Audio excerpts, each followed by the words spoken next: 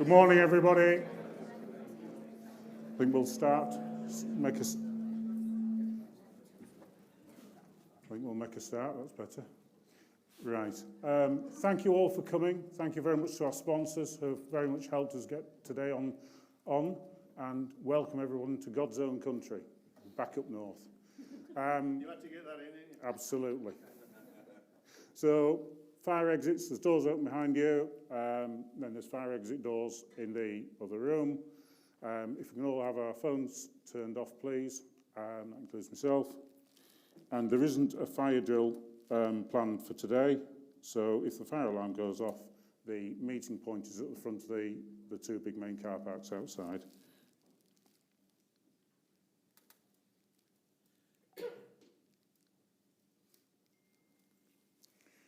Right, so I'm first up, so 12 years on, still learning.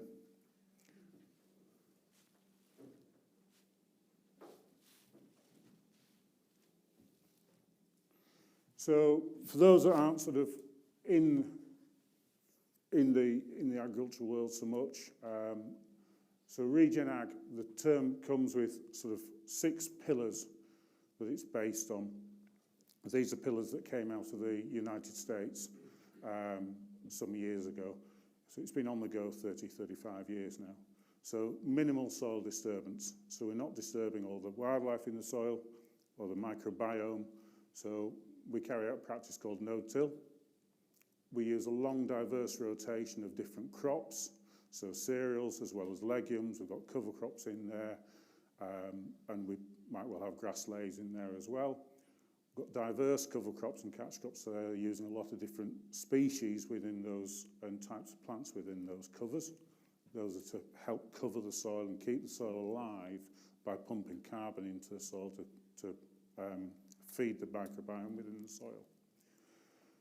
So we use a term called soil armour, so whether that be chopped straw from the previous crop that's protecting the soil from heat and from rainfall, or living plants as well.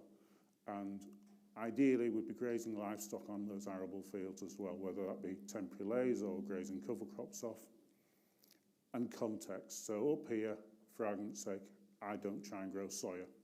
It just won't grow up here. We haven't got the climate for it. So that would be an example of context. So the soil very much comes first. So I don't use any seed treatment, so I'm not putting any chemicals directly in soil. I'm not using any insecticides, so we're not killing any beneficial organisms, and I'm not using any plant growth regulators whatsoever on the crops. I don't use any bagged potash or phosphate, so the chemicals again for the soil. Use a minimum amount of synthetic fungicides, and we've managed to reduce the amount of herbicide we use as well, along with reducing nitrogen rates, which again is all trying to keep a healthy plant in a healthy soil. Use farmyard muck and compost for adding organic matter to the soil. Occasionally we'll subsoil, particularly on the heavy land, which is high magnesium content, because it tends to get a bit imporous. I don't sell any straw, so we're keeping as much organic matter on the farm, on the fields as much as possible, and I use permanent tram lines as well. So it's minimising compaction on anywhere on the fields.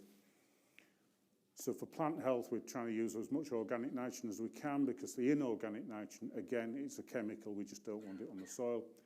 We're reducing our nitrogen levels, so 180 kilos of nitrogen. Above that, you're starting to shut down the microbiome in the soil, the microbiology in the soil, and then you've got to do everything chemically to replace that, because it's not working for you.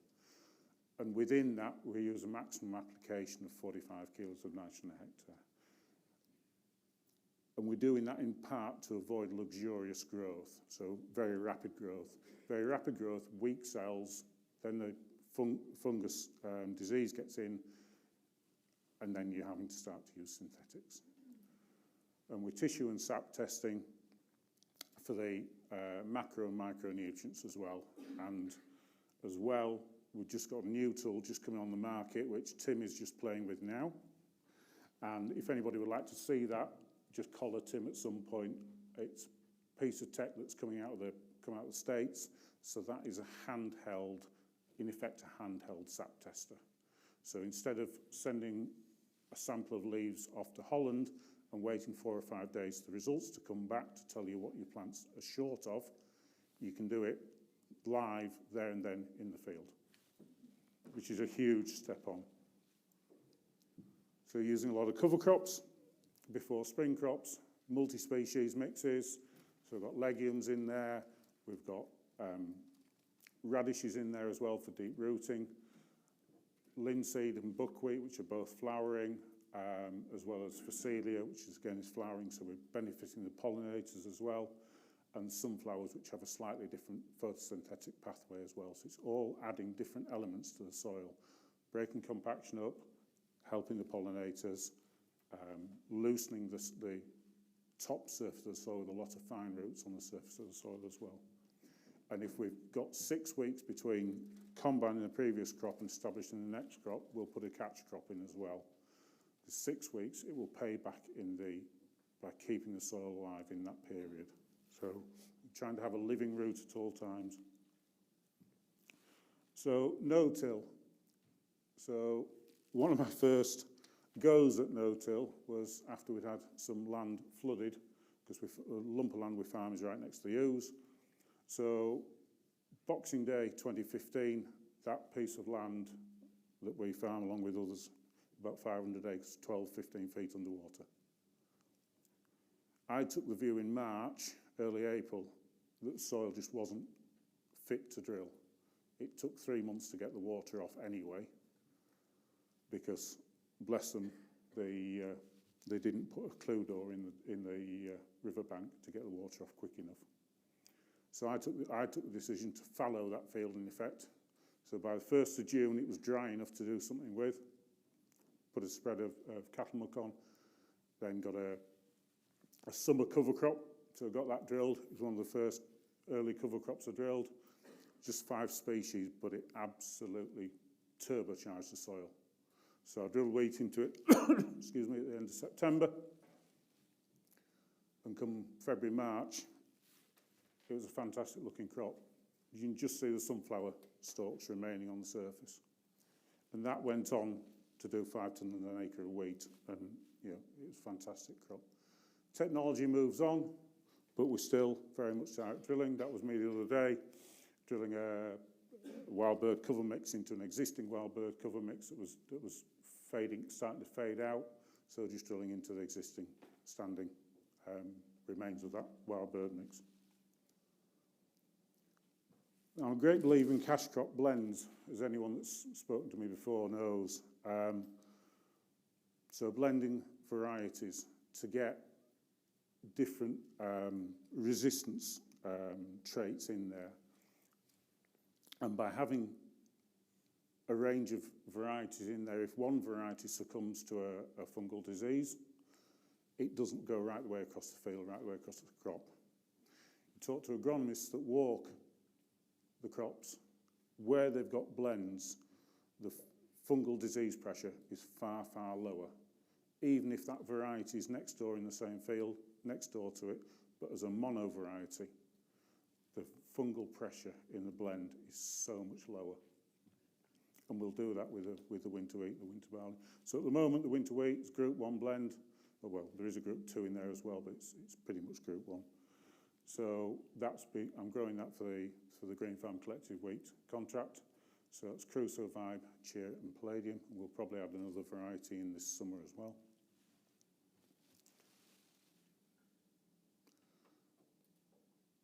So a companion crop, the oilseed rape, again, trying to get some biological control so we don't have to revert back to insecticides.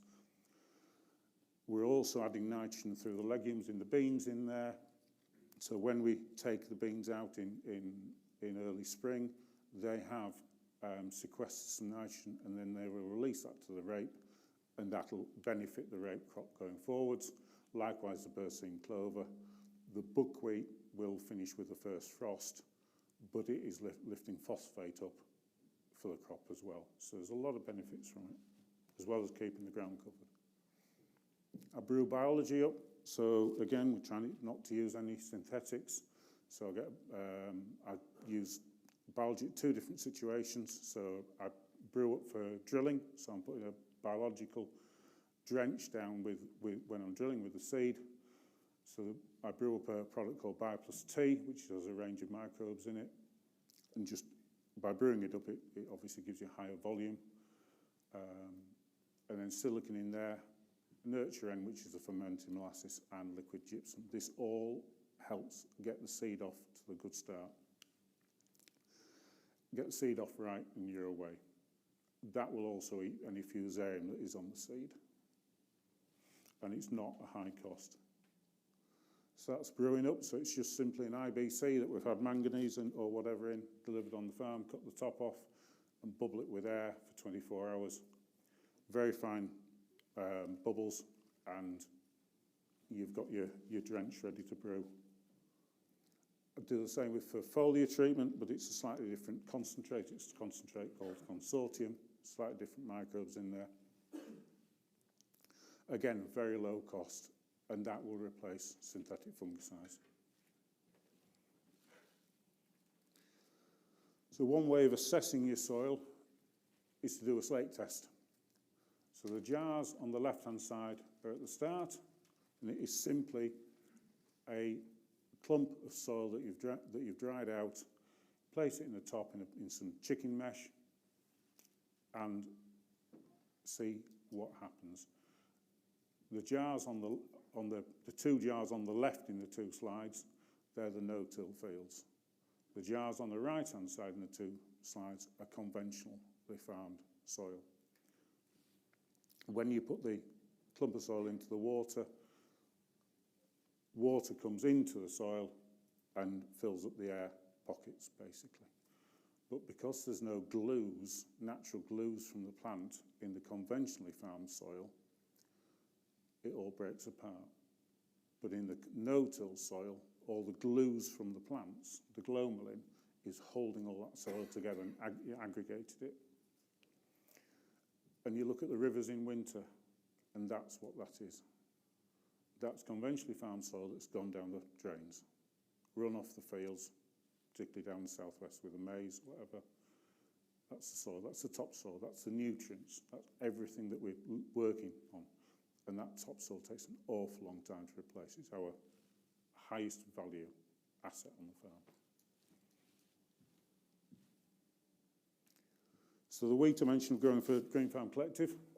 So the standards for that, the main standout is its whole rotation. So the whole of the farm is in regenerative production. It's not just a single field for 1 year. It's the whole farm every year.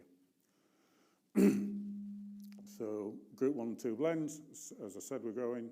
So the target spec is 11.5% protein and 250 Hagberg. It's the same Hagberg as a standard milling contract, but a good bit lower protein, which means then you get the environmental benefits and the soil benefits of using lower nitrogen.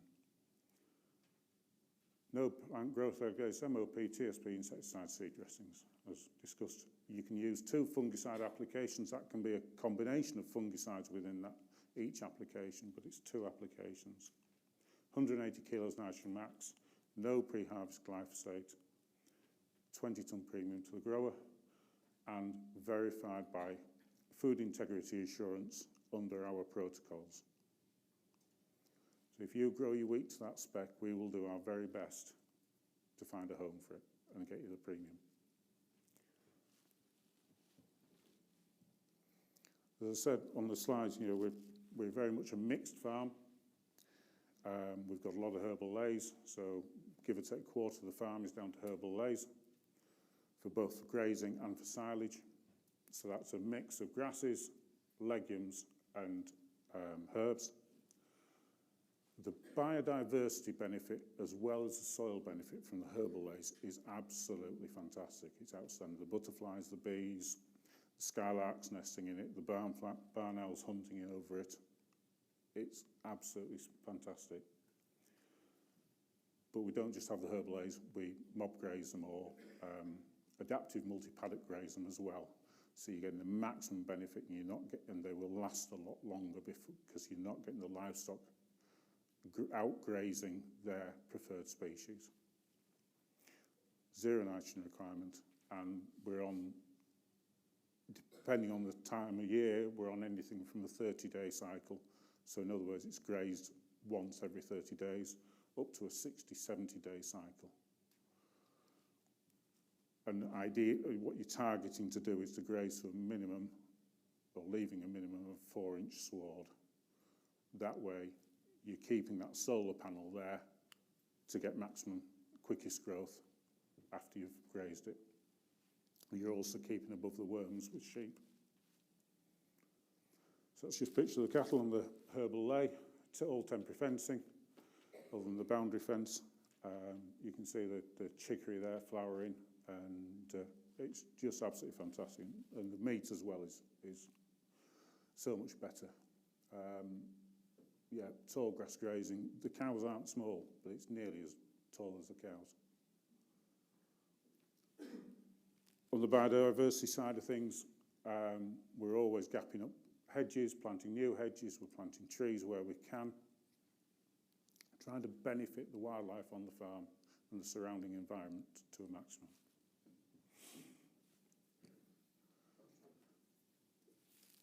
So everything that we're doing on the farm is on that slide.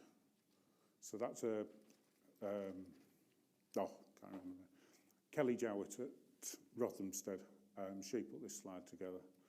So we're cutting hedges every 2 or 3 years. We're leaving field corners. We're mob grazing. We've got water going through the farm. Everything on there we're doing. So benefiting wildlife on the farm, it's all part of the regen and part of our GFC contract. Part of that, indicator species, as RSPB would like to say. So everything that's on the RSPB red list, every species is on the red list for lowland Yorkshire Humber, we've got on the farm. Starling, skylark, tree sparrow, grey partridge, yellowhammer, lapwing, corn bunting, linnet, and we had curlew nesting on the farm 2 years ago. Everything is on the farm. As well, we've got kestrel, little owl, tawny owl, barn owl, buzzard, and we've got the red kite coming over occasionally, gradually working their way across from this side of Yorkshire. So it's not just production of the grain, it's the holistic management of the whole farmed environment. And that's, to me, that's where GFC really stands out, because it's looking after everything. Thank you. Is there any questions at all?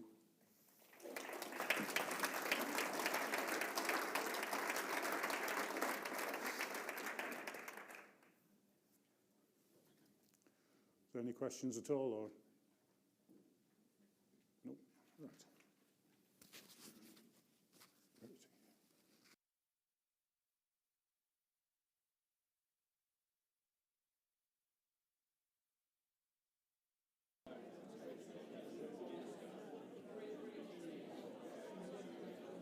Do you want me to talk now? It's already. Hello? Is that the right level?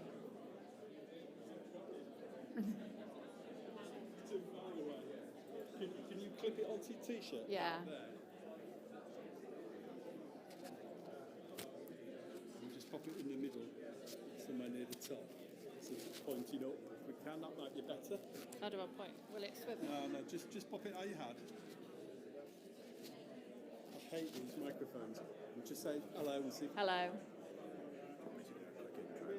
Yeah, you can. Yeah. Just say something. Talk. You're meant to ask me what I want for breakfast, aren't you? I've got you now. Is that all right? Right, ladies and gentlemen, time for our next speaker, Verity Megginson.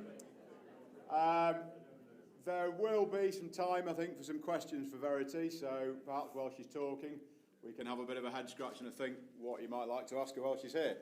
Over to Verity. Yeah, if anyone's got any questions midway through, feel free to shout out rather than waiting at the end for when it's fresh in your brain.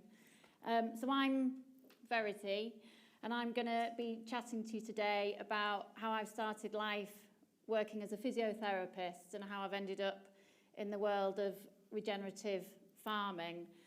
It's taken me on a journey of healing people, soil, and also the future generations that we have around us. So where it began, my journey, a bit like nature, hasn't really been a straight line. It began in healthcare, and then I've had a brush with conventional farming and has evolved into a big passion for regenerative farming. So I qualified as a physiotherapist from Nottingham University back in 1996. And I then went and did a master's degree in veterinary physiotherapy in 2005 from the Royal Veterinary College, which put me into both the animal and the human world. But I've actually, especially since having children, remained working in the human world. Both of those roles, though, across humans and animals, are focused on the recovery of the human body and the mind and the resilience of it and long-term health for people. And I found there was a huge importance of finding out what was the root cause of problems for people, whether that sometimes be mentally as well as physically, and how the two massively interact with each other, not just looking at the symptoms of people. I got married and had 3 children, and now they're 17, 14 and 11. Physio-wise, I worked in several NHS hospitals across a huge range of specialties, from intensive care to A&E, and I now work privately as a musculoskeletal specialist as well as farming. So going back to how the importance of treating root causes are, the diagnosis is your initial goal. If you treat purely the problems or the symptoms, you won't actually cure anybody. All you're doing is putting a sticking plaster on for the problem to come back again. You have to find the cause of the problem to give long-term benefit.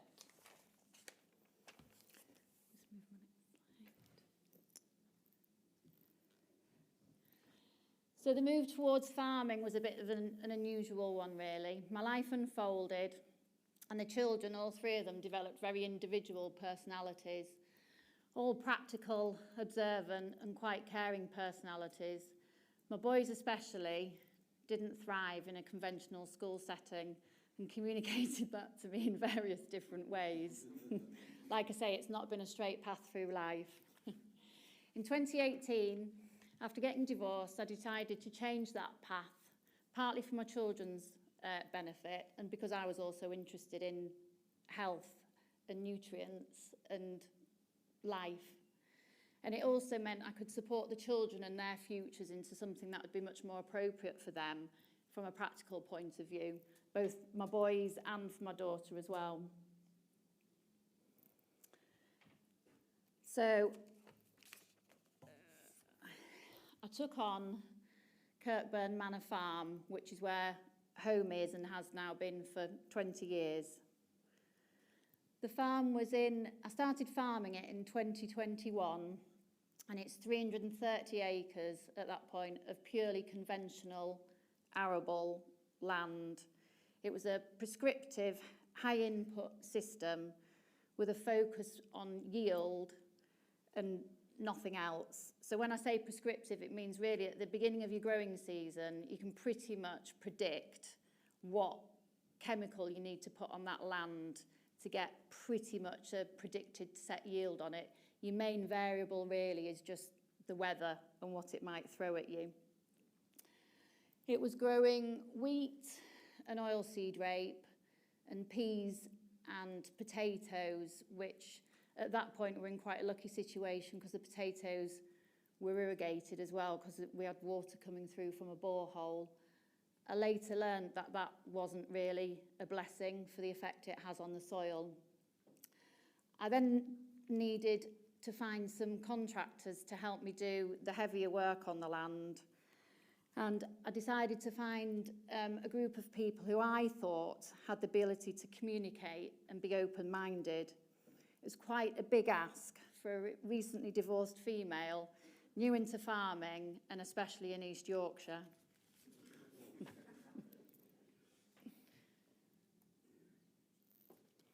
So I started farming, or what I thought was farming. The children and I, that's Peter, my middle one, about aged 7, he quite liked worms. The children and I dug soil holes, and I started learning about soil a little bit, or what I thought was learning. We also built a wormery, which stupidly I kept in the house, which we were doing really well with when, and Tim will explain this a bit more, when on a night there was a full moon, all the worms escaped out of the lid of this box and decided to try and tunnel the way through the worktop and the gap in the tiles where there wasn't much grouting. And so that was the end of my wormery experience, really. Why it's connected to the moon, I'm not quite sure, but it was. They become really active when there's a full moon.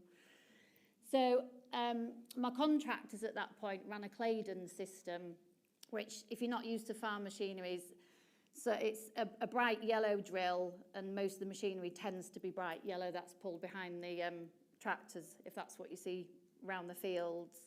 So it moves the soil a little bit, but not a lot, is the idea. So it's less than ploughing, but it's not as direct as just using a direct drill into the soil. It's like a middle ground. So the kids and I could start to do a bit of land work as well. I bought what's called a straw rake, which literally is like raking your garden, and something called a terra star. They weren't expensive, and like I say, I could start to teach the children how to drive tractors and start to farm.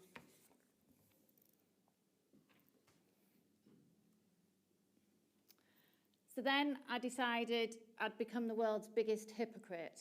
I'd started farming, started thinking maybe I was a farmer, and then with how the farm and how it was being worked unfolded, I decided I wouldn't want to be eating what I was growing.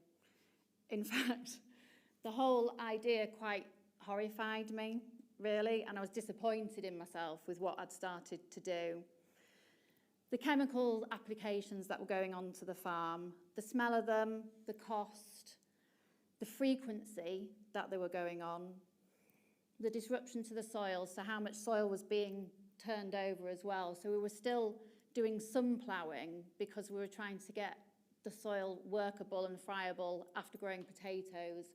By this point, I had realised I needed to stop growing potatoes, so that was one positive change I had made. The photo on the bottom is the compaction layers in a slightly clayer field that I've got, which was almost just like one big, it's not even a layer of compaction, it was just all compacted, really, at that point. There was about the top 3 centimetres where we'd used it with a terra star, which was creating a bit of a tilt, but below that, it was just solid. And I realised it was a long way from what I was used to dealing with the care and healing of a human. How could I be creating food that was like this, on one hand, to be feeding people, and on the other hand, physiotherapy-wise, I was still treating people, trying to find the cause of the problems that they had, to heal them long term. The two things didn't marry up. And I was definitely growing food that I wouldn't want myself or my children to eat.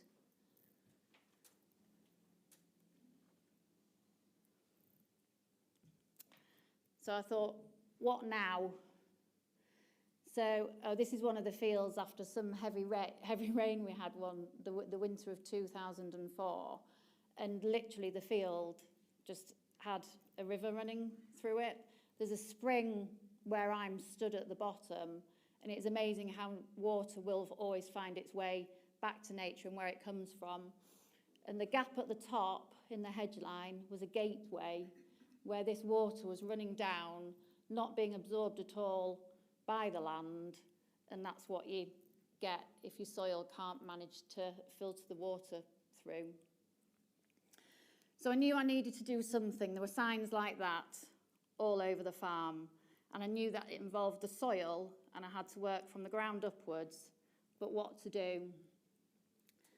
And I think one thing that some farmers, well, everybody in life struggles with, is change, the acceptance of the fact that you need to do something different. If it's not working or you don't like it, then it's up to you to decide that you have to change it. So I came across a book, which a lot of people have done, by Gabe Brown, called Dirt to Soil. So I listened to that because at that point I was spending a lot of time in the car. I read it and felt truly inspired. I then emailed Gabe Brown some questions about his book, and amazingly he replied the same day. So I surrounded myself with like-minded regenerative brains that I could ask questions from, and personalities that I could share ideas without being worried. For nature to thrive, there has to be a symbiosis, and our brains all need the same. It doesn't mean that we all have to agree all the time, and there's often more than one right answer, but it's the positivity and sharing a common goal of people that you need to spend time with. I listen to a lot of podcasts, mainly starting off with somebody called John Kempf, who's an American guy. I then met the Wild Farm team and started growing some wheat for Wild Farmed, and they give you a lot of backup, and there's like-minded people to chat to there. Through Gabe Brown, I joined a company called Regenerate Outcomes, and their main thing are carbon credits, but you get a mentorship from somebody from Understanding Ag, it's called, which again is Gabe Brown, and they give you a set of farming principles, which are the 634, which briefly Angus has touched on. So if anyone wants to know anything else about that, it's a bit like the go-to set of ideas for farming for regen. And then I was lucky enough to get some funding from the Royal Countryside Fund, and that's how I met Tim Parton, because I was funded a one-to-one with him, and so he's now my regen agronomist and go-to brain when I'm doubting myself. And obviously I started to educate my children. They still do like to put a plough in the field and turn a lot of metal and drive a big tractor though.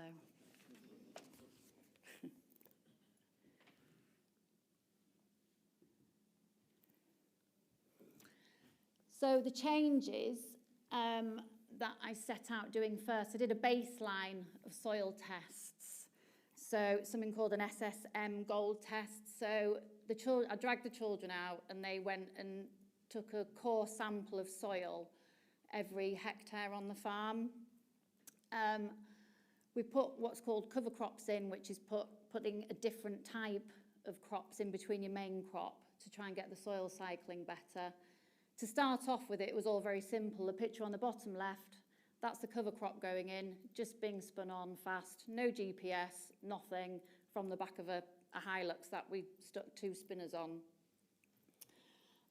The picture of the combine, I also had use from my contractors, luckily, of a stripper header. So I started to use a stripper header rather than a normal conventional rotational header, and that just leaves the straw standing in the field, but takes the grain off the top of it, and it leaves you with the picture on the top left.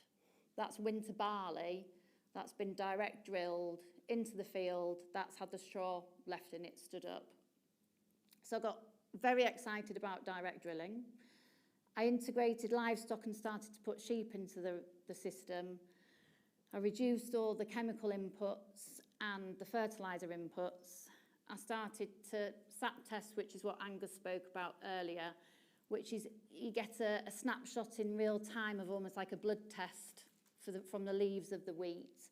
So it means then you can make better educated decisions as to what foliar application it might put on. So rather than spraying a chemical on that's a negative effect potentially to the plant and the soil in the long run, and our food that we're then going to eat it with potentially, it means you can give the plant basically a vitamin tablet to help it grow better through that season without giving a negative effect to the biology in the soil. And I added bees to the farm as well. The bit of reducing the synthetic inputs on the farm was about the most terrifying thing to do, really. It's a bit almost like a human nowadays being given blood pressure tablets, anti-cholesterol tablets, anything you go to the GP for with an ailment, they give you something, they give you a product. At the GP, we don't ask the GP, why am I like it? We just say, this is happening. The GP hands over some medicine and we go away thankful that we've been given a product. It's exactly the same thing with farming. We need to think of why again, not just expect to put a different product on it and wonder why yields aren't changing and we're still needing to put that artificial product on it again and again. So I thought I was doing a really good job. All these different ideas, going brilliantly. And I'd been putting cover crops in by then for 3 or 4 years in some form or another. But the direct drill didn't work as I expected it to. Things just weren't quite as rosy as how excited I thought I should be about it all. So I had to look back and I thought, what's missing? I'm often referred patients who are quite complex and chronic cases. And as I assess them, it's like putting a jigsaw together. Ideally, you need all of the pieces, starting with the corners. And I had a problem and I needed to find that missing piece for the jigsaw. The roots in my cover crops only ever would grow down to about 15 centimetres. And no matter which type of root it was with any of the different varieties of plant, they were all always 15 centimetres at the most. So, and I think that's another picture then of me digging a soil hole with the drought and after the drought of last year and the rain we'd had the winter before. Some of my clay areas that actually contracted in the drought to create a cavity, basically. Then I did some more digging when it had rained and I still had all the compaction layers. Basically the roots of my crops, whether it be my cash crops or all these different varieties of plants, couldn't get through that compaction layer. So, where are we? And interestingly, whether we talk about climate differences and how things are changing, in the past 5 to 10 years, we've had more drought events and extreme rainfall events in the same years than we've definitely had in the previous 20 years. And my soil resilience was low and couldn't cope with that. So as much as I was trying to get into regenerative farming and help the soil, I couldn't kickstart it enough for what I was doing to work. And my soil, it still couldn't breathe. If it was a human, it was just like it would need resuscitating.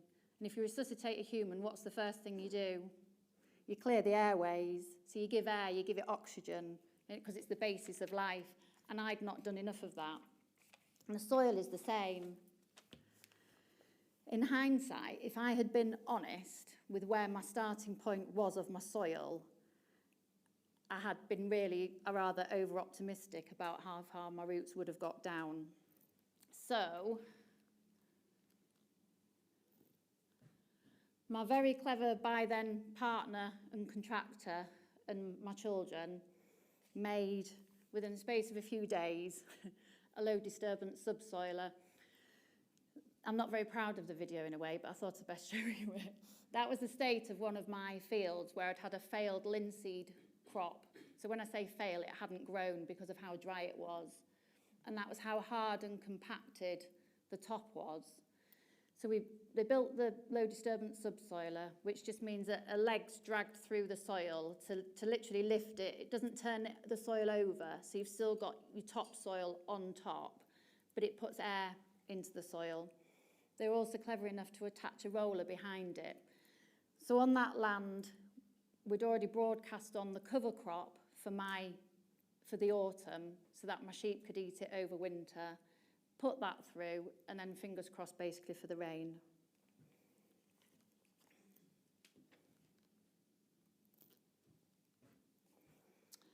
So the results, which were quite exciting, or they were for me anyway, they might not be for all of you. So that by November last year, I had roots that were going down towards 30 centimetres of all the different types that could get that far, which by then I'd been growing cover crops for 5 years, and that was the first time they'd got that far down. The other slide is my winter wheat, and it had only been in the ground 8 weeks by then. So there's biology starting to grow and stick onto the roots with what we call root exudate. It's like a sticky glue that binds the soil particles when what I say the soil's happier. I just now need to keep that air within the soil and hopefully avoid needing to repeat the subsoiling every single year. So this graph is the pink lines are how much nitrogen on winter wheat, the total amount that I've put on each year from 2021 all the way through to 2026 this year. And it shows that from 2021, my agronomist then asked me to put more and more nitrogen on my fields each year. So I'd started off at 235 kilograms in total, peaking in 2024 at 290. That's for winter wheats. And that didn't increase my yield at all. So my yield had started off in 2021 at 4.5 tonnes to the acre. I'd work in acres, sorry, not hectares, for those who need to change it. 2024, it was 3.8 tonnes on an average across 2 winter wheat fields. So although I was putting on more nitrogen each year, my yields were actually reducing. My protein levels also were coming down as well. They'd started off at about 13.5 in 2021, and by 2024 they varied massively, but from 11.5% to 13%. So when everybody's worried about decreasing the nitrogen on their land, 2025, last year, I almost halved how much nitrogen I put on. It was terrifying, completely terrifying. Thanks, Tim. It was a sunny year. My protein levels were between 12 and 12.5%. But by then I'd added into my rotation spring wheat, which gave me a protein level of 15.3% for anybody out there who's milling and likes a high protein. So it is possible, obviously, for us to grow a high protein wheat to mix in with the lower protein wheats. The Hagbergs and everything like that were fine. One of the main things on this was my yield drop the year that it rained a lot. It made a massive difference to my farm in 2024. And that was when that time with the picture, with the video with all the river running through the middle of the field. Last year, I only put 1 herbicide on the fields in spring, 1 fungicide on the winter wheats. This year so far, I've not put any fungicides on, but we must also be careful that with foliar applications, we're not just adding 1 input for a different input, although at least they don't have a negative effect on the soil.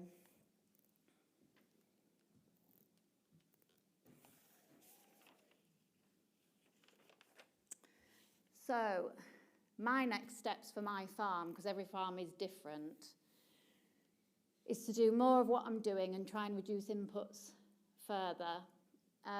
One of the main things I've also changed is I've come away from a direct drill. So I'm no longer direct drilling, which might confuse people who understand a little bit about regenerative farming. And I've actually gone back towards a drill that does create a little bit of tilth on top to get a better seed bed for the plant. It just has so we're now running a Verdistad Rapid with a conversion kit for anybody who wants to know anything at the end about that, and that's working quite well on my land.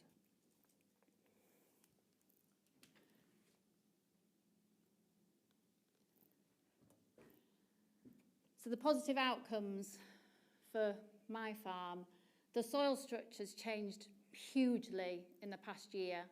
The first 3 years of trying it changed a bit. The past year it's changed dramatically. I've got improved water filtration, so the water gets into the land better and I'm not so open to drought or flooding. I've got increased resilience within the soil, which helps me have increased resilience to market prices as well. The wildlife on the farm has changed hugely, bird species and the numbers that I've got. I've got an increased diversity of product types, so I've got a wider rotation. I can now sell my lamb. I'm also selling turkeys and laying eggs as well. I've got a different set of friendships and community through the farming that I've done, and a profitable business, both the arable side of things, the lamb, and I'm opening a farm vending shop, and they all support each other. One of the most important things I've got is taste your food, and as I think Dan will talk to you about next, the value of the tongue and the taste of the food makes a massive difference to the nutrient density. It's a huge indicator of what that food content is. Picture on the top right is the difference between my regenerative eggs that my laying hens grow. They're the darker, oranger ones, and the other two in there were just shop-bought ones. And I myself, farming-wise, am a much happier farmer. So what do you need to be a regenerative farmer? Not a lot, really. You need your eyes, you need a brain, and you need a team around you. Observation is what it's all about, but it's a lost art. So you need all your senses, your smell, sound, feel and taste and sight. Just dig a hole and go see what's down there, really. And if you don't know what you're looking at, just ask someone. Gabe Brown once said, "There's not a day that goes by that I don't learn something new. Surround yourself with like-minded people who are upbeat, and you'll be a much happier person."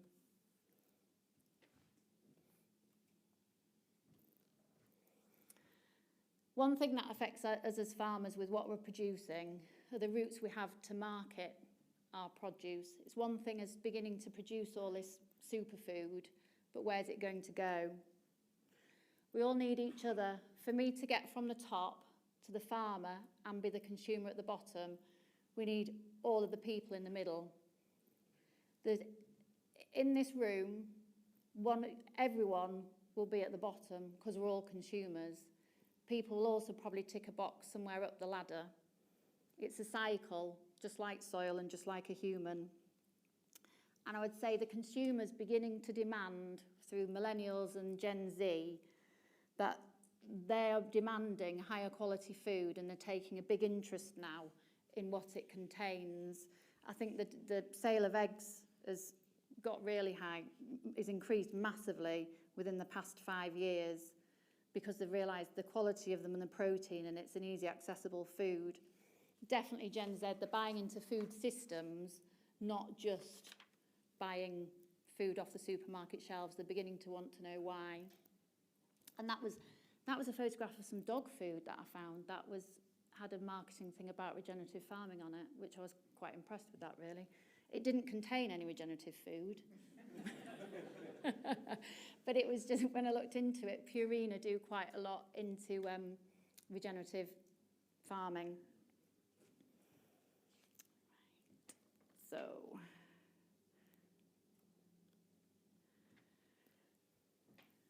I've talked quite a lot about circular systems, and nature, like I said at the beginning, it doesn't grow in straight lines. It's wiggly and all over the shop. So soil health and human body health, it's inseparable. We should all have an interest about what's being grown in the ground because we all eat it. You can't get away from it. In life, try and work out what the cause of something is. Don't just treat the symptoms and understand and then wonder why you get the same answer. We all need the whole cycle of the farmers and the consumers and the whole supply chain, which is one of the reasons we're here today. You also need a team, a good team.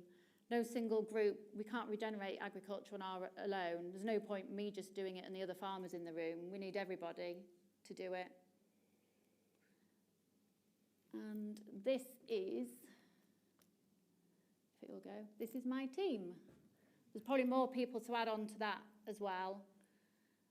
Everybody has a slightly different role in it, but they're all as important as each other. But for the farm, the soil's probably the most important thing. So if anyone's got any questions about what to do or how or any of the machinery that's used, but if you don't have any questions, that's fine.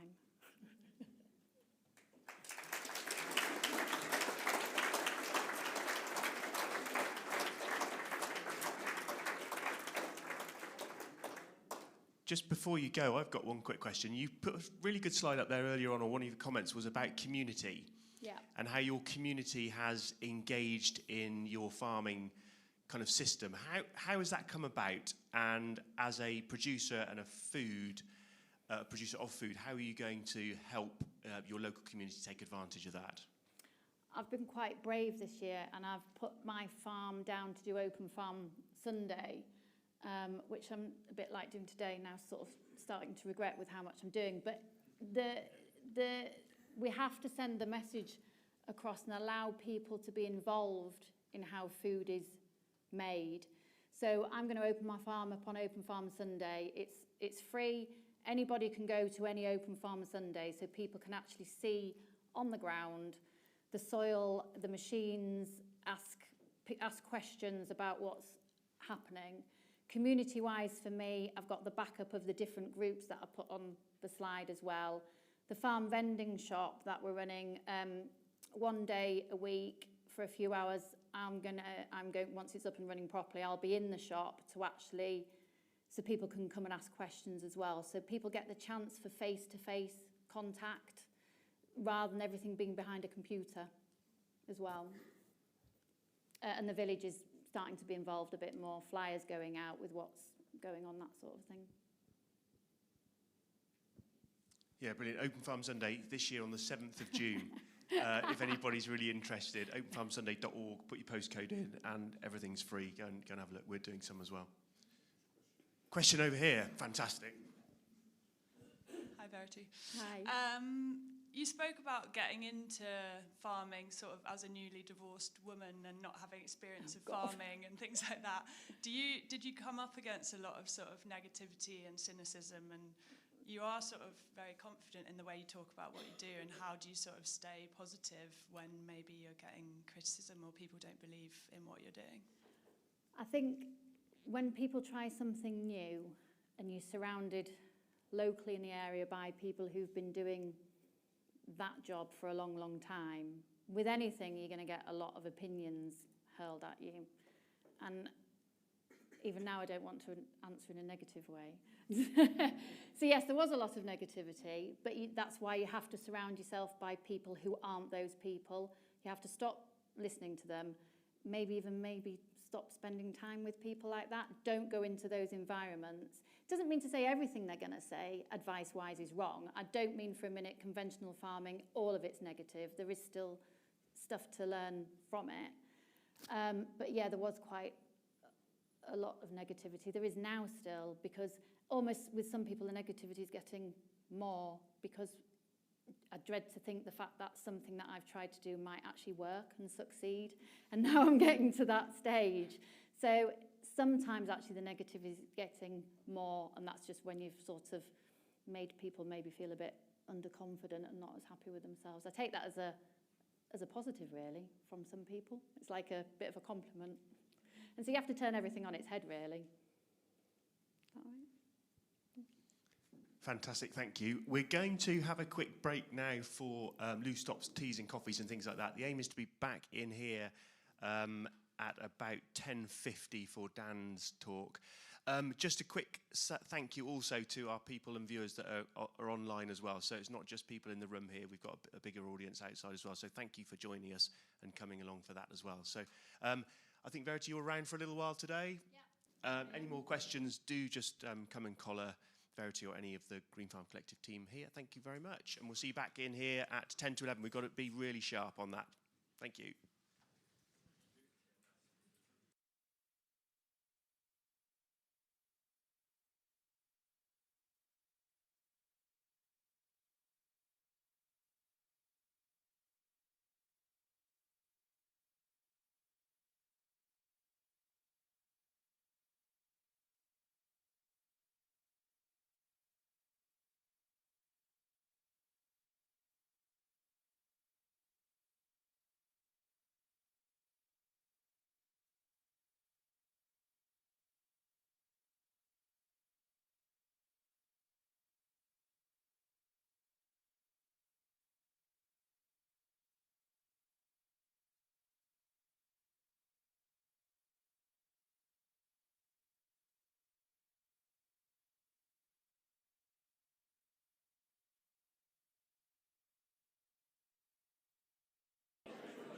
All right, yep. Okay. All right. Everybody ready for me to start? Are you introing me? No. Yeah, I'll do my own. All right. Crack on, yeah. Everybody ready? Okay, guess so. Great. Well, great to be back here. Thank you, Tim, for picking me up at the airport yesterday. Had a great time hanging out last night, and great to see a bunch of friends I feel like I've developed over the years over here in the UK. My name is Dan Kittredge. I'm going to just start my presentation, and I'm a big fan of engagement. So anybody who wants to raise their hand during the presentation, feel free. I think we have enough time to actually have some good dialogue and conversation. So anything else, Tim, you want me to say before I get started? No, carry on then. All right, brilliant. Okay, so those of you who may have seen my presentations in the past, it'll probably be a bit of repetition, but so be it. I grew up on a small mixed farm in Massachusetts. This is a drone shot of one side of the road. It was my parents were back to the land homesteaders. They met in the urban what's the word for the not nice part of town? They were community organizers doing good work for those who were underprivileged.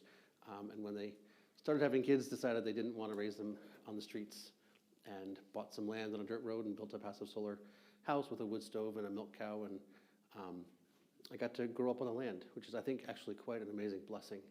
I think it's actually one of the most important things we can do for our children is provide them access to as much land and nature as possible and as few screens and schools as possible, but I'm biased. Anyway, they weren't good enough farmers to make a living. Anybody know about this? Having a hard time making a living farming?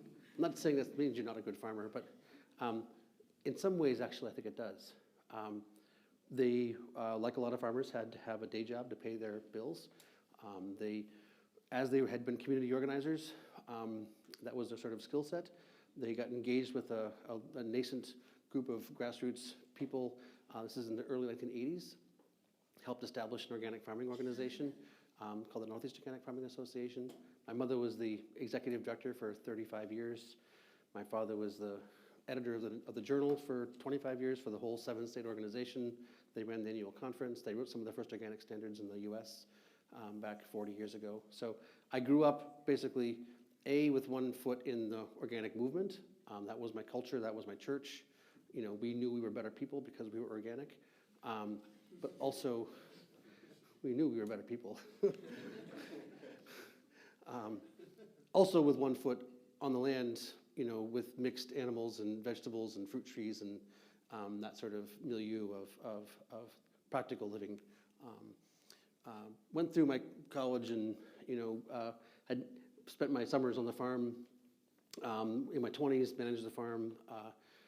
It was when I got married and realized that, like my parents, I was unable to provide for a family, that I started looking more deeply into this conversation and question about soil health and farm viability. And I found an amazing network called Acres USA. Has anyone here ever heard of Acres USA? I think they just had their 50th annual conference. They have a journal, they have a publications house. It's a really big tent where microbiology and biochemistry and quantum and permaculture and agroecology and, you know, all sort of streams of thought are welcome. And I met a bunch of elders there who had all kinds of different insights. One thing I learned about was this thing called bricks. I'm sure people have heard about bricks. I was kind of flabbergasted that you could take a little thing, take a leaf, squish it, get a drop of juice, and see whether this plant was going to succumb to infestation and disease or not. Because that was basically why I couldn't make a living, was because my plants are constantly being eaten alive. And then to hear that actually you can squish the potato or the blueberry or the apple and get a drop of juice and that'll tell you how nutritious it is, even added, like, what? There's a variation in nutrient levels in food? and it connects to the plant health, it connects to pest and disease resistance, and it connects to soil health, it connects to farm viability. I was like, well, sounds like a big deal. What's the word for this thing? What's the name, the term, the word we use to talk about this variation in nutrient levels in food, which connects to all these other things? And I went to all the elders in the circle, and they're like, we don't have one. So we created at that point in time, this is now, I think, 18 years ago or so, this term nutrient density. So some people now have heard that term. This is what I'm going to be talking about. That variation in nutrient levels in food, which we think is flavor, aroma, shelf life, human health, ecosystem function, farm viability, soil health, ecological benefit, perhaps even spiritual, coherence.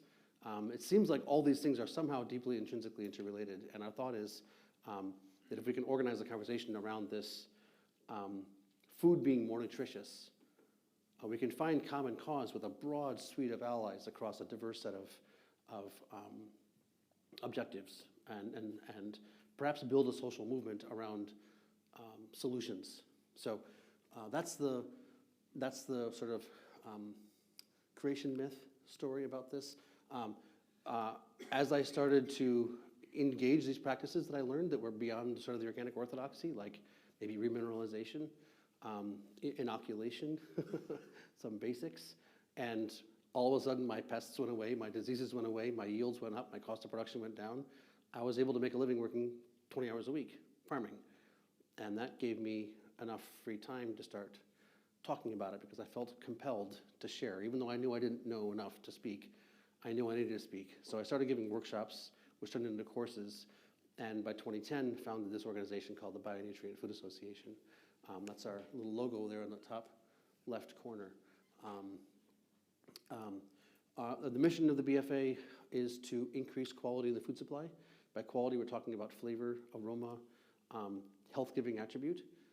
The sort of the critique of the dominant agricultural paradigm right now is that it focuses on aesthetic and volume, but really does not have the sort of the deeper system benefit aspects woven into it. So our initial work for the first few years was educational.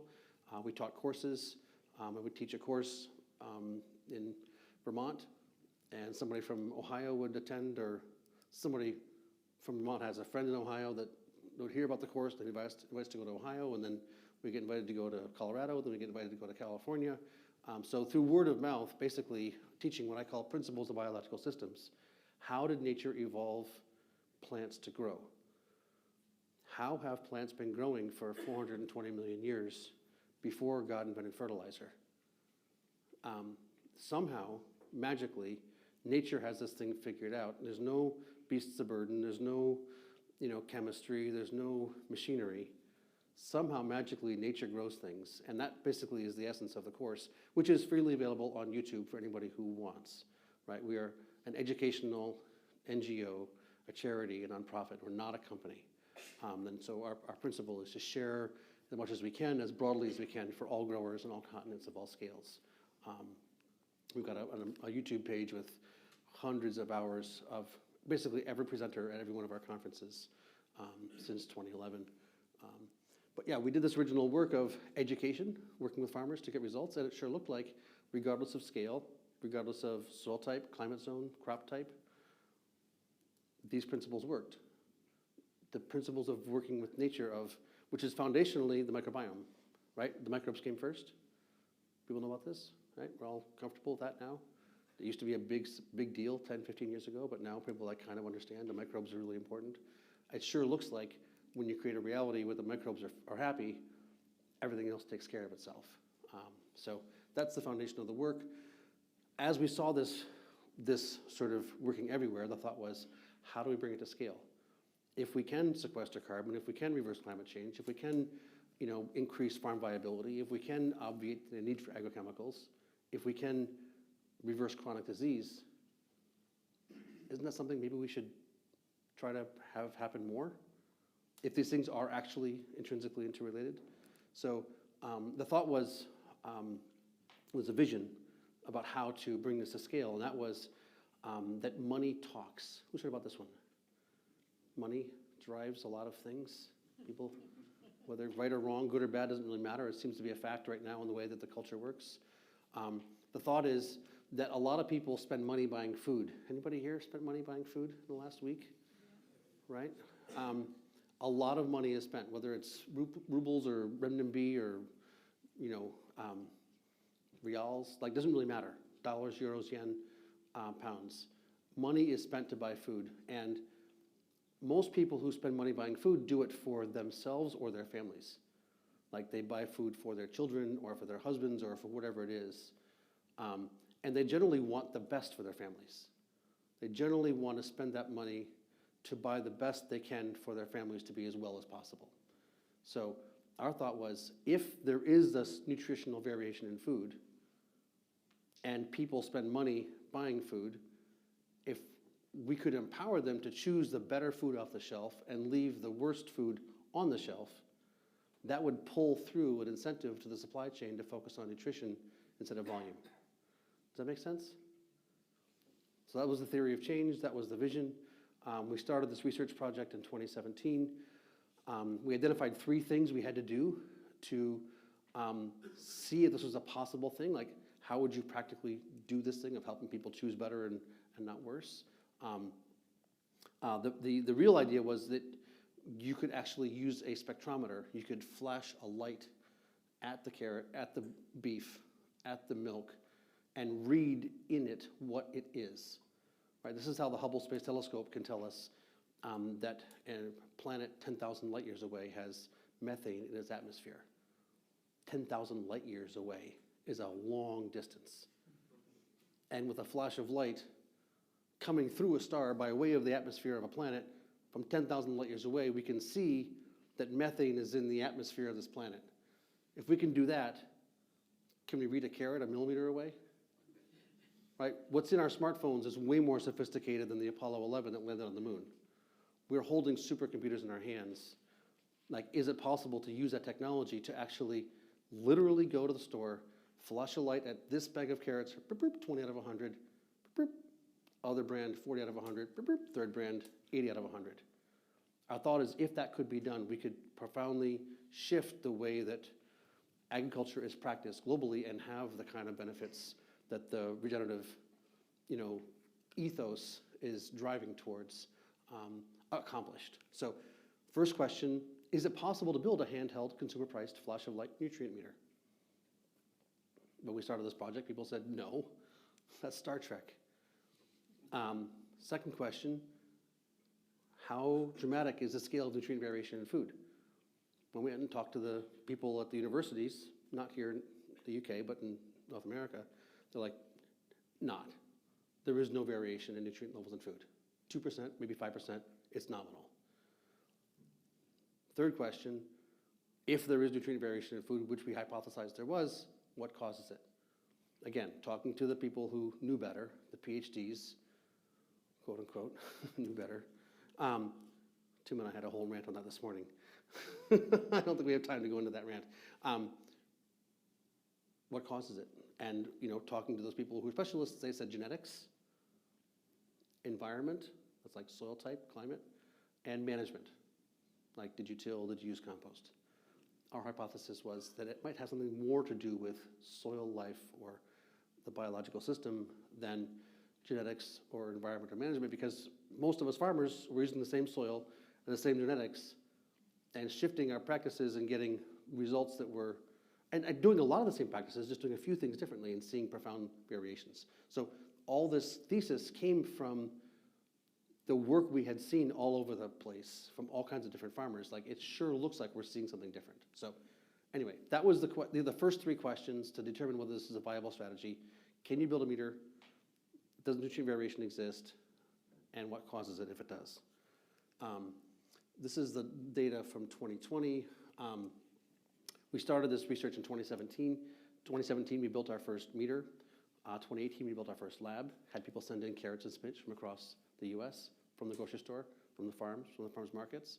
We assessed those carrots and spinach for a few nutrients, the ones you can see here on the bottom left were the nutrients we looked at.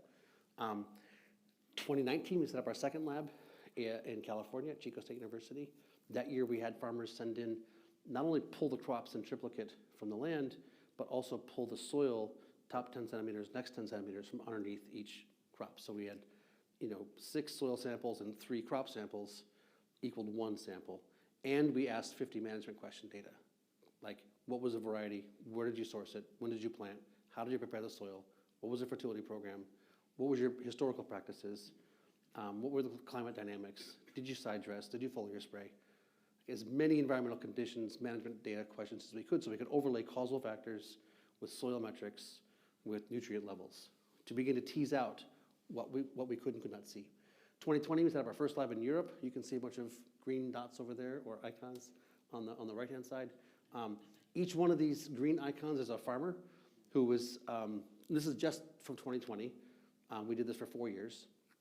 So you can see it was a farmer taking the crops in triplicate, soil in triplicate at multiple depths, answering the management question data. The orange icons are citizen scientists who are going to grocery stores, farms, farmers markets, pulling stuff off the shelf, and sort of getting an assessment of the dominant supply chain. You can see on the left the nutrients we're looking at, not a complete spectrum, but at least a good few. On the middle, you can see the metrics in the soil. On the right, you can see the number of samples of each crop that were collected in that year. So 3,800 in 2020, about 10,000 samples over the full 4-year process. So this is sort of the experimental design of the preliminary phase of our work. Now I'm going to show you some of the things we found. These are carrots. We have graphs like this for 20 other crops. I don't have time to run through 21 different crops. So understand, and you can go to our website, bionutrientinstitute.org, and see all the reports, all the graphs, everything's there. It's completely massive piles of data. But this is symptomatic of what we found. So I'm just gonna hop off the stage here. First graph is sulfur, levels of sulfur in carrot. It measured in milligrams per 100 grams of fresh weight. Lowest level is 8.41 milligrams. Highest level, 33.19. That's a 4-to-1, right? Like this one has 4 times as much sulfur as that one. All the nutrients we looked at were nutrients that are considered to be deficient in those who consume a modern Western diet. Whatever modern Western diet is, the nutrients we chose to assess were ones that were understood to be at insufficient levels in those who consume a modern Western diet. These are the fifths of the range. So if this is 100 and this is 0, this is 20, 40, 60, 80. We're not saying good, bad. We're just saying this is easy for you to differentiate the sort of the spectrum of variation. So we can say that the peak of this curve, this is a pretty good looking bell curve, right? For anybody who knows statistics, normal distribution, it's not peaked in the middle, but it is a bell curve. There's enough samples here that looks like a natural, like we're seeing something. The peak of the curve is in the 23rd percentile. Here's the 50th percentile. We can say the vast majority of the samples sit below the 50th percentile. And it's a 4-to-1 variation. Phosphorus, 11.7, 93.69. That's 8-to-1. There's 8 times as much phosphorus over here in these carrots as there is over here. Peak of the curve is in the 27th percentile. I like to say, anybody here go to college, university? Some people don't want to talk about it. When I went, at the end of the semester, after the final exam, the midterm exam, the papers, the quizzes, whatever they were, you got a number like 93 or 72. And anything in the 90s was an A minus, A plus. Anything in the 80s was a B, 70s was a C, 60s was a D, and anything below 60 was an F, unless they were grading on the curve. Everybody, you guys have that, something like that over here? Yeah. So we can say, here's the A students, here's the B students, there's the C students, there's the D students, and these are the failures. If we're measuring nutrients as the point of farming, if the point of farming is to produce nutrition for humans, and what's possible is over here, that's not even what's possible, that's just the best we found. We're just a small little NGO, right? got a few samples from a few continents over a few years. Better probably is possible, but we'll say that's 100 out of 100. A bunch of people are failures. Yeah. Yeah, I mean, that distribution looks, yeah, I can imagine that's perfectly normal. You've mentioned that people are generally deficient in these elements. Yeah. But do you know actually what the level is? Is always better, always bigger better? Or what's the actual optimal? So these are actually the important questions about what is quality in food. Our first question that we're answering in the first 4 years of our work, I haven't gotten to the end part yet, is does variation exist? And if so, to what scale does it exist? When we talked to the specialists, the PhDs, the people who knew better, they said nutrient variation in food does not exist. We said, where is the survey of the supply chain that's been done on any continent at any point in time? And we couldn't find any data set where the supply chain had been surveyed at point of purchase, right? A lot of samples, a lot of research is done, a side-by-side trial, we'll do replications, we'll look for we'll test one variable and see what we can find. Our question was, what matters to people is what's available to eat. There's a million factors that go into how that carrot got on the shelf. What caused it is a different story. Our first question is, does nutrient variation exist? So we'll get to the nuances of what quality is at the end. It's a very good point. More is not necessarily better. It sure looks like levels and ratios is where nature is happy, balancing things in relationship to each other. But yeah, just to focus on what the scale of variation is. Antioxidants, people may have heard of antioxidants. They have a general understanding that they're a good thing. Maybe you've been told blueberries are a high antioxidant fruit, or pomegranate is a high antioxidant fruit. And the assumption is that all blueberries have high levels of antioxidants. No, we tested blueberries. The variation looks like this. But this is carrots, so we're just talking about carrots right now. 4.92 to 195. That's a 40-to-1 variation. There's 40 times as many antioxidants here as there are here. Peak of the curve in the 13th percentile. Polyphenols, those are the things that God evolved in us the ability to measure ourselves. People know about the most sophisticated nutrient monitoring system you'll ever have? Your nose and your tongue. Right? We have evolved the ability to discern levels of nutrients in our food because it has impact on the health of our children and our grandchildren. Right? If you eat insufficient nutrition, you should expect your children not to be well. It's called epigenetics. That's why cows and goats run over here and they eat off the, all the plants off of the hedgerow first, and the monoculture ryegrass they're like not totally excited about, right? Because diversity is the way of nature, right? Healthier plants have things in them that unhealthier plants don't. Not all clover is uniform. We are wired with the ability to discern nutrients in food through our noses and tongues. Polyphenols are one family of compounds that we can assess through our noses. Back in the olden days, before they invented pharmaceuticals, when you wanted to go to somebody who was a healer, they oftentimes used things like herbs and spices. People know about this? Medicinal plants, which are plants that have high levels of flavor and aroma. Right? Intense flavor and aroma, high levels of the secondary metabolites, terpenoids, alkaloids, phenolics. Those are the health-giving compounds that we now have the papers in Nature and Science which show they rip apart the proteins that are cancer or diabetes or heart disease. Like literally, the things that are cancer in your body are disassembled by the things we call flavor. The more flavor is in your food, the more the chemistry of disease is removed from your body. It is true. Let food be thy medicine. We've got the papers in the highest level caliber, journals to verify this thing. 2.34, 49.75, I think the most compelling thing about this graph is that the peak of the curve is in the 7th percentile. Yes, this is simply a 20-to-1 variation. It's only 20-to-1. But look at how bad almost everybody is doing. Badly. Sorry, bad grammar.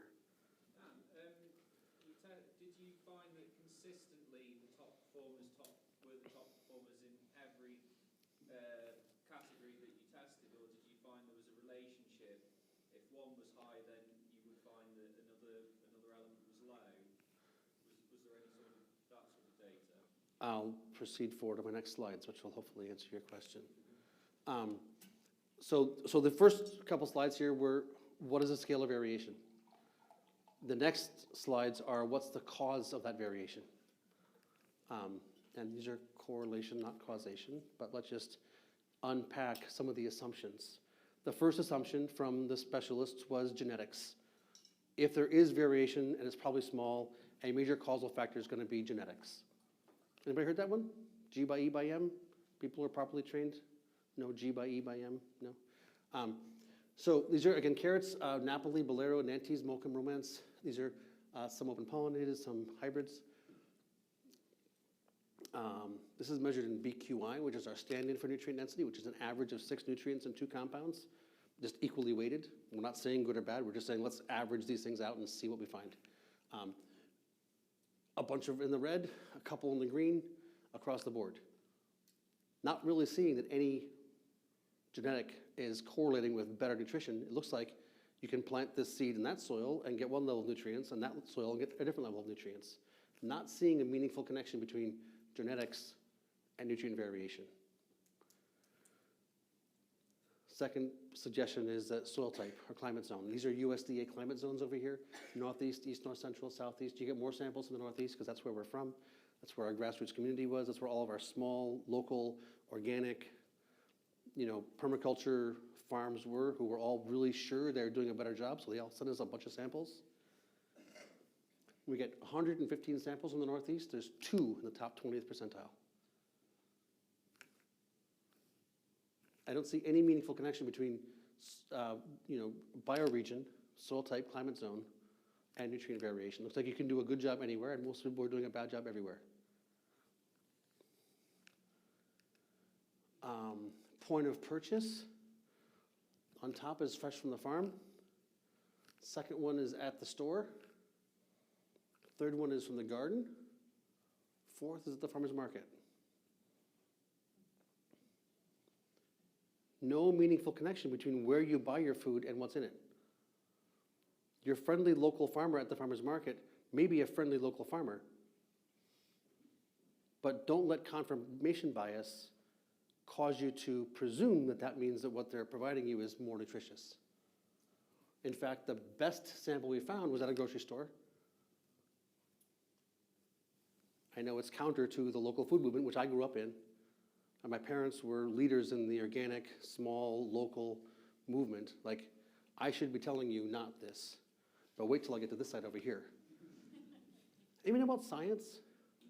Science, like, it's a way to dispassionately assess reality, to take our biases and remove them, to engage like a lingua franca. Like, I love the principles of science. Like, I think this is a really valuable process to actually look at reality around us and see what is true and what's not true, and get away from the marketing and the slogans and the fads and things. Okay, on top, certified organic, 131 samples. Again, 2 in the top 20th percentile. These are called violin graphs. So where the graph is the fattest is where the preponderance of samples are. You can see certified organic is fatter, definitely in the orange, getting into the yellow. That's like 35 to 43% or something, maybe 30th to the 43rd percentile. People who use cover crops, 98 samples, 1 in the top 20th percentile. No-till, 3 in the top 20th percentile. Till, looking remarkably similar. Organic, not certified, there's the next one. They all look fairly uniform. Reference and none, I should integrate them. They are basically organic, that is grocery store, not organic. And you can see they're definitely fatter in the yellow. which means on average they're better than the rest of them above. What that means is some farmers on scale are not bad farmers, right?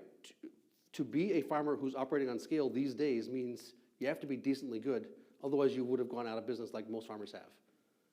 So big is not bad. It's not great, but at least it's in the yellow. Here's regenerative. This is the ism of the decade.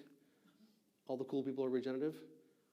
Just because you call yourself regenerative does not mean you are regenerating, right? Massive difference between the two. I'm a Christian, but I, rape and pillage Monday through Saturday, and then I go and do my Hail Marys on Sunday. Who's heard of the Crusades? Remember the Crusades? Pretty sure Jesus would not have been in favor of the Crusades, right? There's the church, and then there's God. They're two different things. Certified organic is not correlating with increased nutrient levels. Just because you cover crop does not mean you have the results of better nutrition for food, in the food, right? Biodynamic doesn't look too bad. Local actually does look the best, right? Local is fatter in the green. So picking ripe and fresh, generally we can say is better, but we have a full spectrum of variation here.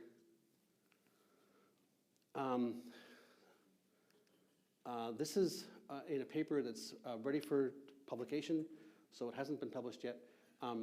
It's what's called a heat map. For those who don't know statistics, it basically is really hard to see what it means. But the only thing we've been able to find is that the levels of life in the soil are the levels of life in the soil are the only thing we've been able to find that correlates to nutrients in food. So more life in soil equals more nutrients in food, less life in soil equals less nutrients in food. Not scale, not genetics, not soil type, not point of purchase, but levels of life in the soil. Which I would say, if you understand evolutionary biology, that kind of makes sense. The microbes came first, they evolved the plants to feed them. They're in charge. Even though we think of them like as smaller, like they actually run the show. They run our show, they run the plant's show, microbes actually run things to a large degree in this planet, whether we want to talk about it or not. So that does make sense. Final point is the meter. So this is a picture of what we call the bionutrient meter. I've got one over here. We made a few hundred of these and shipped them around the world in 2021. We got a paper published in the Nature journal, Nature Scientific Reports, that published, peer review, doesn't prove it, it was published in a peer review journal, that this little rudimentary handheld spectrometer with basically 10 LEDs in here, built by a NGO for less than 100,000, can be calibrated to measure nutrients with a flash of light for 10 different crops. Manufactured, app built, spits out the reading on your phone. Like, we were able to verify by 2021, nutrient variation is dramatic.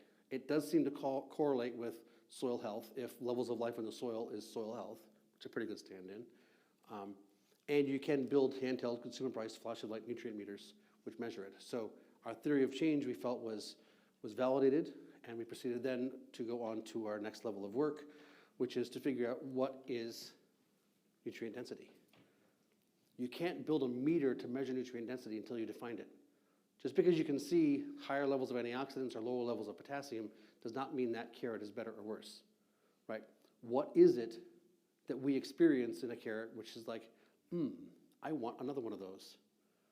Or your 2-year-old or 3-year-old child starts eating carrots like they're going out of style, versus what causes that child to spit the carrot out and not touch them, right? What is that overall complex biochemistry that actually we can say is quality? This is a project we started in 2021. We chose beef as the crop, the foodstuff that we would do our first definitions of nutrient density with, primarily because it has the largest ecological footprint on the planet. There's more land on the planet used to produce beef than anything else. And if we think that agriculture might have some effect on the climate and ecosystem function, let's focus on something that can have a significant impact. Cucumbers are nice. but there's just not that much land to use to produce cucumbers. So let's focus on something more significant.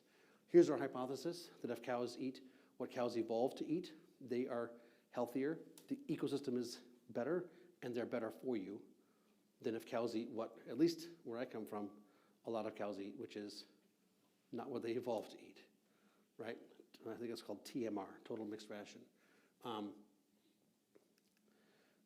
The experimental design was, we got samples from 4 continents in this project. Every farmer sent in a steak from 3 different animals for triplicate samples. They sent in a stool sample so we could do the microbiome assay. They sent in the fodder, whether it was a forage or a mixed ration. They sent in the soil that the fodder grew in. They answered a bunch of management data questions, and we did human health trials. So feed humans this beef, see what happens to them. Feed them that beef, see what happens to them. This is the nutrients in each steak we looked at. This is like a whole bunch of different things. Right, we're trying to collect a bunch of metadata and see what patterns we can find. Here's the things that in the soil that were measured on the left. In the actual, and how the animals were raised, you can see in the middle, all the sort of management data. On the right, the things that we've assessed in the fodder. Microbiome, this is actually only a third of the species we looked at in the microbiome. And then here's the human health trials. So feed people this, feed people that, see what happens to them. This is our thesis about how we would develop a definition of nutrient density. We hypothesize that there's a connection between soil health, ecosystem function, animal welfare, and human health.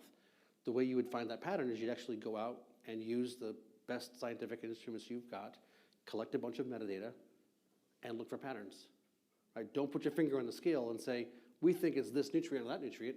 Go look at a whole bunch and see what patterns show themselves. So that's the process by which we propose to define nutrient density. So you take all these different components and you feed them to statisticians, you look for patterns. It looks like we've got about 8 biomarkers that should be our definition of nutrient density in beef. These are papers that we hope to have published this year. That paper is the paper for our meter for 2021. But the idea is, once you've identified the biomarkers, levels and ratios for the 10th percentile, the 40th percentile, and the 80th percentile, then you can calibrate meters to test it. Only once you've done the science to say, this is better, this is worse, can you have a meter that measures better and worse. Does that make sense? People are getting tired or something, quiet. Maybe they're just lost in thought. End game, you've got handheld sensors, right? In the supply chain, you can flash a light and you can look at the thing and discern how good it is or how good it isn't. At the point of purchase, you got a thing, you can flash a light, you can see how good it is, buy it, leave it on the shelf, your choice. On the farm, you got a flash of light meter you can test, and everybody in the supply chain can see relatively how good things are or aren't. And if the buyers are saying to the farmers, hey, we will preference better stuff, let there be instrumentation across the entire supply chain that can support people in producing better. Let there be a race to the top. That's our thesis about how we can facilitate this objective. Dan? Yeah. The farmer on the end there, Yeah. what's he scanning the light onto? The animal itself? Well, these are all AI-generated images, so they're not perfect. But what's he looking at? You say it's a conversation right way through the supply chain. He's getting feedback.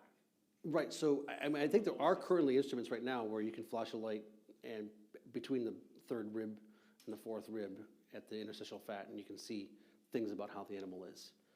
Right, so we have these algorithms already developed. If you measure this spot with this frequency, it correlates with this, and this. So that data already exists to a large degree, and the instrumentation basically is in our hands. So I think at the beginning, Angus was talking about the Sensine meter, that you can go out infield, flashlight at the leaf, and get something that looks like the sap analysis. Right? People know about this? Yeah. Here it is. I got one here. I know the guys behind Sensine. This is the 2nd generation one. The first one's a much bigger thing. This is, I gotta say this. If you can see it, it says magic pencil. This is a Chinese children's toy. This is a Chinese children's toy designed for children. It's a spectrometer. It's like 10 times more sophisticated than the one we built. Like, the Chinese are good at stuff, right? There's a little button in the back. Like, you can flash light at this and it'll tell you this is number 2 plastic or this is whatever. So this is designed for children to play with, but it's a handheld spectrometer. It's ridiculous. So these guys from France said, hey, there's a market opportunity here. They went and bought like 1,000 samples, paid for 1,000 sap analysis samples, sent, flashed a light, sent the leaves in, got the readings, built an algorithm, printed a 3D printed case, which does not cost a hell of a lot to print, and boom, you've got a take it to the field, flash a light at the leaf, sap analysis meter. I'm not saying how good the calibration is, I'm just saying the tech exists. If this is a Chinese children's toy that can be bought for $100, right, and it is just being repurposed really quite rudimentarily, imagine what's possible. Imagine what's possible for big data, for IoT sensors, for, I'm not saying AI is a solution, I'm not saying that, but statistics and math and data is really quite exciting if you look for patterns. That's the whole scientific process.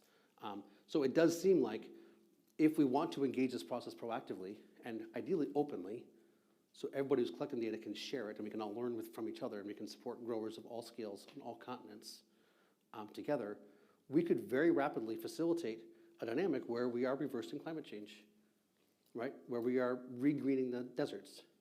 I think it's entirely possible. We know how to do this already. It's just a question of getting the right information into the right people's hands to facilitate it. And right now, a lot of what farmers are sold is stuff from people who are selling them things.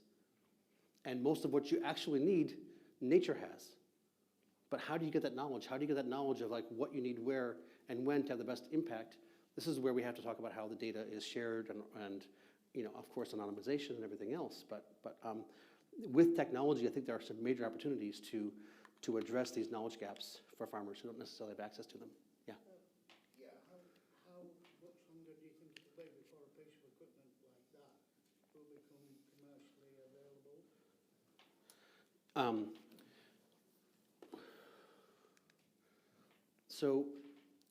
We think we've proved principle in how one could do this job of defining nutrient density with the beef project.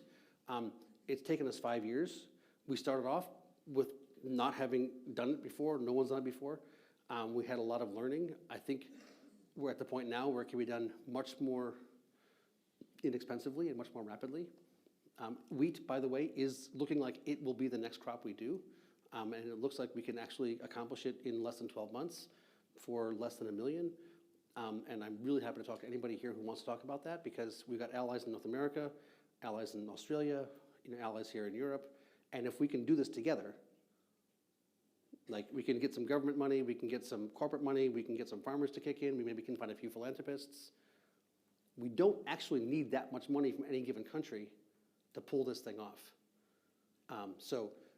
But this treaty, we said, look, we're a small NGO. Shouldn't be our job to do this for the planet. It should be a collective process that people globally are engaged in. So we put together this treaty. We did a treaty tour last year. We literally went to 6 continents. We skipped Antarctica. But we went to all continents where people grew food. And we talked to people from governments, from corporates, from nutritionists, agronomists, farmers, chefs, and said, here's what we think is a plan for how to do this, and here's the implications if we were successful. What do you think? Please critique our ideas. Please look at this, give us suggestions, improve it, et cetera. So I think it was 100,000 kilometers in 100 days. It was a lot of flying. Now we have our treaty on the definition of nutrient density on our website, bionutrientinstitute.org. That last little thing on the corner there is the sign-on form, and we're saying, who wants to sign it? Who wants to say, I think this is a good idea, I'm willing to put my name on it? And if you really want to go out on a limb, give us your website, or your Instagram profile, or your LinkedIn profile, so people can see who you are. If we, the people, bottom up, not just farmers, eaters, chefs, corporates, whoever, can come together around a common plan, we think raising the 10 million or whatever it is to do 20 crops shouldn't be too hard. So that's where we're at in the process right now, is trying to do this systemically for all the world's staple crops. There's maybe, I don't know, 100, 200 crops we can look at theoretically, but if we could cover beans and rice and milk and potatoes and wheat, right, a few other basics, we could cover the vast majority of the food that most people eat on this planet. It looks like Endgame is a sensor in your phone called a camera. Have you heard of those? There's Chinese phone companies that have built spectrometers into their phones like 10 years ago. Right? It doesn't need to be a separate instrument. For the farmer, maybe it should be. For the supply chain operator, for the packing shed, right? The wholesaler, definitely something a little fancier. But for this to be something that you would be able to do at the grocery store, like it technologically is entirely plausible, it's in your phone. So it's a question of doing the science first, and what's required to do the science is this small thing called cash, right? There is no ROI for an investor in paying for science that's going to be published in the commons. Right? If this science is being done for the global good, to be shared by everybody so that there's no black boxed algorithm so anybody can see whether they should trust it or not, then there's no benefit for an investor in paying for it. Because an investor wants IP. So this is our hurdle, is finding people who can say, you know what? I believe in, tithing to the church of nature. I think that the betterment of all can be facilitated through food being more nutritious. Here's my 5 pounds a month or whatever. I think I actually got a slide here. Yes, I don't like these little code things, but they are a real thing. There are ways you can engage. This is not a pitch for money, but the facts of the matter are that until we have the money raised, we're not going to move forward in this process. I'd love to talk to people here about wheat specifically. We can talk about other crops as well. Tim and I were talking about this yesterday. We have to just keep moving forward step by step. If you're a farmer, you don't get a crop until you plant the seed, right? You just got to move forward step by step in this process, crop by crop, do the science, figure it out as we go. No one's done this before. It's a complete, new ground. So I think I'll stop my presentation there and hopefully engage conversation. Thank you very much. Thanks.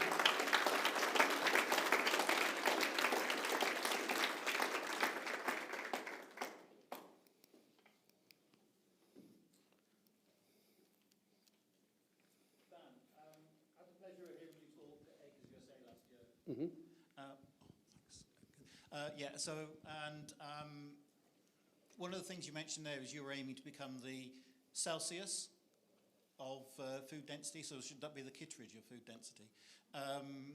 So you can have a measure, a 0 to 100 measure. Yes. That's, or Richter, or, whatever. yes, ohms or volts or hertz, bricks. Go with Kittredge. Just take it as a compliment. I'm not proposing. Is there going to be a pushback?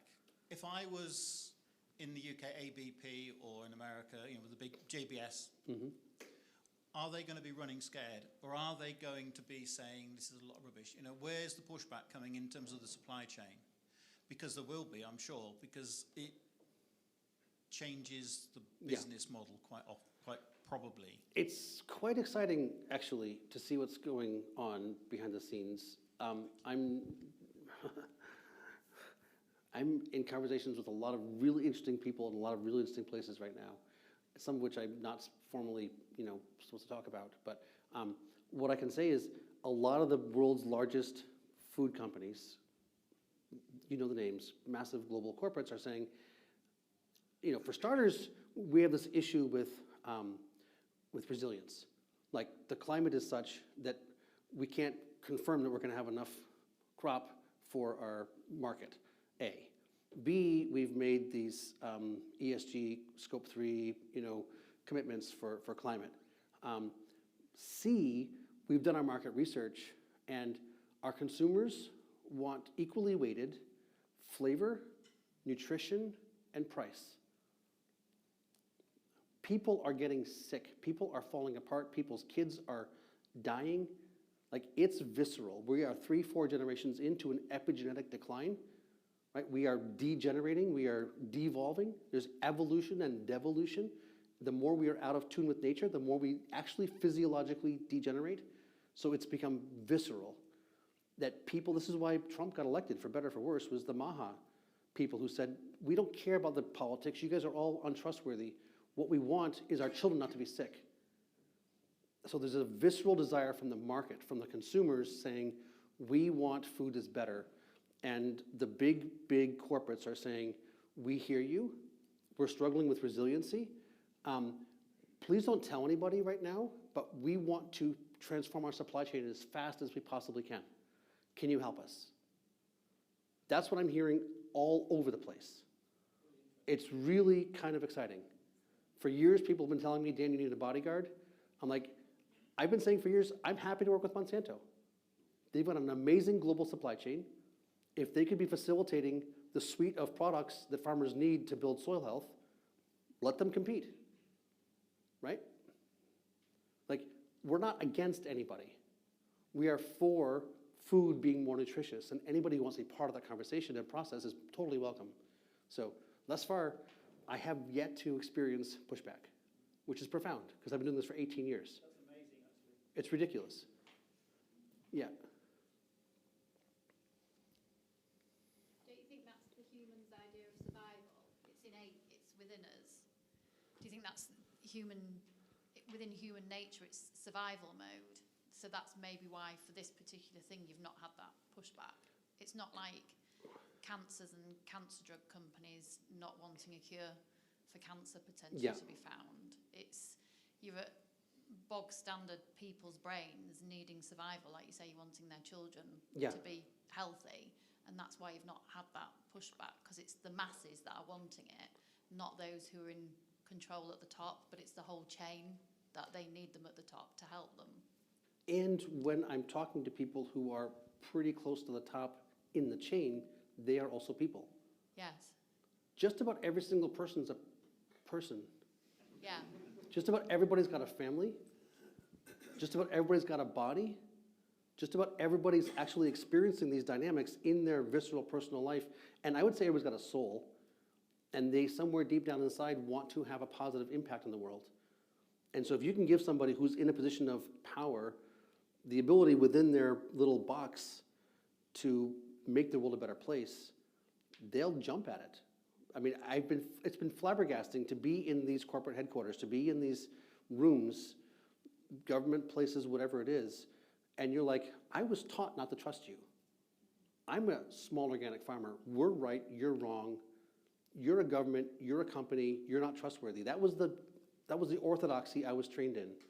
And what I found is, actually, there's a lot of high-functioning, well-meaning, well-connected people in these positions who want to do a good thing. So, yeah, I don't know. I like to say, who's against food being more nutritious? Anybody? No, most people are not against food being more nutritious. Like, yeah, sure, food should be more nutritious. I can get behind that. So I say, instead of fighting problems, build solutions. I spent my 20s being an activist, fighting problems. You're wrong, you're bad, you're stupid, I'm better. Didn't work very well, right? I don't think what we need is identification of more problems. So many times, so many people get on their high horses about what's wrong. Like, okay, we can all agree lots of things are wrong, but what are we gonna do about it? How can we come together as a social movement from a bottom up, we the people, because that's the only way change really happens. Good change happens when we, the people, come together.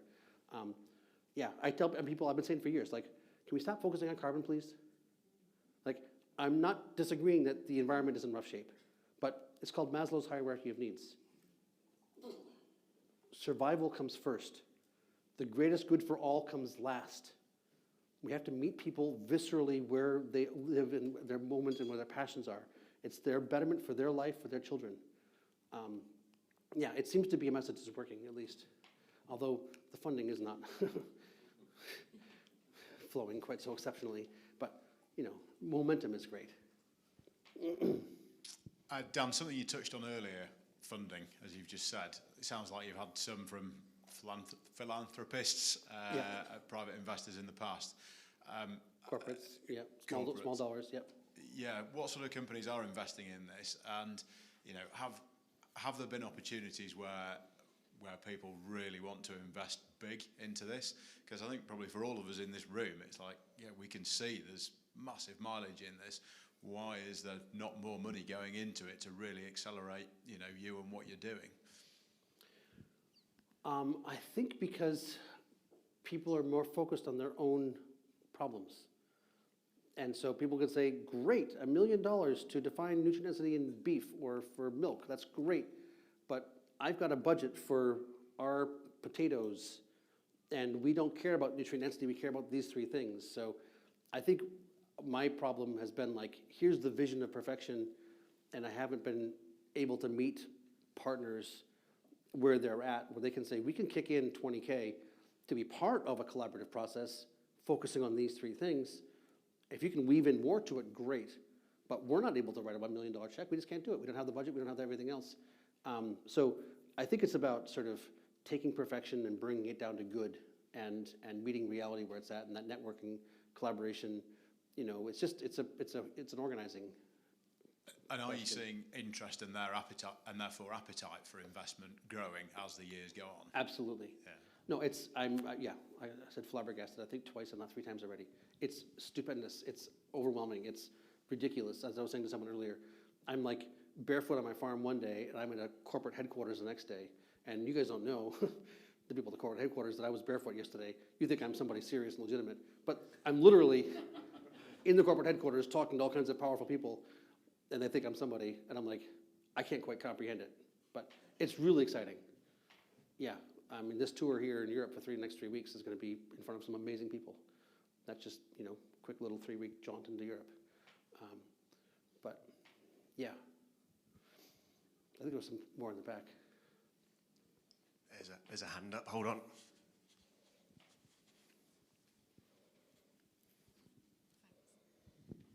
Ian, it's very interesting you said about the 6 biomarkers you'd identified within beef that you could identify as the main sort of biomarkers to influence nutrition in beef. And I wondered if you'd then compared that between, you know, ways that beef are reared, and obviously globally that's very different. You know, in America, most of the old beef goes through feedlots. In other parts of the globe, through pasture is mainly, you know, can you see differences in those 6 biomarkers between those different ways in which beef is reared? That's exactly the point, yes. We got samples from 4 continents. We got a full spectrum of genetics, full spectrum of management practices, climate zones, and categorically we can see connections in the biomarkers to how the animals are reared, to their stress hormones and well-being, to what they're fed, to the ecosystem function. Absolutely. And it does seem to be that diversity correlates, if you want a simple answer. So mainly the food rather than the environment, or? Precisely. Can you?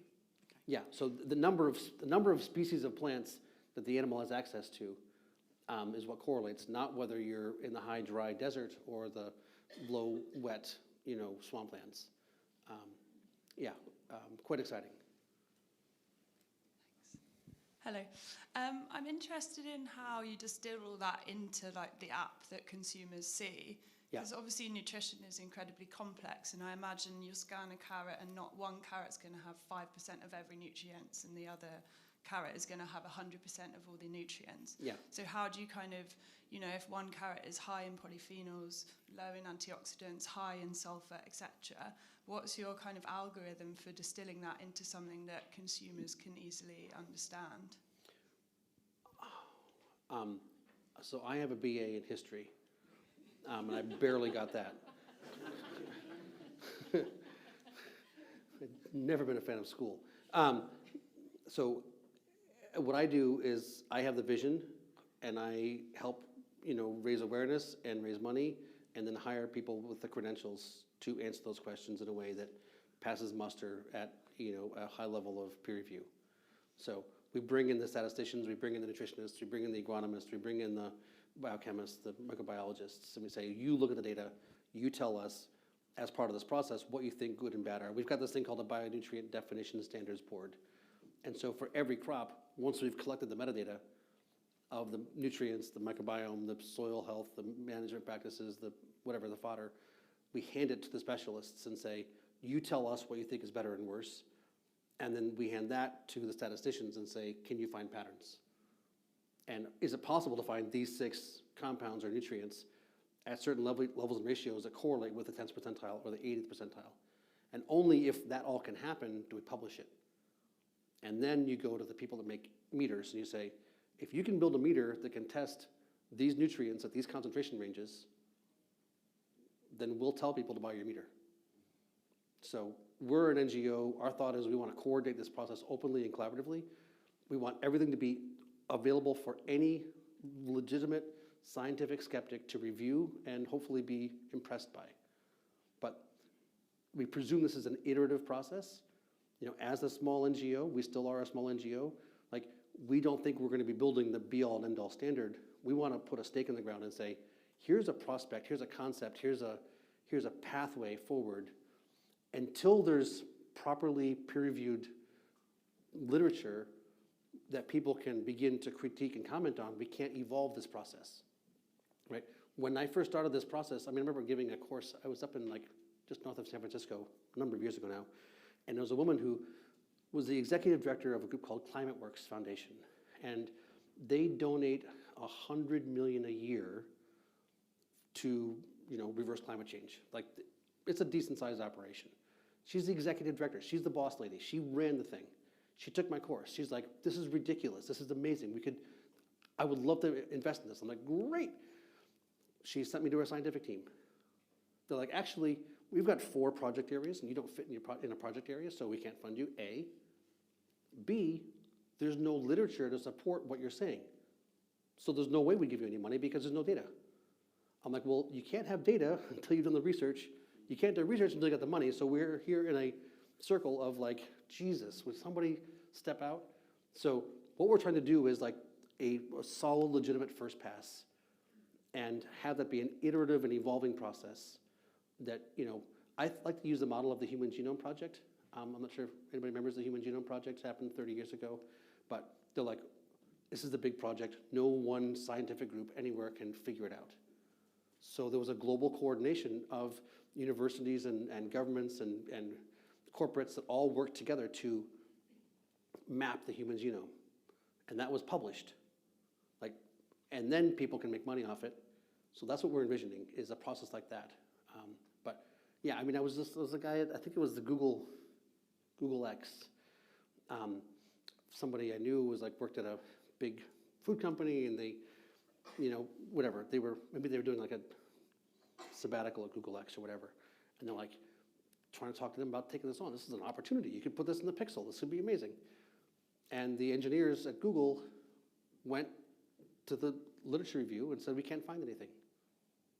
There's no data here to show that this exists. It must not be true. So I really appreciate the scientific method, but we have this issue, which is if no one's studied it before, then there's no papers to say it exists. So it doesn't mean it doesn't exist. It just means it hasn't been assessed. Like our first survey of what's the spectrum of variation of nutrient levels in the supply chain, we couldn't find anywhere globally that anybody had ever looked at the spectrum of variation of nutrients in food. It's mind-boggling. But, you know, there's been no agenda, no incentive, no profit model, no government's been holistically enough oriented. I mean, NHS is supposed to be a disaster, right? I mean, like, wouldn't it be in the best interest of the government for people to be healthier? Can we think of all the way back to the food might be connected to health? Can we prioritize research to create a dynamic where people could be foundationally healthier, and that would remove the massive cost burden on the government for disease? I was just down in DC talking to people at the NIH and the USDA, and never the twain shall meet, right? Except now they're talking about it. There's this guy who's at the NIH who's like, we got to talk about how we can figure out how to connect. Because everything we're struggling with for human health, it does make a lot of sense. It's connected to agriculture. But the principle of getting a PhD means you can't see connections. right? You're not allowed to see a connection to get a PhD. You're allowed to focus on one thing and ignore everything else. So I would say that like the ivory tower, like to get into the ivory tower, you have to not think holistically. That may be a bit of a broad statement, but largely that's how our scientific structures are formed. And we're up against that if we want to work in harmony with nature. Because nature is profoundly symbiotic. And we have to do science that looks to study nature and see how she works and how we can work with her in that holistic fashion. And that we just have some serious impediments in the current structures to get through that. So there's a bit of a ramble. But,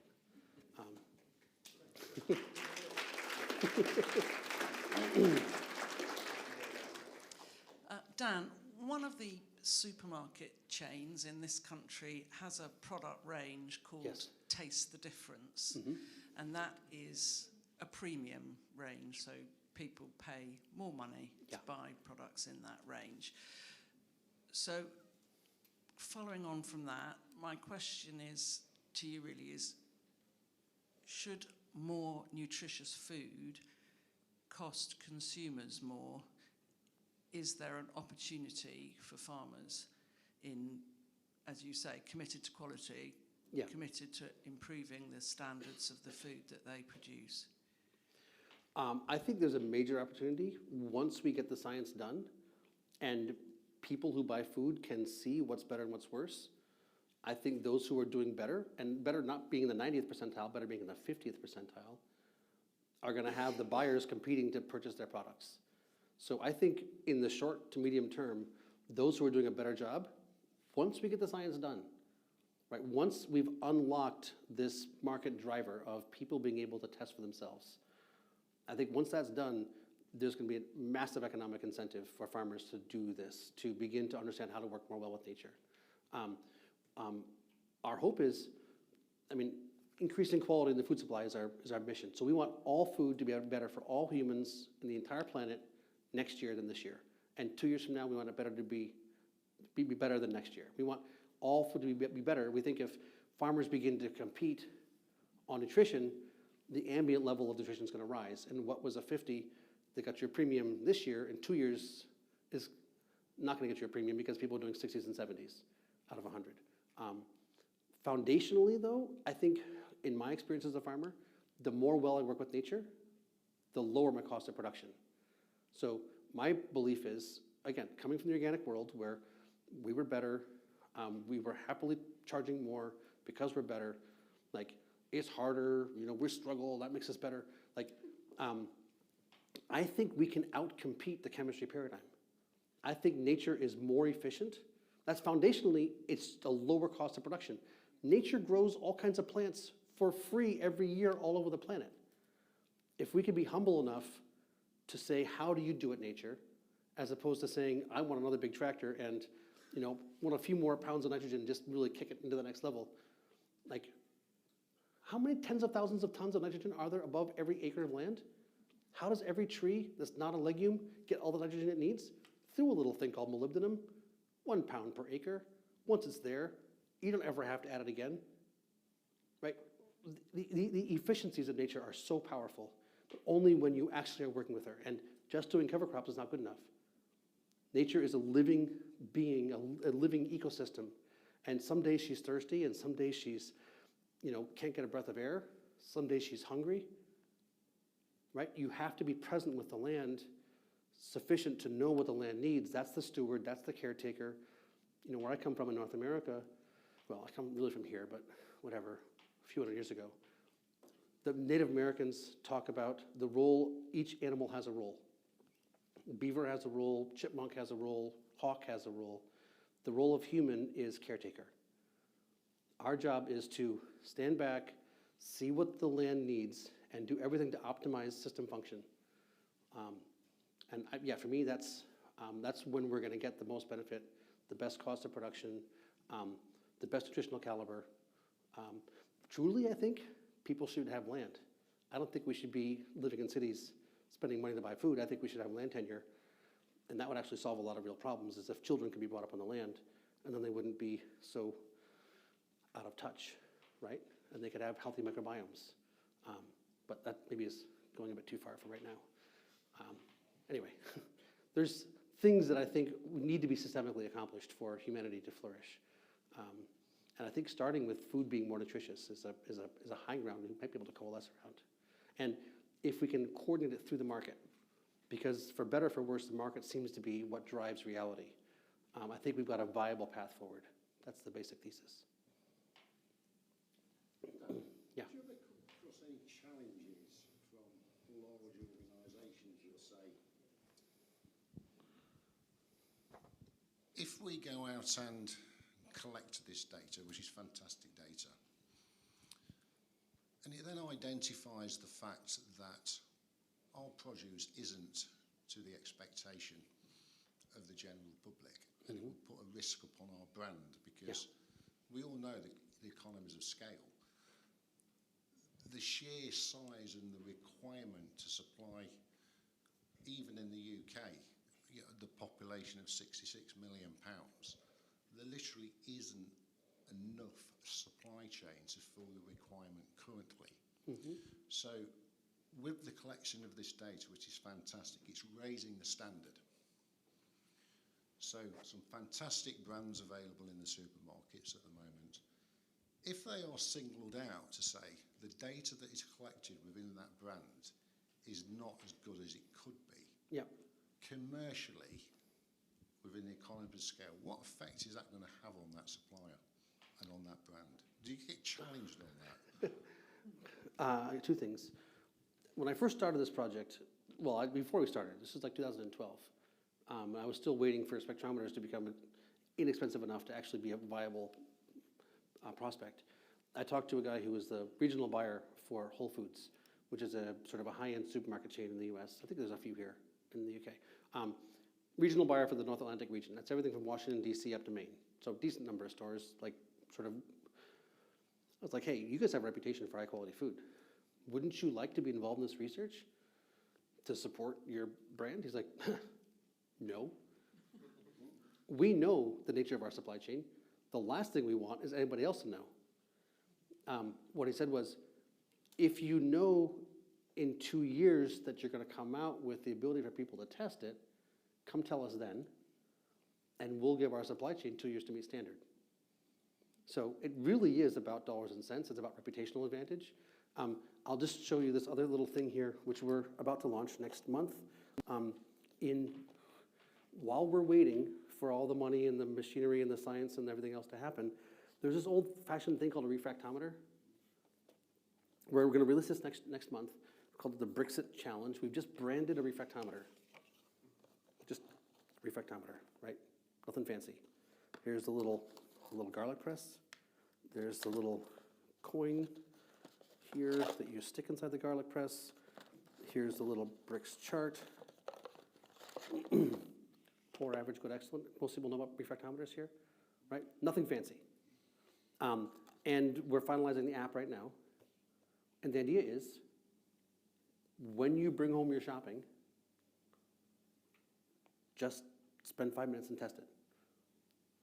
And then upload it to the app, data purchase, point of purchase, brand, and reading. I think only when we, the people, come together in common cause as citizen scientists to begin to verify whether the Marks & Spencer's brand is better than the Dutchy Organics, or Dutchy Organics is better than Marks & whatever. I don't know all your brands over here. You know, what Waitrose, like what's their store brand? Like, until we incentivize competition through humans doing what they can now with the instruments they have now to raise awareness, we're not really going to have that push. So at some point we have to stand up and stop being quite so polite and say, you know what, our kids are sick. If it so happens that what's at Walmart is better than at Whole Foods, let it be known. If what's at Walmart is just as good as what's at Whole Foods, let that be known. If this box scheme from this farm is pretty much junky, even though they're certified organic and local, but that box scheme from way over there is better, let that be known. Like, transparency, empiricism, citizen science, those are the sort of the theories of how we go about this process. But yeah, we've been providing for as long as possible the opportunity for people to get engaged if they want to. And everybody's like, hey, Dan, when's that meter coming out? I mean, I had that statement at least 5 times this morning. So, Dan, when's that meter coming out? I'm like, guess what? I am one of 8 billion people on this planet. Like, it's going to take a few more people than me, like, putting our shoulders to the wheel to help make this happen. This is a big project. We need collaboration. I appreciate all of the goodwill. I appreciate all of the buzz that's spread. I feel I walk into rooms all over the planet and people know who I am, what we're doing. But like practical ways that you can engage. Like I think that if we start to get people testing bricks readings and putting it into a global app where you can zoom into the map and you can see in a 10-mile radius from your postcode what the readings have been in the last 2 weeks as they connect to which brands. If you got people across the UK that have tested this brand versus that brand over the last month and found a significant variation, they posted it on Instagram or on YouTube or Facebook or TikTok, and that buzz begins to get around, I think that's going to put a little bit extra fire in people's feet to move things forward. So, yeah, I think we're at that point now where we can define nutrient density rapidly. We have enough knowledge about how to, in real time, with SAP analysis, with basic management, to dramatically improve plant health, like in weeks. Anybody who wants to actually improve the health of their plants right now can. It's just that people don't really have an incentive to. They're just a little bit slothful, right? Right? If we have the incentive, we can do it. How do we drive it? This is for all fruits, fresh fruits and vegetables. Yeah, fresh fruits and vegetables. I think you can, not really green. So sorry on that front. Anyway. Just got time for one quick question from Angus. Absolutely fantastic work, Dan. Question is, this is great for people that are cooking from scratch. Mm-hmm. Where does this all fit in with the mush UPF filled with goodness knows how many additional ingredients that you can't pronounce? Where do we fit in with that? Does it line across through all the processing? So I'd like to say there's junk and there's food. Don't make the mistake of calling one the other, right? Stop using the word food for junk. Say junk and stop there, right? There's like, it's like saying night day. It's night day out, or that was a hot dry, a wet dry, you know, like junk food. Let's call them separate things. Let's establish a continuum.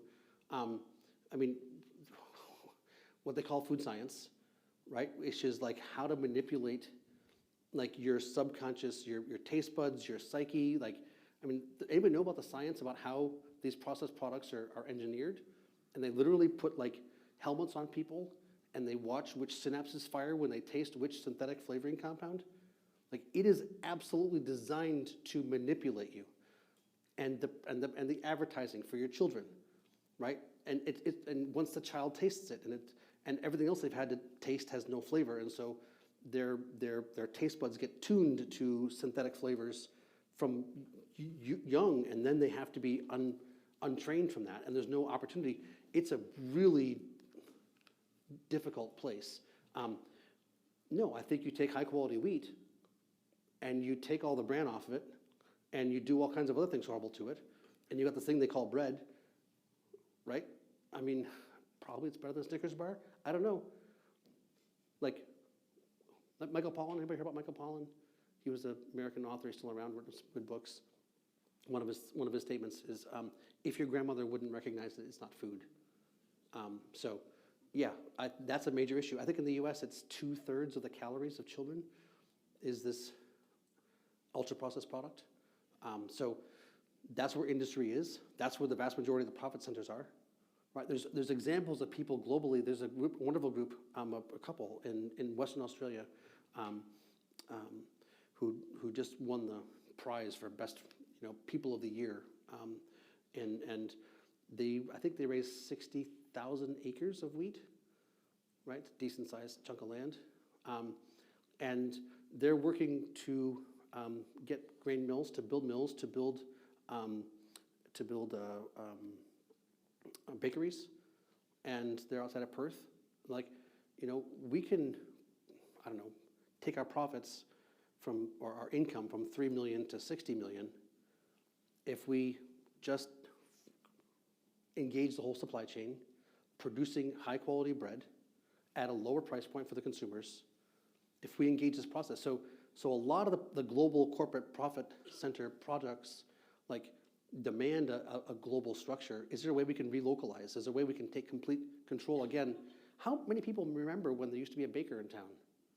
Anybody? A slaughterhouse? Like it wasn't that long ago. It's still in our living memory that we actually had living foodways. I don't know, there's some deep issues with culture. So this is one piece of the puzzle, but a lot of other things we have to work on. Yeah, that's great. Thank you, Dan. I think thank you from everybody here.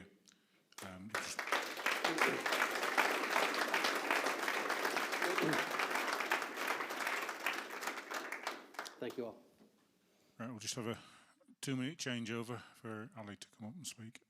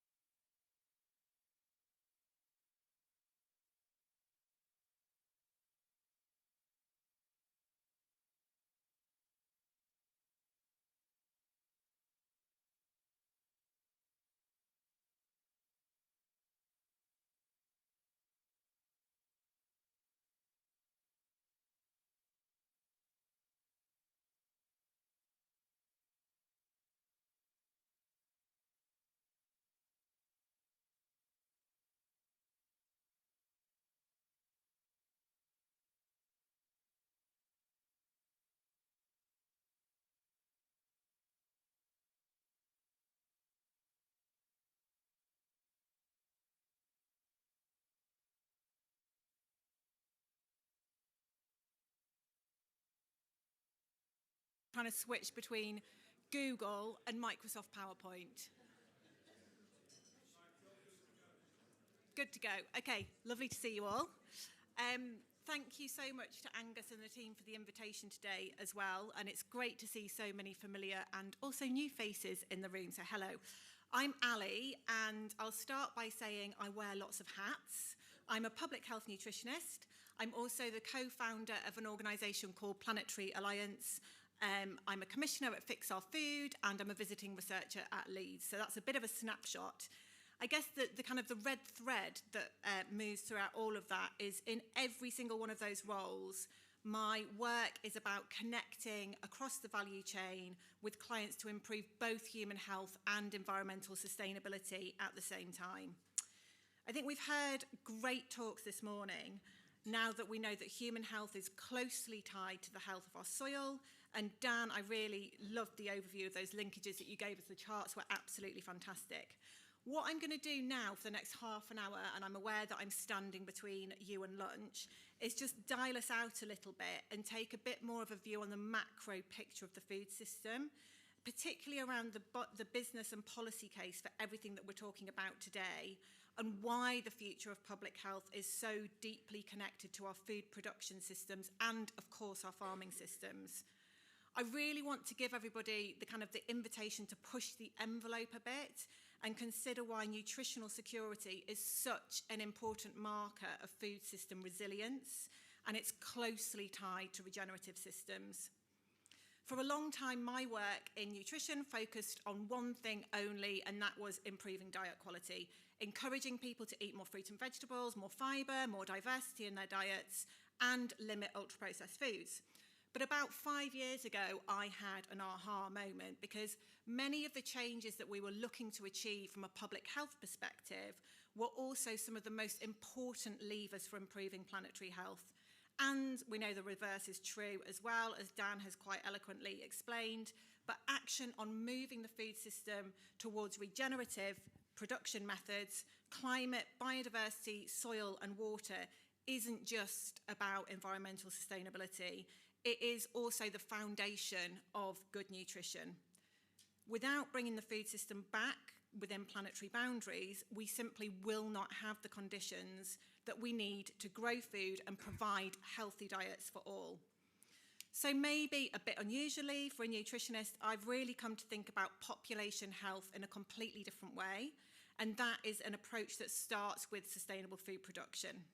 I hope really at the end of the next 30 minutes together, we might leave with a shared understanding of something quite simple maybe, and that's that the agri-food system everyone here is working on is the foundation of our future population health.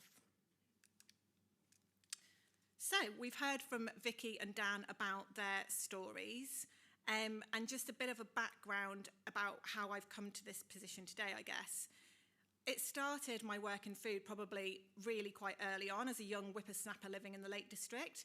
This was the view from the small holding that I lived in, and I was fortunate enough that the work that I do today brings together many of the issues that have shaped my personal and also professional journey.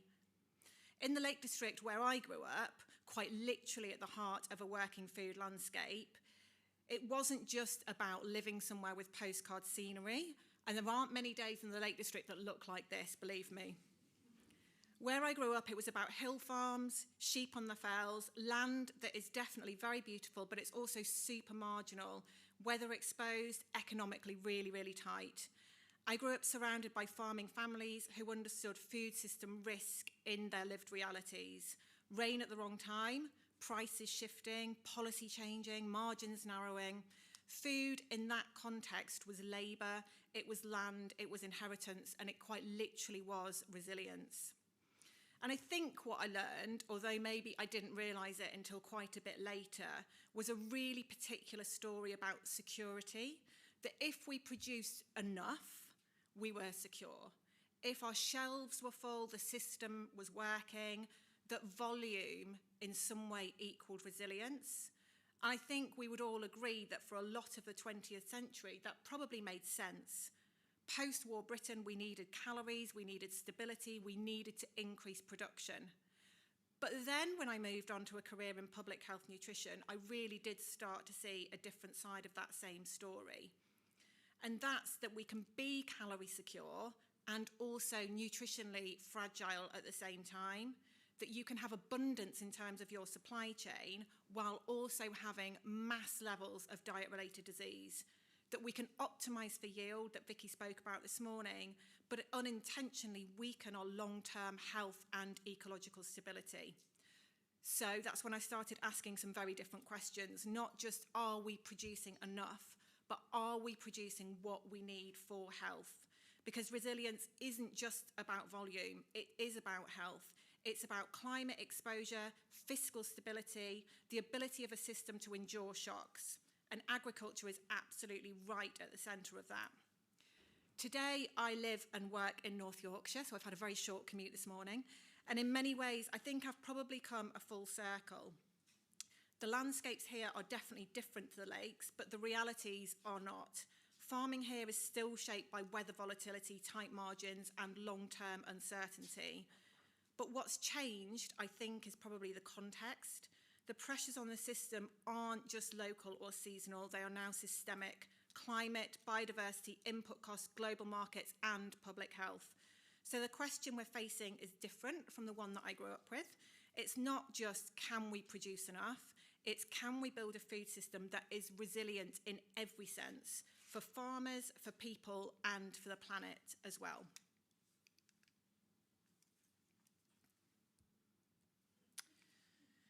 So I definitely learned a lot about resilience growing up on the side of a wind-exposed Lakeland fell, and I've carried a lot of those lessons into the work that I now do across the global food system, and also the way that I live and work in Yorkshire. I think it really is probably fair to say that we use the word resilience loosely, and we're probably all guilty of that, but properly defined, resilience is the capacity to endure, to deal with shock without systemic failure. And for most of the post-war period, national food resilience just meant one thing, which was around calorie sufficiency, supported by stable supply chains. That at the time was an entirely rational approach, I think, to the food system. We'd experienced scarcity and rationing. The political objective of the time was really clear. We did need to produce more food, more reliably, and it had to be at a lower cost. That productionist model delivered. It rebuilt stability, it definitely filled the shelves, and it normalised a principle of abundance. But 70 years later, the risk profile has changed. The post-war era was shaped by scarcity, but as we sit here today, we are not a calorie-deficient nation.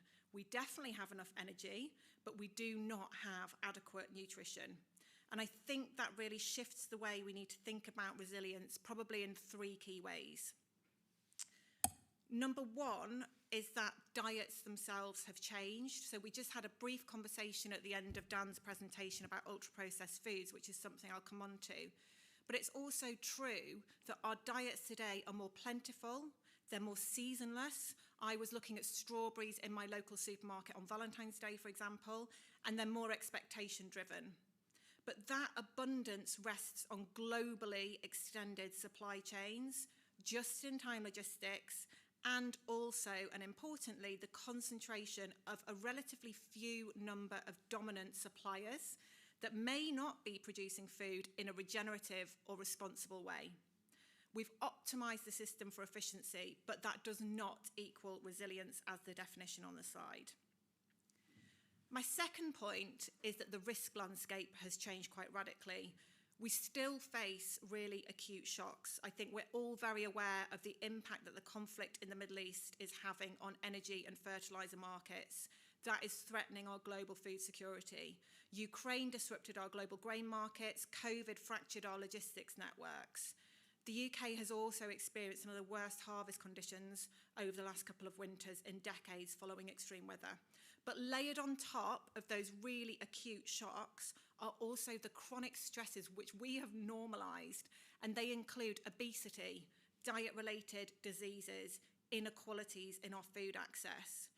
And from my perspective, when we're thinking about resilience, we have to account for both those acute shocks, but also chronic stresses as well, rather than just thinking about one or the other.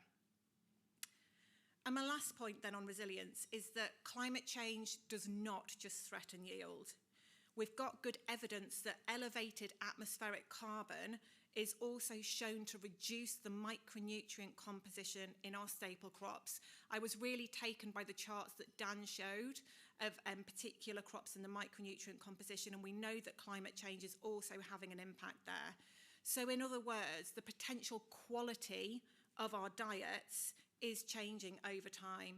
And layered on top of that, we have changing weather patterns. Vicky talked about what was happening on her farm earlier, and that has the potential to also disrupt our domestic food production, especially in horticulture and imported fruit and veg, which are key contributors of population intakes of vitamins A and C, really important. So calorie sufficiency doesn't necessarily give us good health, I'm afraid, but regenerative practices, as Dan has highlighted, can and will help us. I think really the key point is that our traditional food security metrics were largely based around concepts like tonnage, trade flow and price, but they rarely measure our dietary patterns or micronutrient availability. The dynamics of our modern food system, pricing, marketing intensity, income distribution, corporate concentration, shapes our nutritional security just as much as food production outputs. And we also have to really confront a new geopolitical reality. That's that we no longer operate within a trade environment that we control. We really can't assume that food will simply flow under increasing levels of geopolitical stress, which means that our nutritional security is not just a public health issue, it's also an issue tightly tied to our national resilience. So, if abundance of food supply isn't translating into good health, we probably need to get clear on what we mean by nutritional adequacy. There are lots of definitions for nutritional adequacy, but in the UK we do have a blueprint for a healthy diet. It's called the Eat Well Guide and it's set out by DHSC and the government. Essentially, it sets out a pattern based on dietary intake, which is shown to be protective of our health. And therefore, what I would say to you, and linking back to Dan's talk, is that the issue with our diets is not lack of knowledge about what good health is. It's about lack of alignment between what we know a healthy diet should be and then what is actually consumed. Dan's charts, I think, showed us that really, really well. But despite unprecedented food availability in terms of calories, about 2/3 of adults in England are living with overweight or obesity. Poor diet in the UK is responsible for 13% of early deaths. I think that's an absolutely staggering statistic given that we're one of the most developed nations on earth.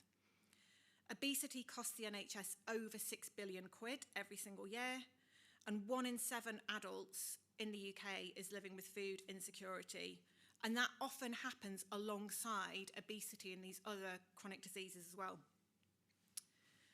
And at a local level, because we're in Yorkshire today, in North Yorkshire, 40% of children here are leaving primary school living with overweight or obesity, and that affects their long-term life chances. It just absolutely should not be the case. And then my final killer stat for you is that 11,000 people are hospitalised every year in the UK with malnutrition. Diseases that we once thought we'd left behind in the Victorian era, like scurvy and rickets, have been making a comeback because of the poor nutrition of our population. So for me, this is the picture of what nutritional inadequacy looks like, even when our supply chains look like they might be successful if we're basing that concept around volume. And it's really important to be clear, it's not about individual willpower. This is the outcome of a food system that's been optimised around the principles of volume, efficiency and price, rather than nutritional quality.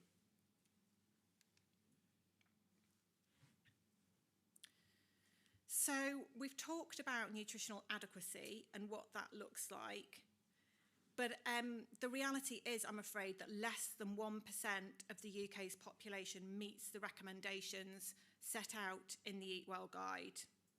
We talked briefly about ultra-processed foods, and in the UK, about 60% of our total energy intake is coming from UPF, while the foods that we know protect our health remain under-consumed, and at the same time, it's those foods which offer us the most bang for our buck in terms of the micronutrient composition and contribution to diet.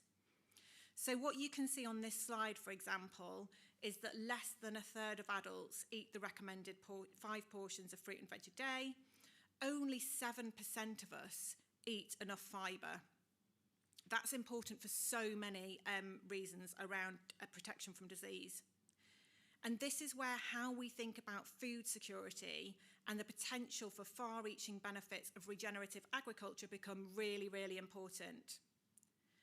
DEFRA highlights that the UK produces about 60% of the food that we consume, but the discussions that we tend to have around that food security often focus primarily on energy availability or supply chain stability. Many of the nutrients that support our health, though, come from foods that we are increasingly relying on imports for, or the foods that we're not consuming enough of in the right way. I think I've talked about it already, but we are increasingly reliant on imported fruit and vegetables as key contributors to vitamins A and C intake. That's just one example. And at the same time, weather events are disrupting our domestic horticulture, and we've had poor recent harvest conditions. Added to that as a layer on top is that climate change is projected to reduce our agricultural productivity in many regions, and we're starting to see the carbon in the atmosphere reducing the micronutrient composition of crops when it comes to micronutrients like iron and zinc. So exposure to volatility is not just a risk for governments and businesses looking at how they want to shore up their supply chains, it's also a systemic risk to our population health. Food security often is focused on having enough food available, but nutritional security must focus on quality and the overall patterns that we are securing in our diets to make sure that we have adequate health. Those two things are not necessarily the same. However, I do think for the room of us today, this is also where the opportunity lies, because if resilience is about ensuring stable access to adequate diets, regen ag, horticulture, food producers here are right at the centre of the solutions that we need more of. The next phase of the food system resilience, I'm absolutely sure, isn't just going to be about producing enough food. It's going to be about ensuring better nutrition as well. At Planetary Alliance, we quite often talk to the externality economy, and that's because if the evidence for bringing nutritional security into national priorities is clear, we have to be asking ourselves, why are we not doing that? One explanation, I think, is that the economics of the food system are fundamentally misaligned. I often use this stat, so just for you guys in the room, in case you haven't heard it, globally, the food system generates about $10 trillion in market value every year. But when you take into consideration environmental damage, health impacts, and social costs, negative externalities are estimated to be $15 trillion. In other words, the food system costs us a lot more than the value it creates when its full impacts are measured. And diet-related disease is one of the biggest drivers of that cost. We've talked a lot about the fact that poor diets are responsible for many health impacts in the UK. And we've also heard that money talks. The economic implications of this are enormous. In the UK context, yes, it's absolutely true that obesity is costing the NHS about £6 billion every single year. But actually, when you start looking at the wider economic impacts, lost productivity, welfare, reduced economic participation as a result of sickness from our diets, the cost rises to about £58 billion every single year. That is a bill that the Treasury simply cannot afford. And the opportunity, again, for us in the room is that these figures really flip the narrative away from whether change is expensive, because it is, to whether the current model is economically sustainable. One reason the system behaves in this way is that per calorie, less healthy foods are significantly cheaper than healthy foods, and incentives are constantly steering us towards the less healthy option. Our current system is rewarding the things that we've talked about: volume, price, short-term margin optimization. And that's how we've ended up in this externality economy, where many of the real costs in the food system to health, public finance, ecosystems sit outside of that market price of food. But if we think about that misalignment, we can also start seeing the opportunities for people who are doing the good work. Because if we realign incentives towards producers and good nutrition, we can improve health outcomes while we also strengthen economic and food system resilience. This is a big provocation, but I'm happy to stand behind it because I do think that the cheap calorie era is starting to come to an end. That externality economy has shown us why the system is behaving in the way that it does, and the next question has to be whether the conditions that enabled it are still holding. For several decades, the global food system has been built around what we might call the cheap calorie era, a system designed to maximise production of a relatively small number of high-yield commodity crops, wheat, maize, rice, soy, sugar, and they underpin a huge share of our modern food manufacturing and what ends up on supermarket shelves. That model has delivered an abundance of calories, and in many ways it has been really successful in doing that. But the conditions that made cheap calories possible are starting to shift. First of all, we're seeing an increasingly volatile condition for the sustained production of those crops. Extreme weather events are becoming more frequent, more severe. They're affecting yields, harvest reliability and price. Second is that input costs are becoming less predictable. We've just seen as a result of the Middle East crisis the steep rise in fuel and fertiliser. There are also the questions of feed prices, and we know that there's been extreme volatility in recent years across many geopolitical shocks. That is increasingly feeding through into our food marketplaces. And then third, the type of food that people want is also starting to change. Nutrition science, consumer expectations, and new technologies are starting to push the system towards foods that deliver better nutrition, greater diversity, and lower environmental impacts all at the same time. That's a win-win-win. So I think the opportunity here is quite unusual. Supply chains do need to become more resilient. That's what we're doing here today. But at the same time, the direction of demand is shifting. And Dan's tool, I thought, was a brilliant example of how we can start to both create, measure, and respond to that demand. Managing these transitions simultaneously, resilience and dietary change, is likely to be a defining challenge of the next phase of the food system. And I think there are a huge amount of opportunities and white space in front of us as we sit in the room today. So, just briefly, at Planetary Alliance, we recognise that business as usual is changing. And I guess the slightly uncomfortable truth we're dealing with is that we're trying to shift a food system in the right direction, but we do live within a capitalist system where money talks. Within the system, though, we're watching some foundational assumptions really starting to move. For us, there's probably 4 structural forces which we see kind of acting together that are starting to reshape what has until now been termed as business as usual. The first on my list is that health is becoming measurable. For decades, diet-related disease largely sat in what we have called the externality economy, with health systems absorbing the consequences of that, but that model is tightening. We're seeing the introduction of tools that can measure nutrient composition. That is so exciting, like the tool that Dan spoke to. We're also seeing increasing recognition from policymakers aimed at improving the nation's diets because the Treasury cannot fit the bill for the cost to the NHS. So things like restrictions on the placement and promotion of junk foods, tighter advertising controls, restrictions of fast foods in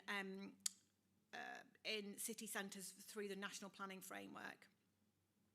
There's also a growing expectation that large food businesses, who are responsible for supplying a huge proportion of the nation's diets, will be required to report on the proportion of healthy food they sell. The definition of healthy food as it stands doesn't include the concepts that Dan has spoken to, but that doesn't mean that it couldn't do in the future. So what I'm suggesting is that health is moving from being optional, businesses choosing to do it, to being measurable. And that really is a significant structural shift. The second point on my list is around the increasing use of appetite suppressant medications. These drugs, whether we like it or not, are scaling rapidly. In the last year, the use of the drugs have doubled in the UK. So we think at the moment about 4% of the UK population include a user, but most people are buying them through private prescriptions. So it's quite possible that usage is significantly higher.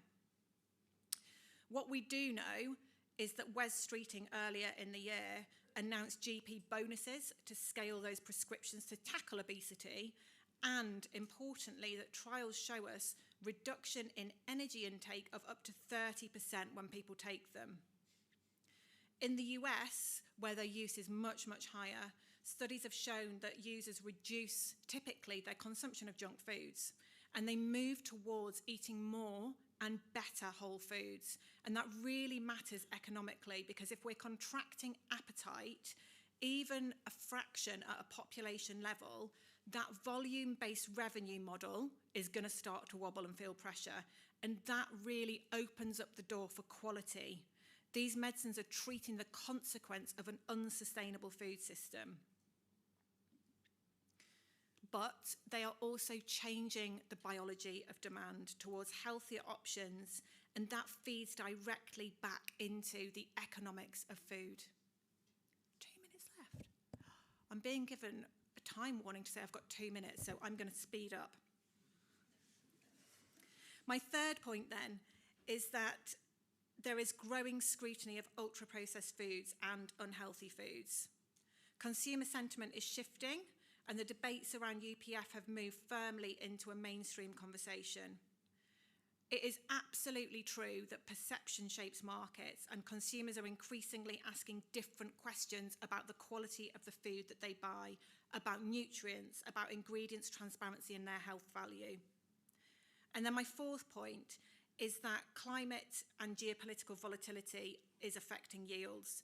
Trade disruption and conflict are affecting our supply chains. So the system right now is navigating something quite unusual, and that's that our demand patterns are shifting at the same time as our production systems becoming more fragile.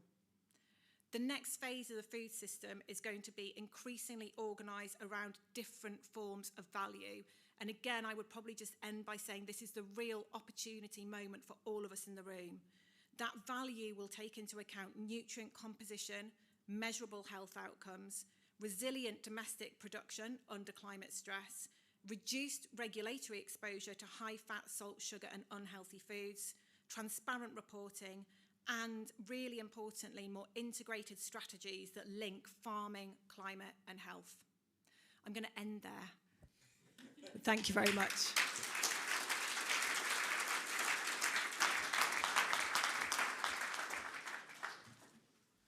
Are there any burning questions that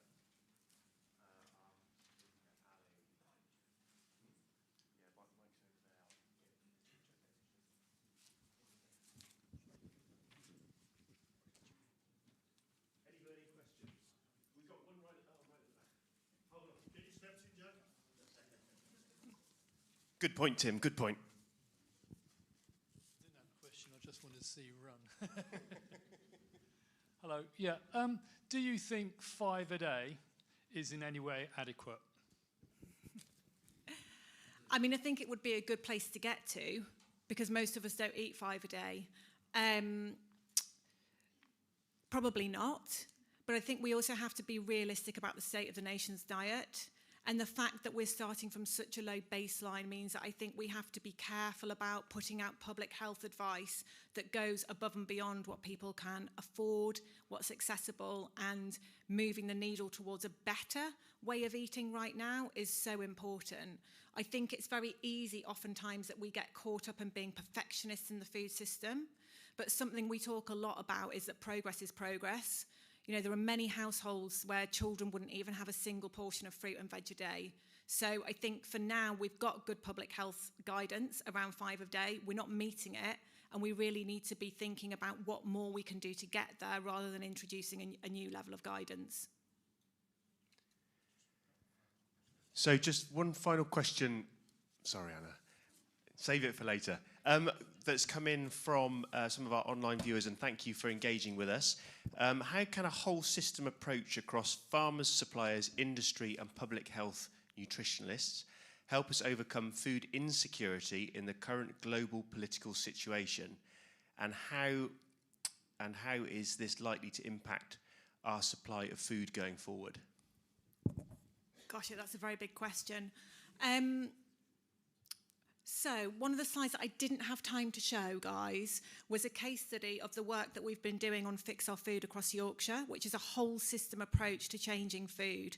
So it's working right from farm gate up to population dietary intake, encompassing foods, local supply chains, local retail environments, etc.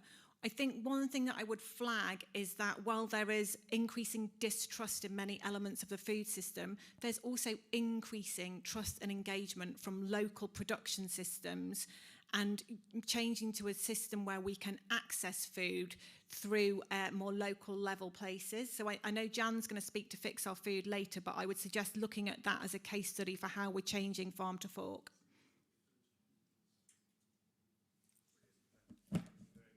Indeed, Ali.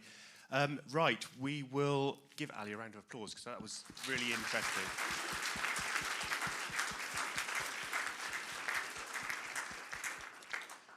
I'm just going to hand over to Mike now for the sponsors speed pitch. This is kind of like hot dating, I suppose. A couple of minutes each for everybody just to say who you are, where do you come from, what you do, why you're here, I think. But just before we do that, over lunch, we've got about an hour, probably a little bit less with time. Can I just flag up two really important sponsors and people really engaged with what we're doing? We've got outside, we've got Horizon with a big direct drill out there, and we've also got the low carbon lamb, Mr. Woolley, who's out there as well. They've also got a stand at the back there, but there are some sheep visible out grazing on the lovely green mowed grass over there as well. So, Mike, over to you for this next section. Thank you very much, Jake. So this is really an opportunity for our sponsors to stand up for 2 minutes and just give their elevator pitch to the room, really. So if you are one of our sponsors and you're ready to do a speed pitch, could you all come up to the front? We are obviously between everyone's lunchtime, so we want this to run as smoothly as possible. So I'm hoping there's a list we can put up. Alphabetical order, yeah. That's going to take a bit of doing if I haven't got a list. Excellent.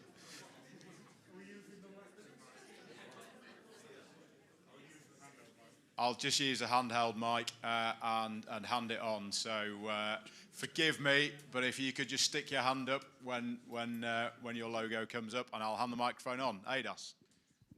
Thanks very much. Great to see everybody here. My name's Sarah Clark. I'm from ADAS. ADAS has been going for 80 years this year. We provide independent research and consultancy on all elements of agriculture, horticulture and the environment. I'm joined by my colleagues today, Harry Tricklebank, who's a consultant who works on soil management, nutrient management and integrated pest management, and also from the Organic Research Centre, which joined ADAS last year, Charlotte Bickler. While I'm here, I also wanted to highlight the opportunity that's open at the moment for Adopt DEFRA funding, which is very focused on on-farm collaborative research, and it's to address on-farm challenges to improve profitability and also resilience, which we've heard a lot about today. So we at ADAS are leading the Adopt Support Hub, where we give free help and advice to anybody who's involved in Adopt projects, from applications to dissemination. So please come and see me at one of the breaks and we can talk about the opportunities. Thank you. Thanks, Sarah. I should have pointed out to our sponsors, keep an eye on Jake, because Jake is the timekeeper. So if he flags you red, that means you're out of time. Okay, agroecology. Hi everyone, I'm Alice and I'm from Agroecology, and for those who haven't heard of us before, we are an independent charity and we're a knowledge hub for sustainable farming. So we exist to help farmers access practical, trusted information that supports resilient and profitable farming. So we focus on bridging the gap between research and farming. So we know there's a lot of knowledge out there, but it's not always very accessible or easy to know what to look at when you've got limited time. So we try and bring together the best farmer experience, research and expertise into free resources that are accessible and also very practical and kind of grounded in real world experience. So we have our website, which is free to access. We've got loads of resources on there. We've got farmer profiles, we've got technical guides, videos, webinars, some of that we've produced and some that our partners have produced. We also create physical spaces for knowledge exchange through events and farm walks, going to lots of conferences, sponsoring shows, so you'll see us at Groundswell and events like that. So we don't really have a one-size-fits-all recipe, so we believe in bringing together experience and shared learning is the best way to build resilient food systems. So if any of that sounds useful, please follow us on social media, come and talk to me at the stand or visit our website. Thank you. Thank you very much, AHDB.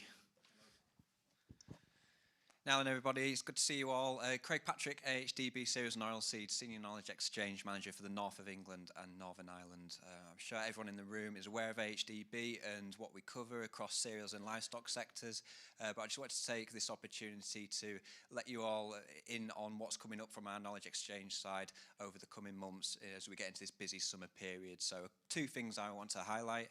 Firstly, we have a run of environment baseline pilot project open days that are going on across the country. The local ones are here will be taking place on June the 4th at Meadley Farms in East Yorkshire.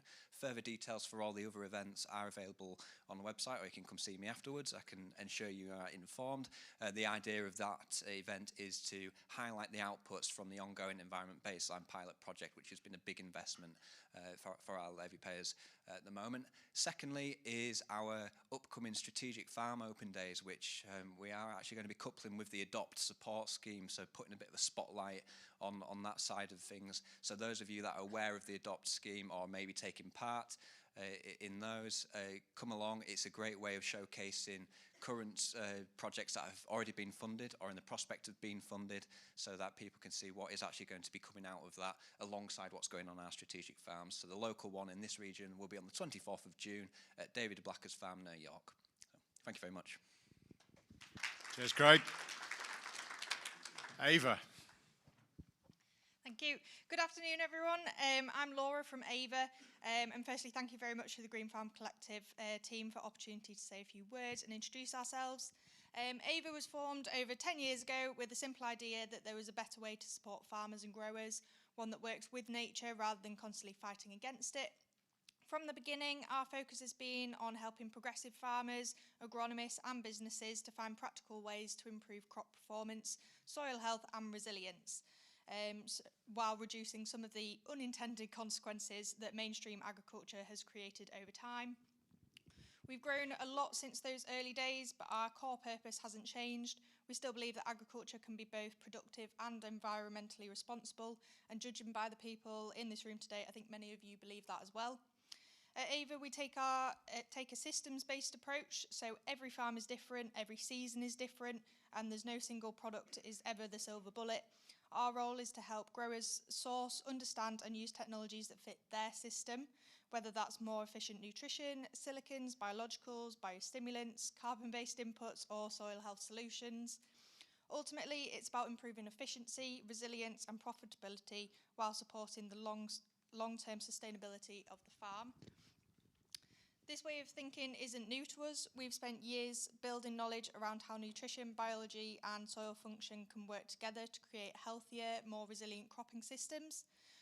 What was once dismissed by some as muck and magic is now increasingly backed by real on-farm results, whether that's better nutrient efficiency, improved crop resilience under stress, or healthier soils that are more capable of coping with increasingly challenging weather patterns. In fact, some of you may have heard Angus mention this morning a couple of products he already uses within his system, the BioPlus T, Nurture N. These are good examples of the kind of practical tools we work with and how helping crops perform, I've got a red flag, helping crops perform more consistently while getting more from the system already in place. For us, it's always about complementing good agronomy rather than replacing it. So if you're curious about any of these approaches that could fit into your system, please come and have a chat. Thank you. Thank you very much. 5M Books. We've broken free from the A's at last. Hello, I'm Jeremy from 5M Books. We publish agriculture and veterinary titles. I just wanted to draw your attention to two exciting new publications we've got coming out in July. So one is from the Green Farm Collective's own Tim Parton, called Intelligent Farming. And then we have Soil to Gut from Lucy Williamson, who's speaking after lunch. I've got advanced copies of both, so you can have a look. And there's a QR code to order, or if you happen to be going to Groundswell, that's where we'll be launching them. And also, excitingly, we're developing a book on nutrient density in which Dan's contributing a chapter. So that's coming out October, November, hopefully. Thank you. Eurostar. Oh. Sprint. Done. Clock's gone, yeah. Hi, I'm Diane from Eurostar, and we are really proud to work with Green Farm Collective on producing a wonderful flour. We work with Bradshaw's Flour Millers, who are here today. We've got two wonderful flowers that we are putting out into the market. We're having extremely good traction and reaction to the flowers. It's 100% wheat from Green Farm Collective Farms. Yeah, so come and see us. We've got a table over in the corner. Thank you. Thanks, Dan. Field Mouse. The people with the beer. Thank you very much. Yeah, thank you very much for having us. My name's Louise, and I've got my colleague Nick with us today. And yeah, we're here representing Field Mouse. We're a social research agency, and one of the things we specialise in is representing farmers and rural communities when one of these big projects are on. So, as you all may be aware, I think we've discussed today with issues like climate change, land use, post-Brexit, there's never been more of an important time to ensure that farmers are being represented. So we're going to be around today for a lovely chat, because we've got a few projects coming up. So if there's anything that you'd like to talk about, we'll be around. And yeah, we've got plenty of beer, so feel free to, yeah, please feel free to have some. Yeah, thank you very much. Thank you. If it's anything like previous years, it's very good beer as well, so get some to take home. Firewater. Hello, my name's Tim Ellis. I'm from Firewater. I'm just a farmer. We're two farmers. I've made no notes. I'm very unprepared. So I farm in Staffordshire. Simon farms in Yorkshire.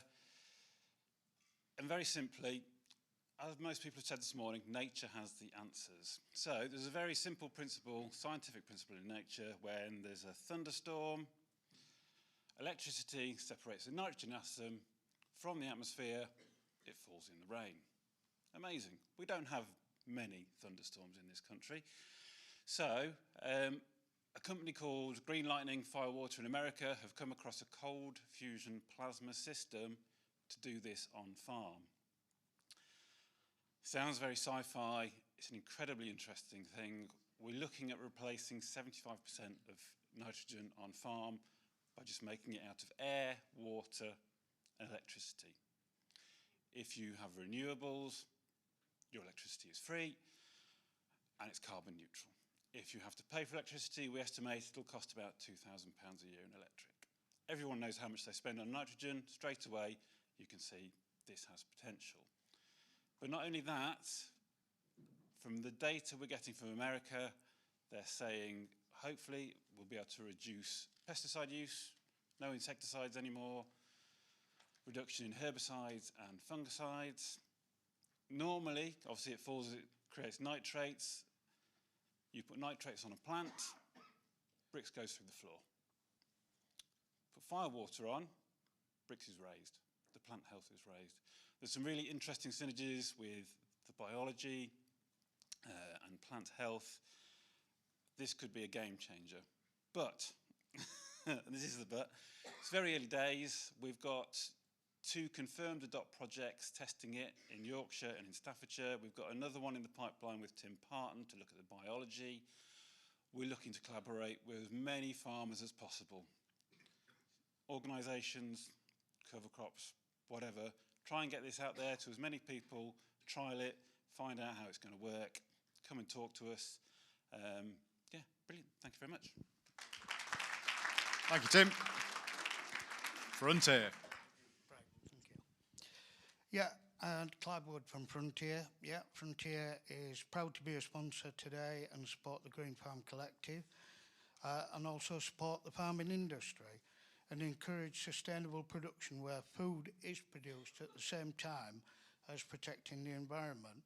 We can demonstrate and advise to farmers how to incorporate the use of cover crops and soil analytical services. So we are environmental crops for the seeds and precision soil services for the soil side of it, previously maybe known as King's Crops and SOYL, but we have come together as one business now to provide a better service to the customer. Some of the research and development work can be used as examples of how work with individual farmers and some of the larger supply chain companies over the years, allowing them to move forward with a better understanding of yield, quality, and reduce the cost of production, but do this in a regenerative way and continue to enhance and improve the soil system and environment at the same time. We believe as a team that understanding the mechanics of your cover crops and how this fits into the soil rotation and its performance is critical for success. We heard this morning from Angus and Verity how important that is to their system, and we believe that it's critical to understand that. As we have gone forward over the last 15 years, we have developed a number of tests to be able to allow us to be able to investigate that in more detail. And recently we're just looking at some new tests looking at glucosinolates within cover crop species for us to be able to unravel that. It's a huge amount of information that we can get from that. So we are there and available to help people as and when required. Thank you. Thank you, Clive. Horizon. Anyone here from Horizon? No? Okay. We'll move on then. Innovation for Ag. Hi, I'm Megan from Innovation for Agriculture. We are a charity that facilitates knowledge exchange between farmers and all other actors, professionals, anyone with any role within the agricultural industry. We do loads of different things, so I'll keep this quite brief, but come and chat to me on the stand. Today I'm here with Climate Farm Demo, which is an EU project that all the Green Farm Collective members are part of, where we're connecting about 130 farms across the UK so that they can share knowledge and good practice around both adapting to climate change and also reducing their carbon footprint. And as part of this project, the Green Farm Collective have been awarded the title of the UK's Lighthouse Farm, and this is a global network that sort of showcases farms in each country. There's sort of a leader in each country that exhibits best practice and practical solutions to making their farming practices more environmentally sustainable, economically sustainable, and that sort of supports the rural life. Yeah, thank you. Thank you very much. Longcliffe Quarries. Thank you. Hi, everybody. I'm Darren. I'm from Longcliffe Quarries. I'm here with my colleagues Mark and John today. We've been around for 100 years next year, and our business was formed on agriculture and basically lime production for spreading. Over the period of time, we've become Longcliffe Calcium Carbonates. That's what we're known as now. And we supply industrial minerals into pretty much every industry you can think of. It's really, really interesting job for me. What we're here today for is we're about to launch our Spherical product, which is a granulated lime. So instead of spreading bulk lime on a field and immediately getting 40% of your calcium that you need to correct your pH and to give you calcium in your soil, you'll immediately get 97%. So don't ask me anything technical. Mark's the man for that over there. But yeah, so we've recently launched Longcliffe Agricultural Products, which Spherical will come under. But yeah, just come and have a chat with us. Website's about to be launched. We'll have a full product launch at Cereals next month. So yeah, exciting times ahead for us. Thank you. Thank you. Hello, I'm Hayden Woolley from Low Footprint Lamb. I'm as near to a first generation sheep farmer as it's possible to be without being one.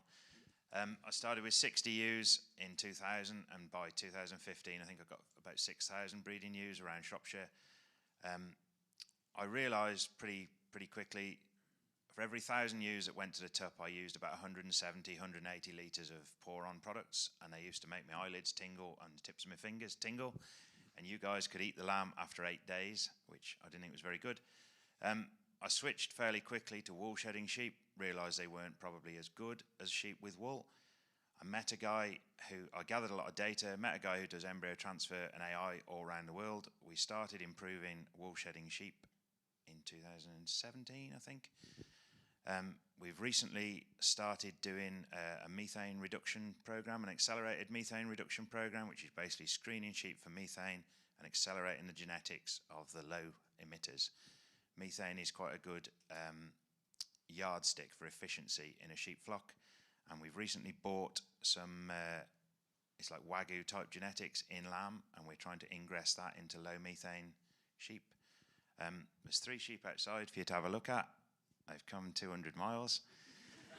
We've got some quite nice cupcakes on the stand that my kids are desperately hoping don't get eaten. If anybody is interested in talking about sheep, please come and see us and have a cake.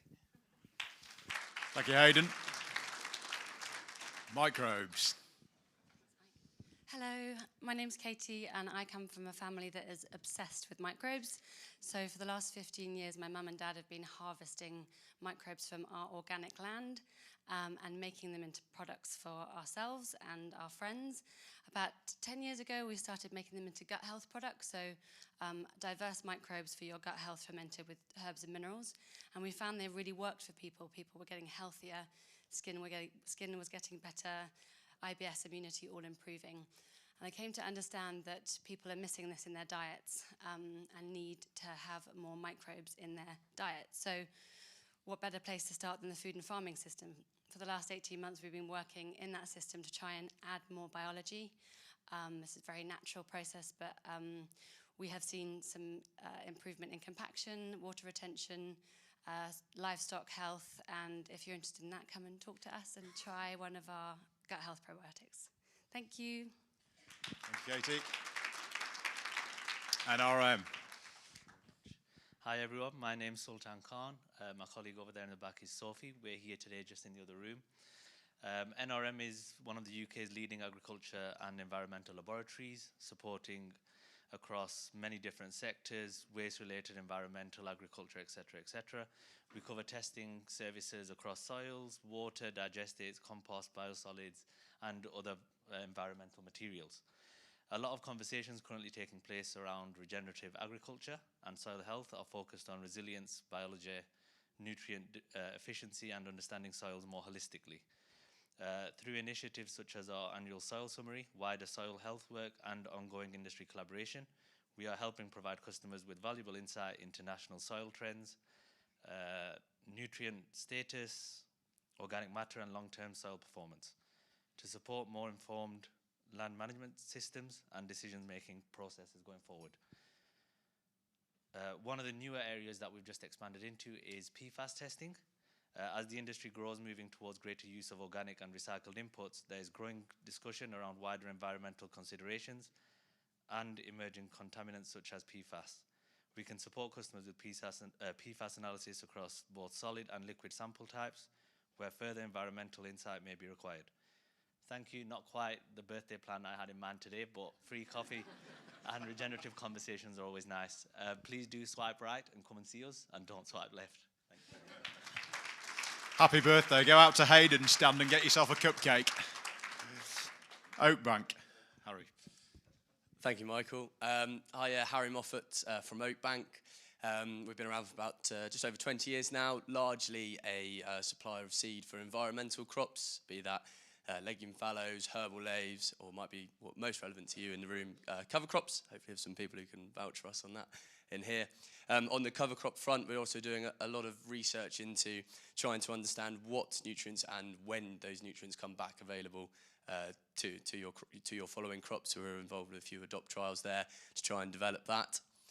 We also have a farm environmental advisory business, whether that be for SFIs, higher tiers, local grants, BNG, anything like that. So we try and get the most out of these available things for you with that as well. We also have a woodland advisory business. There's a lot of value in the woodland that you have on your farm. So it was new to me when I first joined Oakbank, but there's a real chance to make the most of that if you have some. We also have a relationship with Advancing Eco Agriculture, which is John Kemp's company mentioned this morning, and we have a product currently trying to get some more into the country. But if any of that is of interest to you, please let me know and come and have a chat afterwards. Thanks. Cheers, Harry. Hi, I'm Liz Brown from Pelagia, just so you know how to pronounce it. Thank you. So we're a Norwegian company, and what we do is what is becoming quite trendy now in the whole world. Zero waste, valorization. We are the largest processor of pelagic fish in the North Atlantic. So we have human food consumption, we have animal feed, we have pharmaceuticals, but most importantly for you here today, we have the brand Sea to Soil. So basically all of the waste streams that don't make any of those grades come into the Sea to Soil brand. So we're taking the unused byproducts out of the Scottish salmon farm, turning it into a fish hydrolyset. So that's a really posh word saying it's a big soup of amino acids. Basically, we break all of the protein chains down into individual amino acids, which is licensed through AFA as an organic soil improver and fertilizer. So that's what it is. It's just a big soup of amino acids that are all organic and really good for the soil and your plant health. So with it being amino acids, it can feed the plant directly. It's also feeding the soil microbes and microbiology as well. So sort of has a win-win, really. Okay. Thank you. Thanks, Michael. Hi, I'm Mark from Systems for Food, with my colleague Tara, sat in the middle of the room there. We try and help farmers change, and that's our real ethos of the business. Trying to help fill the gaps, put the jigsaw together, as somebody mentioned earlier this morning, filling in and trying to help farmers move forwards to become far more regenerative using biology, using nutrition. Third Nutriscope you've probably seen today, we all seem to be carrying them now. So also doing a bit of work with Tim and Simon at Firewater, looking at their crops. We run Adopt Trial, Tara as a facilitator, so anybody's looking for an Adopt facilitator, we can do that. We've got a Adopt multi-species trial running in North Yorkshire on 3 farms as well. So we also produce a low-cost drill nutrient distributor. So if you want to put liquids on at drilling, come and see us on the stand. We've got a demonstration model working there as well. Thank you. Thank you. Trinity. Hi, I'm Louise. I'm a farmer's daughter, a carbon scientist, and a member of the Trinity AgTech team. So you spent the morning hearing about what regen looks at at ground level from Angus, Verity, Dan, 12 years, 3 years, and a whole lifetime in the soil. And we've then heard the knock-on impacts of those practices on both the supply chain, its resiliency, and also our own food, nutrition, and health. But the next question that every farmer is asking is the hardest one. How do I prove that, and how do I monetize it? And Trinity exists to answer these questions. How? So we work with your own real farmer-owned granular field-level data across carbon, biodiversity, water, and soil. And with that, we deliver auditable, decision-grade evidence that buyers are asking growers for. So linking what's happening in your soil to the supply chain. And that's verified to ISO, Greenhouse Gas Protocol, Land Sector Removals Guidance, compliant with SBTi flag, and aligned with SCI frameworks and TCFD. So what? Well, this is what gets you payback, whether that's in the form of cash, asset value, or resiliency. So across multiple streams, including business efficiency, climate resiliency, access to regen premiums and carbon markets, natural capital value, and sustainably linked lending and insurance. So to find out more, and for the full 15-minute dinner date, my colleague Anna is speaking at 3:35 on natural capital that actually works for food and farming. So please come and listen to her and find out more, or come and find us over lunch and bring us your hardest questions. Thank you. Thanks, Louise. Whittle and Flame. Hi, my name's Matt Williams, and I run what I think is probably the UK's only wood distillery. So it is the best wood distillery in the UK, obviously, by default. I suppose essentially the best way to describe it is it's kind of charcoal making without throwing anything away. When we make wood into charcoal, we then cool down all the gases and recover various liquids. So we make wood tar that you might want to use to paint your wooden sheds or your fences or what have you, and wood vinegar. And now this is the aqueous part of wood smoke. It's what is responsible for regenerating entire landscapes when there's been a wildfire. It can cause seeds to germinate quickly. It will turn on defense mechanisms in plants before they get attacked, which is quite useful. So I could probably go on for quite a long time about all the things it can do, but there are various people in the room who use this and probably are better at explaining it than me. Tim, who everyone seems to want to refer to today, the Jesus of the regenerative movement, kind of was a saviour of my attempt to make this business work. Thank you very much, Tim. But you can buy it through Tim, you can buy it through Ava, you can even buy it through me, but it comes with much less advice. And that's me. Thank you very much. Thanks, Matthew. I've heard Tim called the grandfather before, but never Jesus, so is that us all done? Right, great. Well, just one last one then, which is the Green Farm Collective.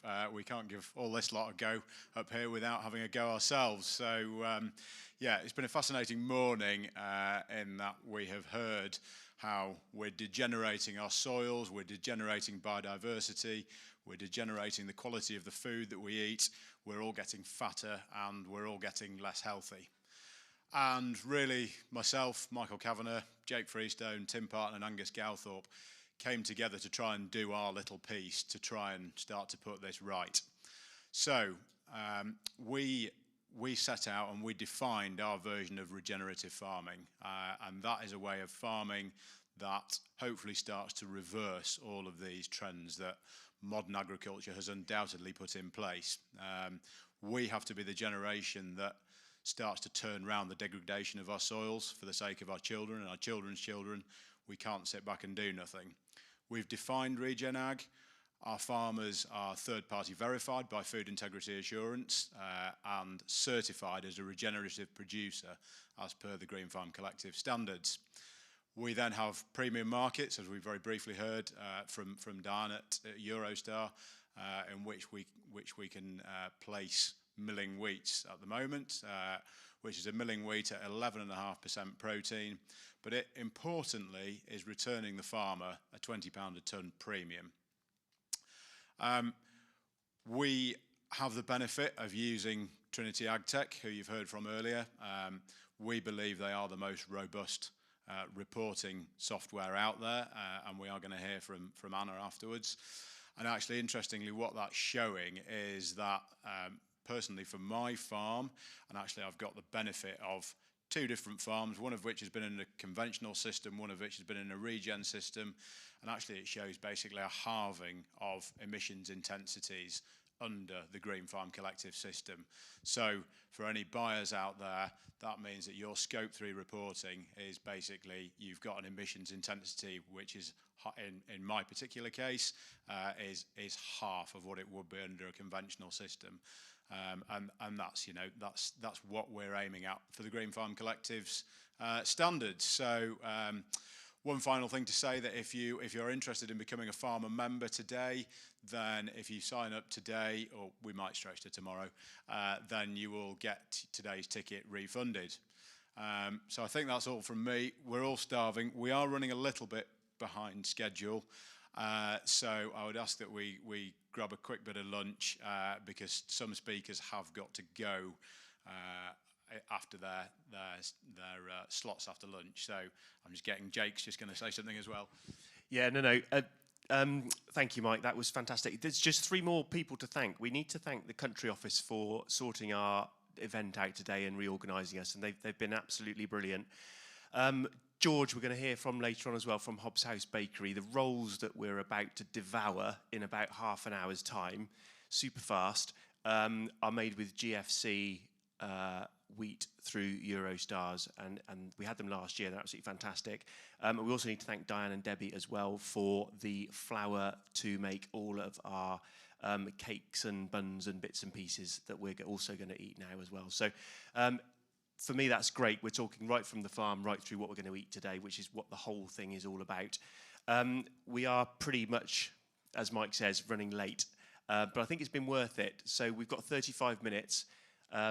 Let's get fed and watered. We can have conversations over coffee mid-afternoon, but let's do our best to get back in here for 2 o'clock. Thank you.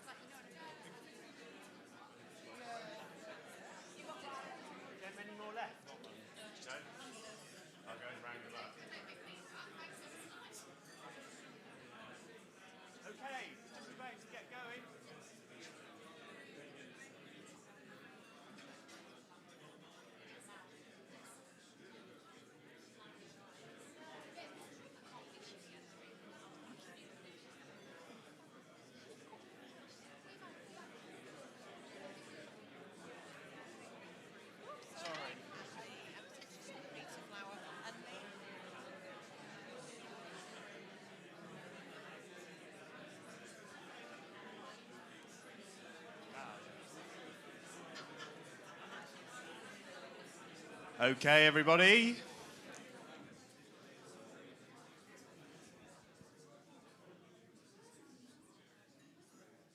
Thank you very much. That's a very prompt and very good effort to get back in just about half an hour, so appreciate that.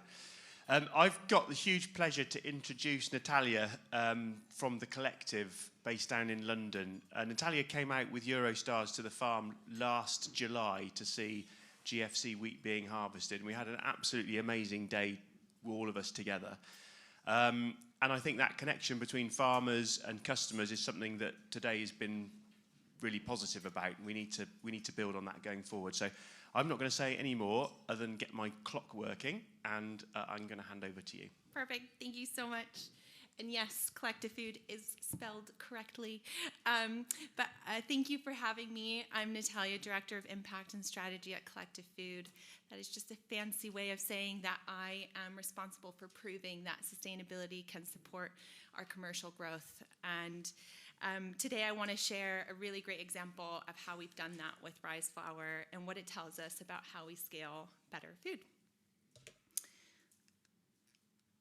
So to begin, why we exist, Collective, to give you a little bit of background, and this isn't going to be news to all of you, but important to state it, I think. So You know, the food supply today, the idea of collective food was born on the fact and the recognition that the food supply today is outdated. It's fragmented, lots of different suppliers, lots of moving parts. It's opaque with very little visibility into where things are coming from. And it's inefficient, both commercially and environmentally. And what that means in reality is that even when better options do exist, they're harder to access, harder to trust, and harder to scale. So this is when the system itself becomes the barrier. And that's exactly what led to Collective Food. This is our wonderful founder here and CEO, Jeremy. He started Collective Food back in 2018, exactly on the basis of this problem.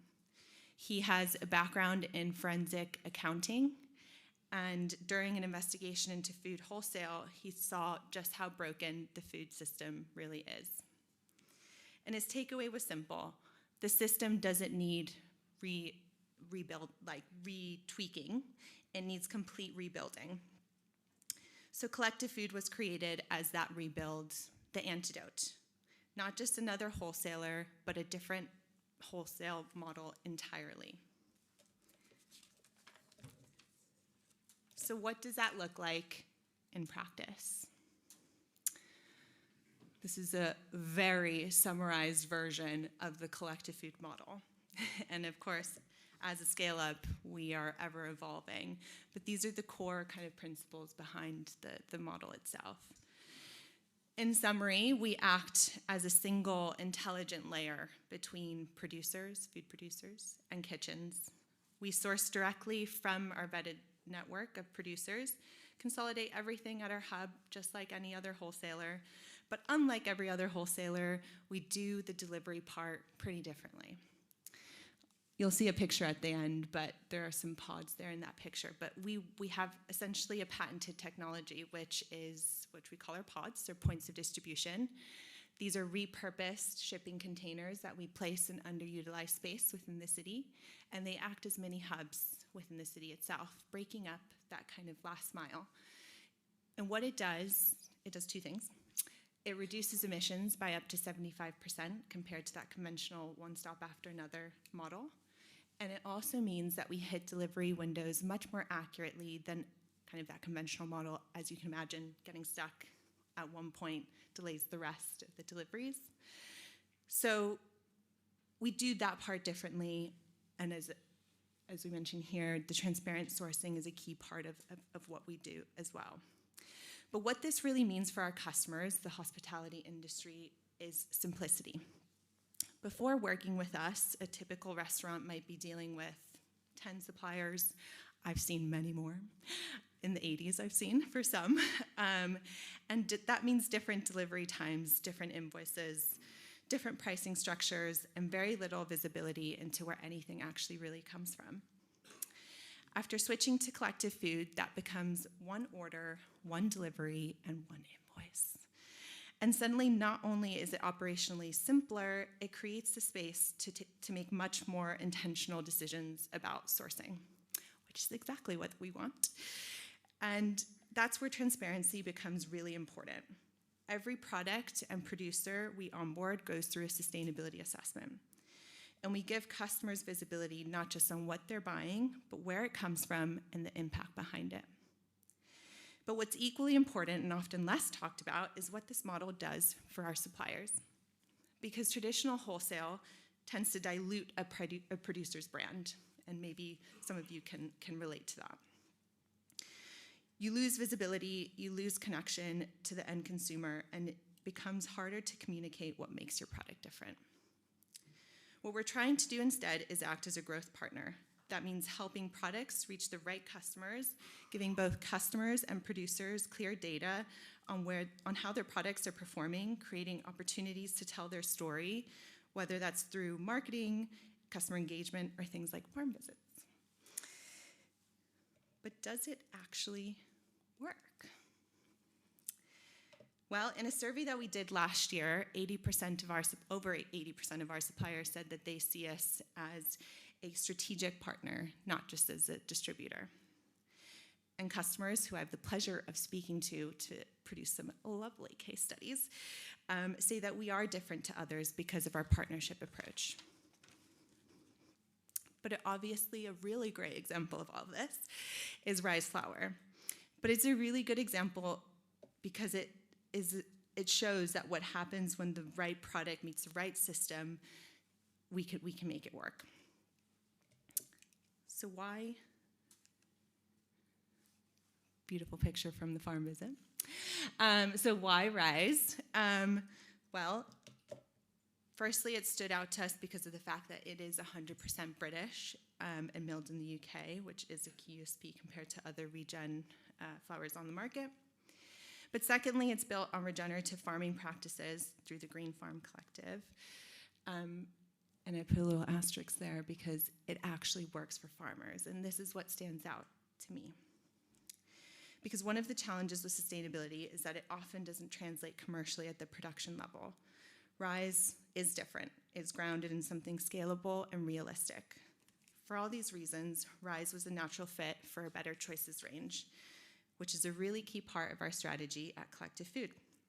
It's how we guide our customers to buy more responsibly produced food without making it complicated or compromising on performance or increasing the price, importantly. But because what we're really trying to do with Better Choices is shift behavior at scale, not by asking people to make hard trade-offs, but by making better options the obvious, easy choice. Rise fits that perfectly. It's responsibly produced, fully traceable, and crucially, it competes with conventional flour on both performance and price. So for our operators, it wasn't a difficult decision, it just made sense.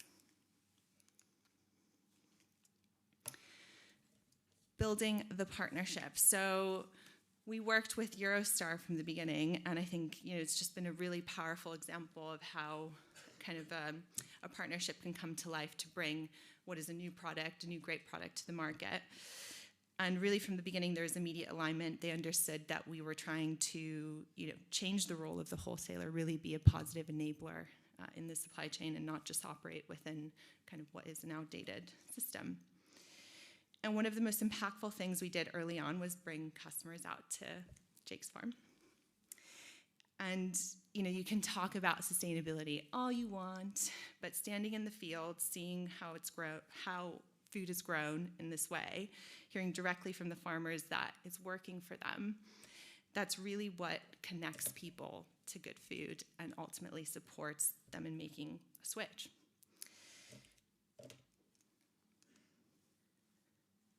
So how did we scale that demand?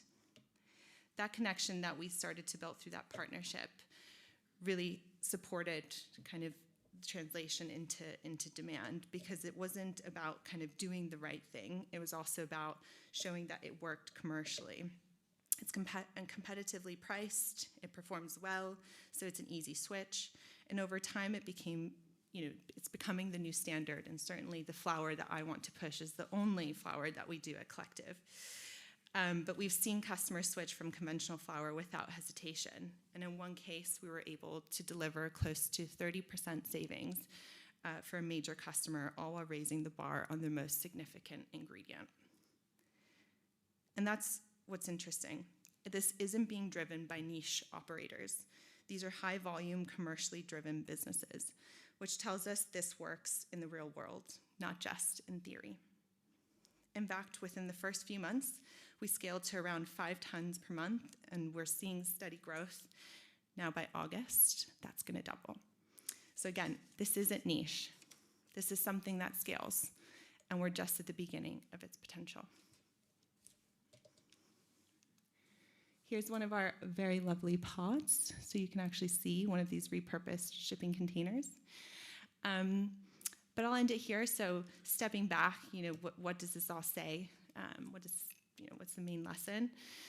It tells us that sustainability doesn't scale because people care more, unfortunately. It scales when the system makes it easy, when better products are accessible, transparent, and commercially viable. Adoption becomes inevitable. And that's really what we're trying to build at Collective Food, a system that works better for everyone, for customers, for producers, and for future generations. Because if we get the system right, better food isn't the tough business decision, it's the default. Thank you.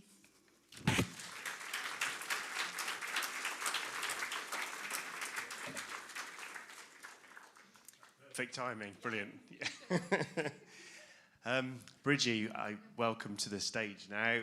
Any questions for Natalia and the collective, just while we're organising people to swing round? No, it looks like we're all good there.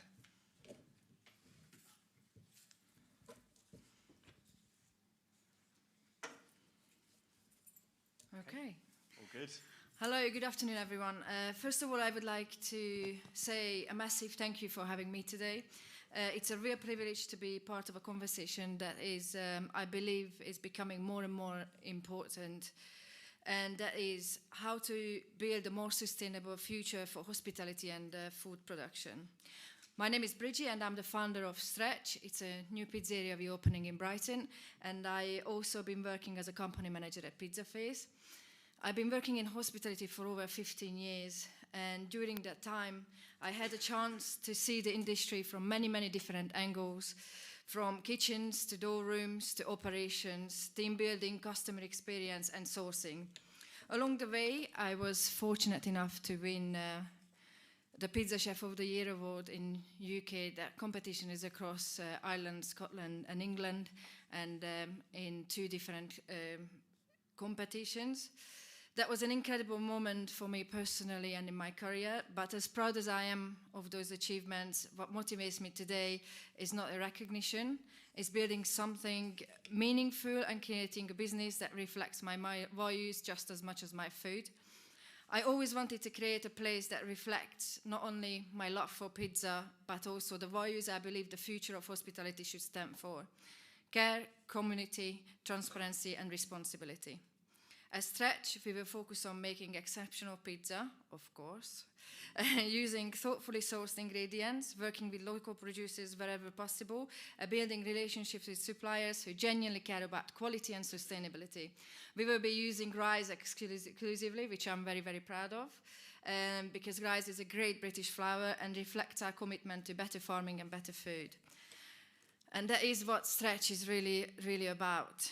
It's not just another pizza restaurant. For me, it represents everything I've learned over the past 15 years in hospitality. All the good experiences, all the lessons, all the mistakes, the inspirations, and putting them all together into something, into something that feels honest, responsible, and forward-thinking. And a huge part of that vision is sustainability. Now, I know sustainability can sometimes feel like a buzzword at the moment, and it's everywhere right now. Every company talks about it, and everyone puts it on their website, and that is why sometimes it becomes very difficult to separate genuine commitment from marketing. For me, sustainability became personal a long, long time before it became fashionable. But I first started working with Bertie, the owner of Pizza Face. He's here with us today. 10 years ago, he already had a very strong awareness around sustainability and supporting the local community. At the time, those conversations weren't happening in hospitality as much as they are now, and working alongside him really changed the way I looked at the industry. Over the years, I learned a huge amount from him, not just about the food and hospitality, about the importance of working with local businesses, building genuine relationships with suppliers, and always looking at ways the restaurant can give back something to its community. His mindset had a big influence on me personally, and it made me realize that hospitality can have a positive impact far beyond the food we serve. A restaurant can support local producers, reduce waste, bring people together, and create a stronger connection between businesses and the community around them. A lot of values behind Stretch today come from those experiences I had and I have learned during my time at Pizza Face. Working in hospitality, you see firsthand how the industry can create a lot of waste. You see how disconnected supply chains can become. And you see the ingredients arriving from all over the world without anyone really questioning how they were grown, how far they had traveled, or what impact they had along the way. At the same time, you see something really incredible. The power of food what it has and how it brings people together. Hospitality creates memories, it creates cultures, and restaurants become part of the communities. And because of that, I believe restaurants also carry responsibilities. I don't think hospitality should only be judged what's on the plate anymore. I think we also need to think about the story behind the plate. Where did the ingredients come from? Who produced them, or where they've grown? Those are the questions I've been asking myself more and more over the years. And honestly, the deeper I looked into the food system and the agriculture, the clearer it became that we cannot continue the same way forever as we are right now. That is why partnerships with companies like Eurostar Commodities have become so important to me, not just by building Stretch, but over my time in Pizza Face as well. I wanted to speak a little more personally about that relationship with Eurostar Commodities, because for me that partnership really means a lot. I've been working with them for what it feels like forever now, and throughout different stages of my career. And one of the reasons that relationship has lasted is because they never treated me just like another account or another restaurant on a spreadsheet. Honestly, they've always made me feel like I'm the only one customer, even though I know that's definitely not the case. In hospitality, relationships matter. We talk a lot about ingredients, and we talk a lot about ingredients, people behind those ingredients. People who are growing wheat, who are milling flour, who are transporting products, answering phone calls, solving problems, and supporting businesses when things get difficult. And those human relationships are incredibly important. And I think sometimes they get overlooked. Trust is everything for me. As a chef, as a business owners, we put enormous trust into suppliers we work with because of the quality of our food, the reputation, and our customer experience. And it all depends on those partnerships. And when you find suppliers who genuinely care, and not only about the product, but about your vision and your success, it's changed the way you build your business. And that's exactly how I feel about working with Eurostar. There is a level of care, consistency, respect that goes far beyond transactions. It feels collaborative and it feels personal. And those are the kind of relationships I want to build the future of Stretch around. Because sustainability for me is not only about environmental responsibility, it's also about building sustainable relationships that build on trust, care and mutual respect. Respect for each other, respect for the product, and respect for the farmers. I think when businesses truly respect their ingredients, you can taste it. You can feel it in the experience. And there is more intention behind every decision. This is why choosing work exclusively with rice felt like such a natural step for me. It aligned not only with the kind of food I want to make, but the kind of business and partnerships I want to build for the future. One of the biggest decisions we made very early on is to choose rice as our main flour for Stretch. And as a pizza chef, flour is everything. Flour is the foundation of your business, it's the soul of the dough. It affects texture, flavor, fermentation, and I've spent over 10 years studying every angle of the structure of the dough making. So I know very well choosing flour is not an easy decision I take lightly. But what stood out for me about rice, it wasn't only the quality of the flour itself, and it is a really great flour, but the philosophy behind it. The idea that agriculture should not simply sustain land, but actively improve it. And that is a powerful shift in thinking. The Green Farm Collective farmers are using regenerative farming methods, which basically means that they are trying to leave the land in a better condition for the future, improving soil health, encouraging biodiversity, and reducing chemicals, and working more naturally with the environment instead of constantly taking from it. And honestly, I find that very inspiring, because it takes patience and real care to farm that way, and I think that connects with me on a personal level, because I come from a family where my parents grew as much food for us as they possibly could. And at the time, as a kid, I didn't really appreciate it, and I didn't really understand what it meant. It felt really normal to me. But looking back now, I'm super, super grateful for them for raising me that way. And I think growing up around that gave me a much deeper respect for ingredients and for the people who produce them. It taught me that good food starts long before it reaches the kitchen or restaurant. It starts with patience, with care for the land, and with people who genuinely value the produce. And that's probably one of the reasons regenerative farming and working with producers like the Green Farm Collective feels so meaningful for me today. As chefs, we spend so much time talking about ingredients, but we often forget to talk about the ground those ingredients come from. And I think hospitality, we talk about quality, but real quality starts at the source. If farmers are looking after the soil properly, if crops are growing with care, if the whole process is built around long-term thinking instead of short-term gaining, naturally the final product is going to be better too. And from a pizza chef point of view, the flour is incredible to work with. The fermentation, the flavor, the texture, it has everything I look for when I'm making the dough. But what makes it even more special for me is knowing the story behind it. I know where it comes from, I know the values behind it, and I know the people involved genuinely care. And that's important to me because I want Stretch to be built on the same mindset. I don't want to build another restaurant that only talks about sustainability because it sounds good. I want to build something honest, something where the choice from the flour we use to the suppliers we work with reflects on the kind of future we want to support. Hospitality has an enormous influence. Restaurants help shape habits, culture, and expectations. We have the ability to educate people without really preaching to them. And sometimes even just to explain to people like where the flour really comes from can really change the view on someone's view on your food. So that is really, really important. At Stretch, we want sustainability to flow naturally rather than being forced or performative.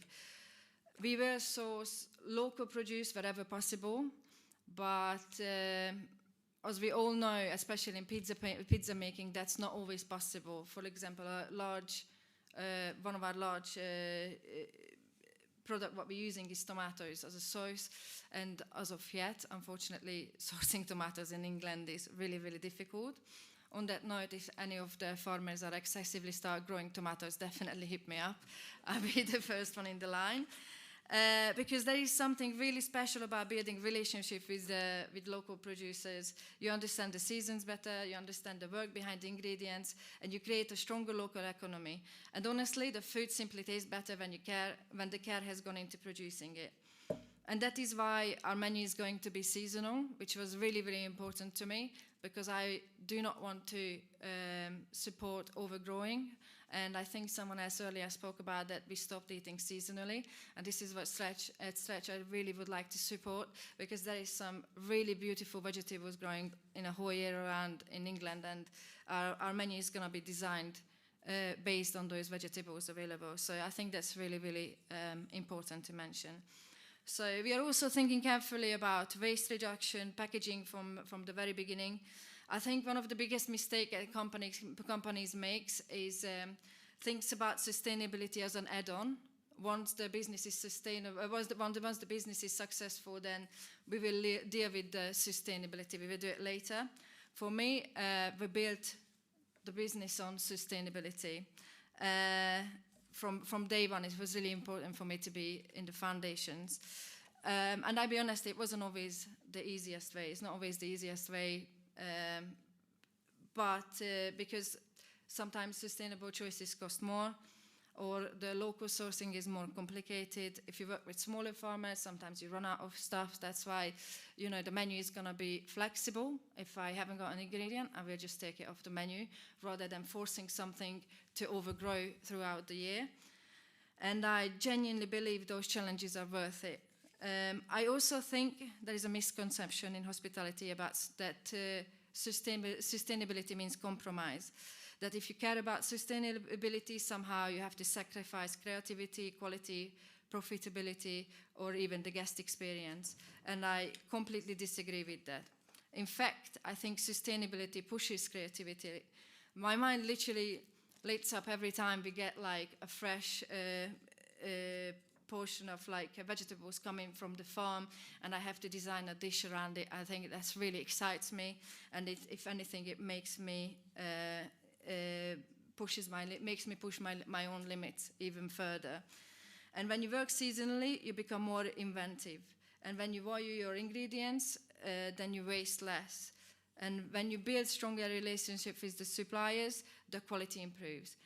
And when you think long-term instead of short-term, the whole business becomes healthier. And from the customer perspective, people will remember. People remember authenticity. And, you know, they will come back and they want to try your food again and again and again if it's like really high quality. And that is why I truly believe hospitality and sustainability can absolutely walk hand in hand. One of my personal ambitions for Stretch is eventually achieve a green Michelin star. And it's not because I'm chasing awards, it's because what the green star represents, it means a lot to me. To me, it represents accountability, it represents innovation, it represents businesses trying to operate responsibly while delivering exceptional food and hospitality. And I think that balance is incredibly important.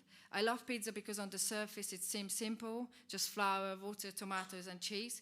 But the thing about simplicity is that there is nowhere to hide. That is, if I try a new pizzeria, I definitely try either margherita or marinara, because you need to see the dough, the sauce, and the cheese. And that is the foundation of a really good pizzeria. And that's why every ingredient matters and every process matters. And that's why sourcing really matters to me. I think this conversation goes beyond restaurants too. The decisions we make as a business influence like supply chains. Supply chains influence farming practices influence the environment, and ultimately all of these things are connected. Sometimes people think sustainability has to involve a massive revolutionary change overnight, but to be honest, it's just small decisions made consistently every day. Choosing better suppliers, reducing waste, supporting region agriculture, working locally, thinking long-term instead of short-term, those choices are matter. And if enough businesses start making those decisions together, the impact becomes significant. I think hospitality is entering a really interesting period right now. Customers are changing. Expectations are changing. And the restaurants that will thrive in the future are the ones that understand what people want more than just food now. They want connections, values, and they want experiences that feels thoughtful and responsible. That doesn't mean every restaurant has to be perfect. None of us are perfect. We are all learning, and I'm still learning. Day by day, there is a new challenge, there is something new that we need to learn. But I think what matters is the intention and willingness to improve. For me personally, opening Stretch is both exciting and slightly terrifying because it's the first time I get to build something entirely from my own vision. But that also means the opportunity to create a kind of restaurant that I believe it should exist more often in our industry. And hopefully in some small way, a restaurant that encourages others to think differently too. Because at the end of the day, food is never just food. And I think that's why rice felt like such a natural fit for us. It represents everything I believe hospitality should move towards. Better sourcing, more transparency, more respect for ingredients, and stronger relationships between farmers, suppliers, chefs, and customers. At the end of the day, we all depend on each other. Farmers, suppliers, restaurants, customers. We are all connected. And I think the more we recognize that, the better the future of food will be. And that is a great opportunity to create a positive change. Thank you.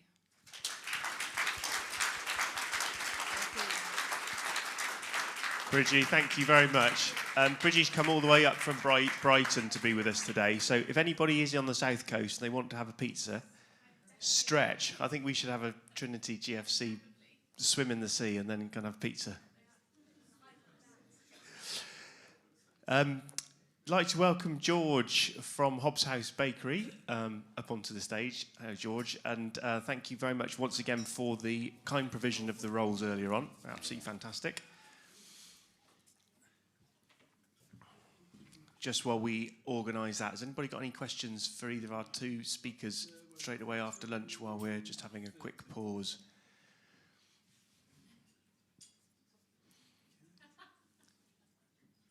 I thought it was a really great presentation from both ladies. I thought the passion that you both shared was absolutely fantastic. Bridget, question from me. Where did you get your pizza passion from? Testing. Not from testing. I accidentally ended up in the kitchen, actually.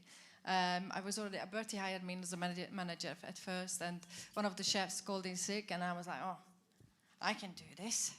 And then very quickly I realized I can't, because everyone thinks actually pizza making is really easy. It's actually really, really difficult.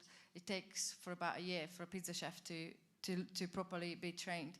And then I ended up in a competition, and I just, from there, it's like I got really into it, and I learned a lot. I learned a lot about flour. I learned a lot about like every different type of fermentation and what that does to the dough, or what flour you need to use for different style of doughs. And now here we are. Brilliant, thank you so much.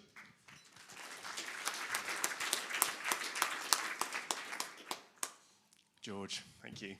Hello. Hey, so I'm George. I'm the MD at Hobbs House Bakery. It's a family business, and I'm going to talk to you a bit about Hobbs House Bakery. I think at the bottom of the slide here, there's a few things that we're associated with. So as a bakery, we bake quite a lot of organic products, so we're Soil Association accredited. I think the second one, we're a B Corp. I don't know whether many of you guys know what a B Corp is, but it is a certification about doing better business.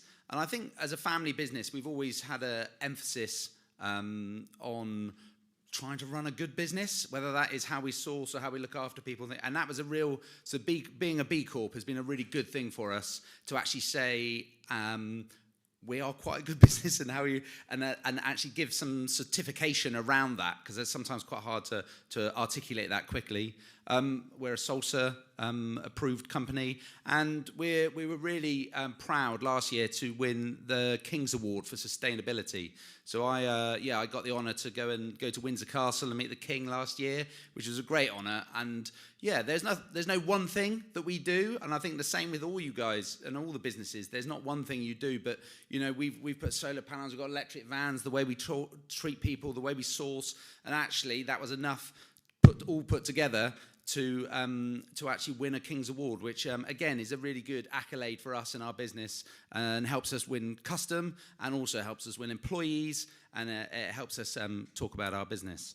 So I think obviously as part of the conference, Soil to Slice, I'm the slice bit, some of you the soil bit, and I think probably as a multi-generational family business, I feel like a custodian. I'm not a founder. I'm not here to change the world. I'm here to look after it. Hopefully not screw it up too much. But yeah, I definitely, the word custodian, and I think I get that feeling from farming as well, that there's a lot of that feeling, looking after the soil and those kind of things. So there's a lot of synergy there. So a little bit about us. We're sixth generation, but I say that, we're family bakers, but we've not always been the same business. So what tended to happen was there was a husband and wife, great-great-grandpa and his wife, and then the sons would then go off and set up their own businesses. And what we're trying to do this time is actually have some succession. So I've taken over running it from my father, and I've got a few years left, hopefully, but I've got to look at, I'm already being challenged on what the succession look like in the future. But anyway, so we're based near Bristol, in a place called Chipping-Sodbury. We've got 4 shops and 1 main bakery. We're a proud B Corp, and committed to sustainability into the local community. And we've got a skilled team of bakers.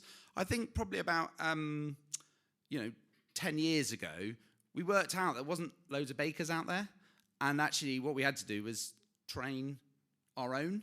And so we have apprenticeship schemes where we train up local, not always youth, but sometimes they're a bit older, and there's male and female, and it's been a really good thing for our business and in our community. So I feel for us, managing people and growing people has been a really good thing for us, and something that I feel really proud of, especially young 20-year-olds who school wasn't for them. They don't really have that much ambition, that much prospects. Maybe they're just working on a building site, maybe they're those kind of things, and actually we can then actually bring those in, those guys in, nurture them, give them an apprenticeship, and help them grow in themselves. So that's something we're really passionate about.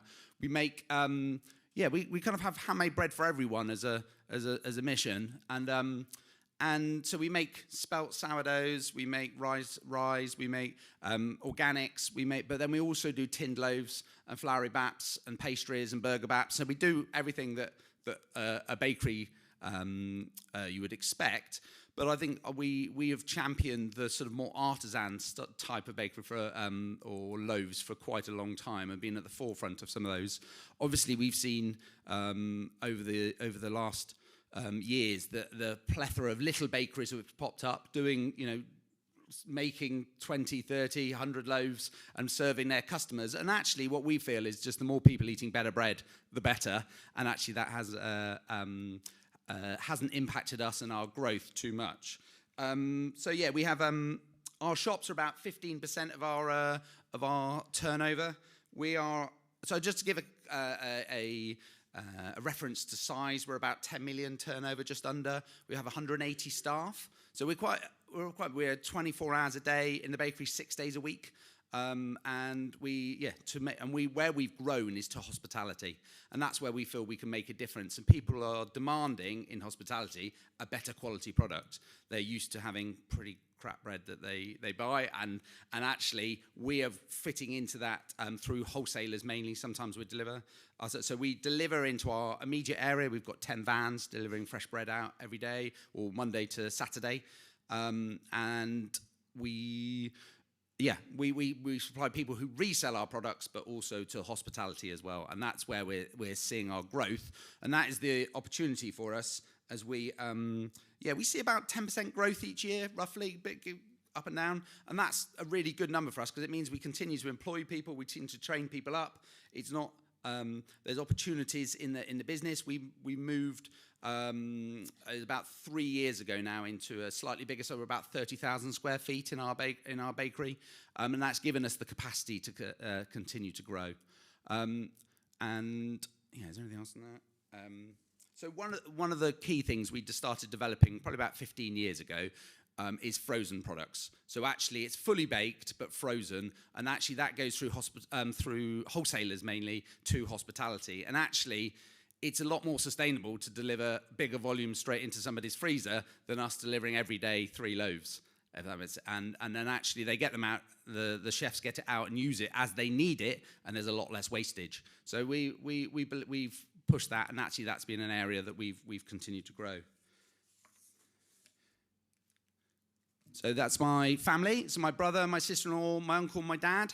So we're the main family members within the business at the moment. As I say, my eldest is 15, so I don't quite know whether he's got whether he's going to come into the business anytime soon. But we'll get him a Saturday job at least at some point soon.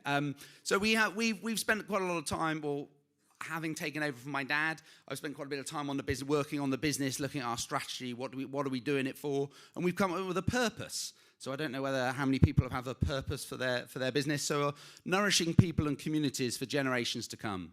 And I think that really, we are a family business that we want to survive and continue to grow so we can make long-term decisions. But we really love the word nourishing, because it's nourishing. Not only does it mean food, but it also means looking after people as well. And I think that, and it's a really, it's clear for our staff what we're trying to do, and the communities that we serve and the people that we serve and our customers.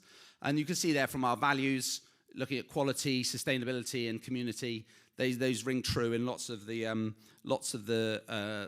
aspects of the business that we try and do, the way that we support charities. And I'll come on to a little bit supporting local farmers. I'll come on to that in a little bit later.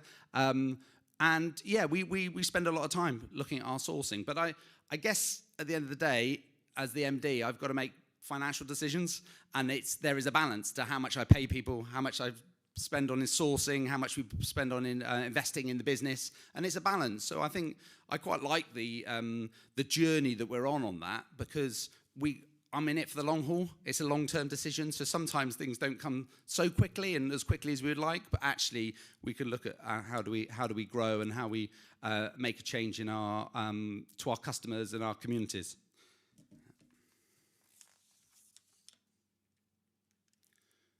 So soil and people.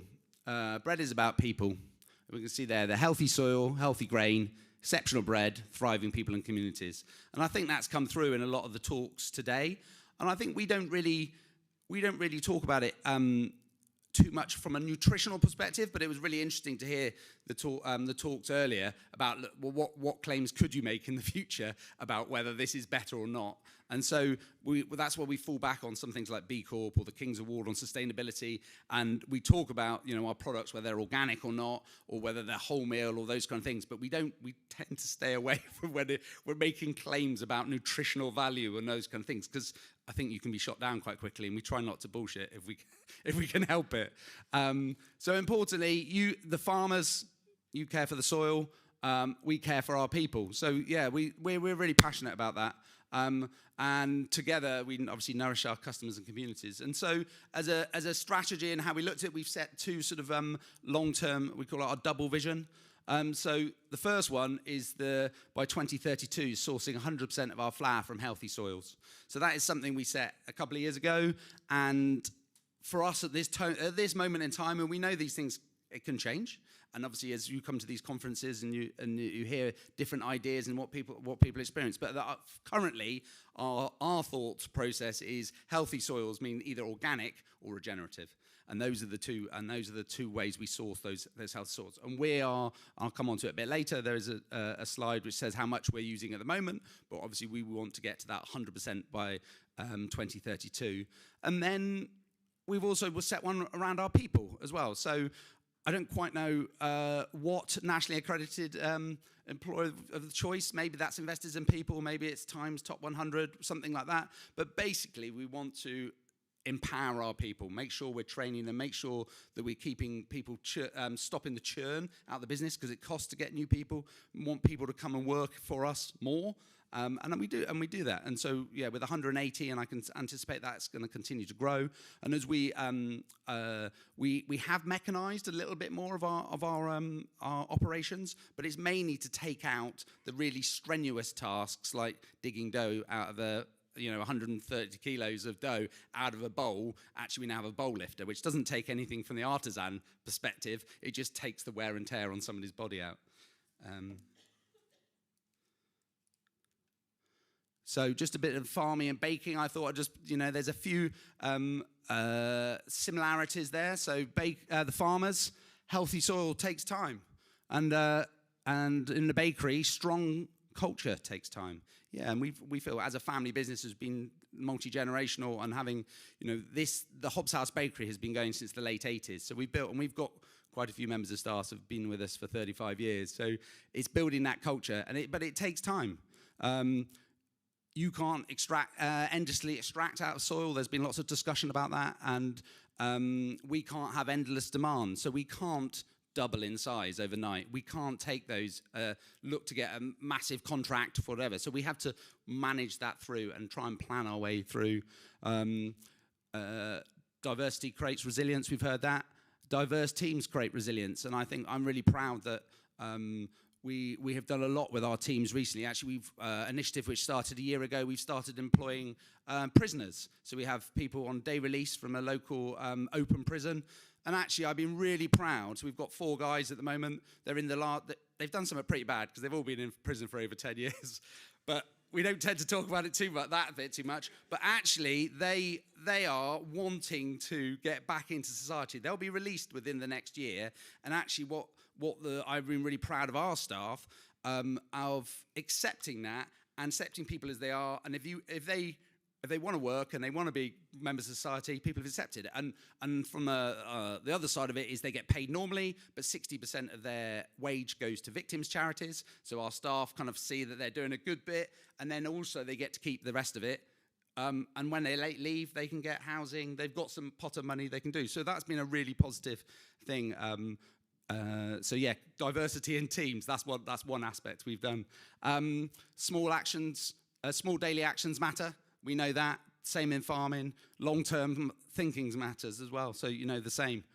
But I know that, and I'm guessing the same for most of you guys. I spend more of my time on those small daily matters and not enough time on the long-term thinking. But yeah, it's a battle sometimes. And care improves outcomes. you know, that's the same with bread, it's the same with farms. So yeah.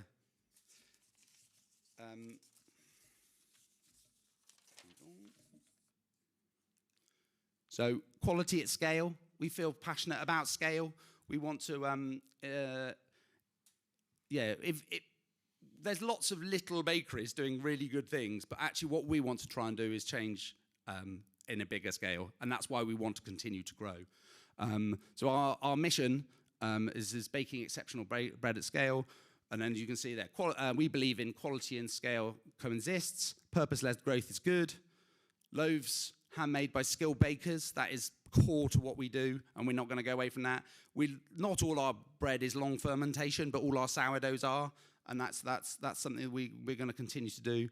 And we're trying to make better bread accessible. So actually, we do, you know, look at lowering our margins for some of our more standard products, so we can actually get those out to our communities, and then providing products to charities and things like that.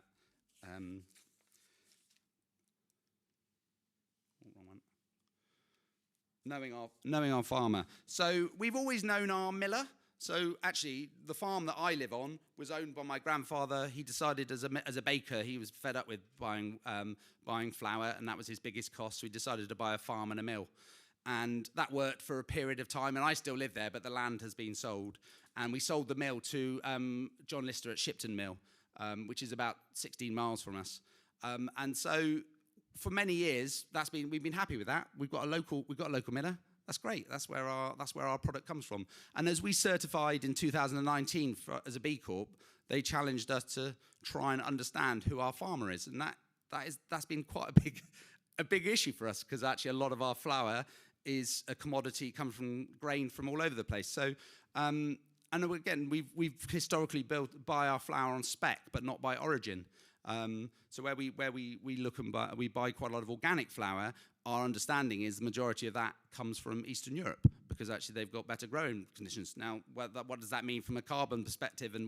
So actually, that's the organic side, but what we're looking at is actually how do we buy more locally. Moving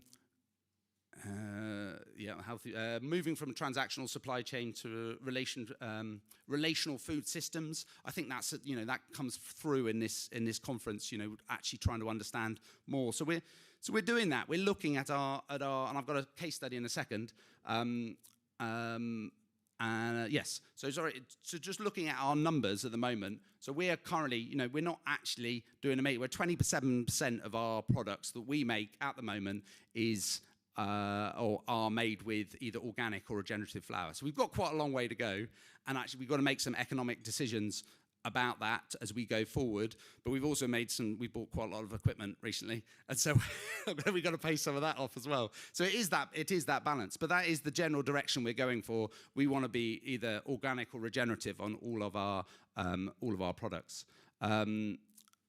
I see that balancing quality, consistency, economics, and customer expectations, because that is again driven a lot by our customers. So we have just actually I'll say it in the next slide.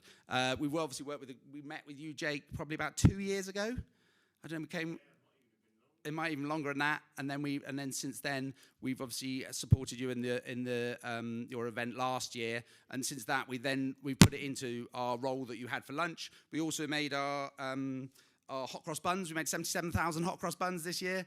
All made 100% was with Rise. So what I've got to do is make economic decisions about when we put it into more of our products, and that is the general direction of where we're going. So last year we sold 322,000 wild buns last year. So that's what. So we're currently using about a ton a month of it, but we want to increase that. So just a couple of case studies. So where we have got to know our farmer, we do have an organic farmer in Castle Combe called John Pryor, who grows a Maris-Widgeon, organic Maris-Widgeon heritage grain for us. And it's only about 10 miles from us, but then it has to go up to up to Frampton-on-Severn to be milled, and then back down again. So we have our 47-mile loaf. So that is from field to mill to back to the bakery, and we're really proud of that. And actually, that has been well received. And again, it's a really good, tasty product. And actually, and then currently, all our burger buns, Ultimate Burger Bats, Wild Buns, Smash Buns, are all made with 50% regen flour. So it's not all Rise, but we've been working with Matthews for a little bit longer. But we can look at actually how do we increase that.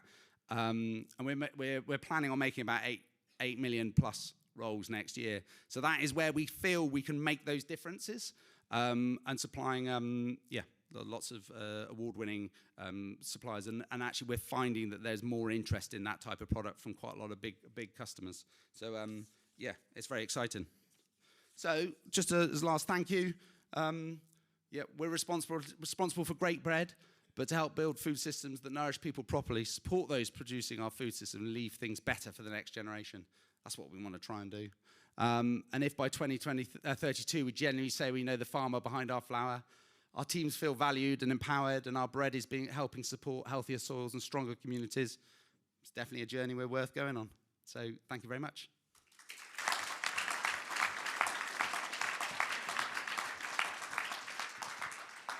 Super. Thank you very much, George. Appreciate you coming up. It's a long journey to come up. I know, because he's come a bit further than me. Any questions for George about Hobbs House and how they're milling or not milling, but baking and working with things? Johan, I'll come to you in 1 second. Yeah, a quick question. Charity from there. A quick question. How does previous experience I've had with organic products, when you go to a retailer like Compass, one of the big groups like that, if they buy an organic sausage and it costs 10 pence more than a conventional sausage, that then puts 50 pence on the value of the meal at the end of the day, because they work on multiples. How does that work the same with you, or how do you work it? No, but I think actually one of the things in hospitality, if you say, here is an organic product, they say, make it cheaper and make it conventionally. Because if we take an example of a burger bap, if you say this roll is organic, people will say, well, why is the meat not organic? But the word regenerative seems to actually hit a... But generally... Yes. So I guess what we're doing is we're reducing our margin slightly to actually, because we want to do good and actually know it. And so we realize that we're going to have to reduce, but also we see it as an opportunity to get that price higher.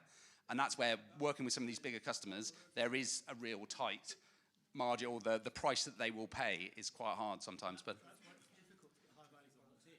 Yeah. The marginal price at farm gate suddenly becomes a 5 times marginal price when it goes into shelf. And actually, this making more profit. But what we're finding is that there is, so at the recent UK Burger Awards, we had a third of the people competing were using our product. Those kind of things, a lot of these big guys are going to those, and they're going, well, we like that bun. Where do you get that from? And because they want to have that point of difference, they're realizing to get customers back in, they're going to have to improve the quality of their product. So I think that is generally, they are looking for a better quality product. Thank you, Mark. Johan. Thanks. A really interesting talk, George. My question was, you said you wanted to use more regen flour.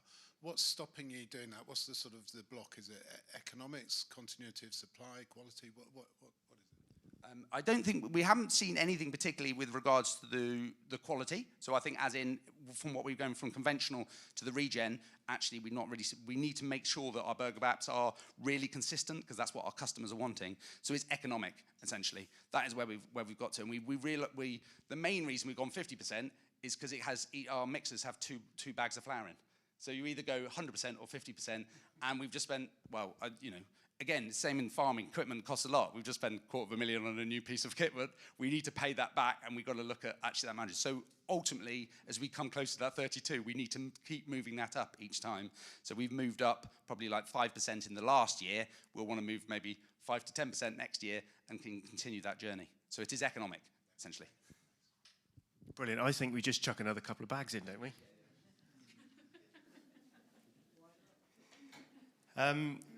So next up, Dr. Lucy Williamson. Really looking forward to your presentation. Thank you. The floor is yours. Amazing, thank you. Hi everybody, it's lovely to see your faces. I've been sitting at the back.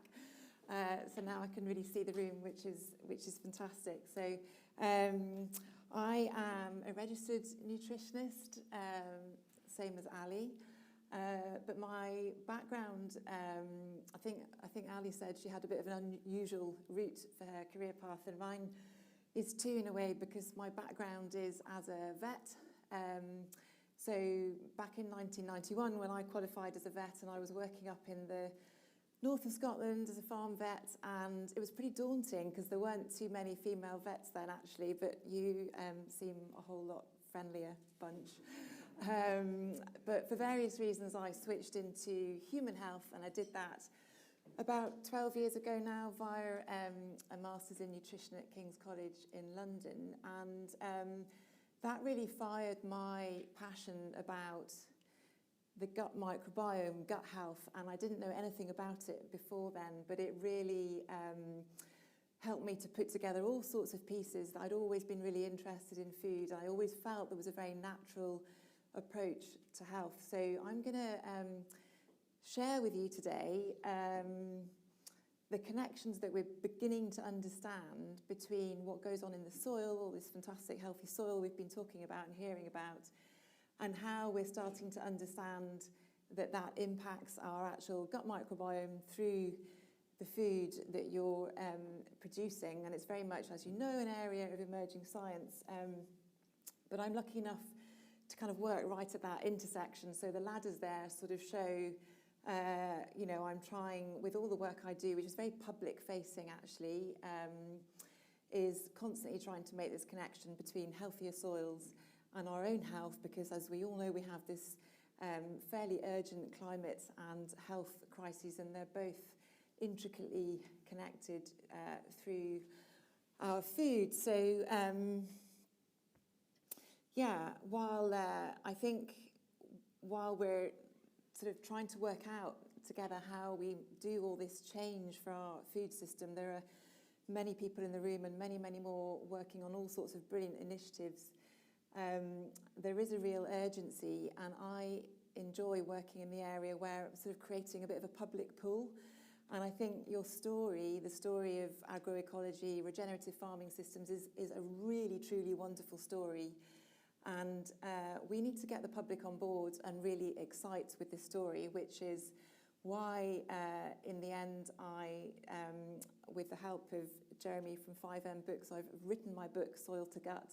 And it is going to be published in the summer, launched at Groundswell, and here for pre-order today. And there's a lot of the graphics on my slides actually are taken from some of the work that's gone into the book.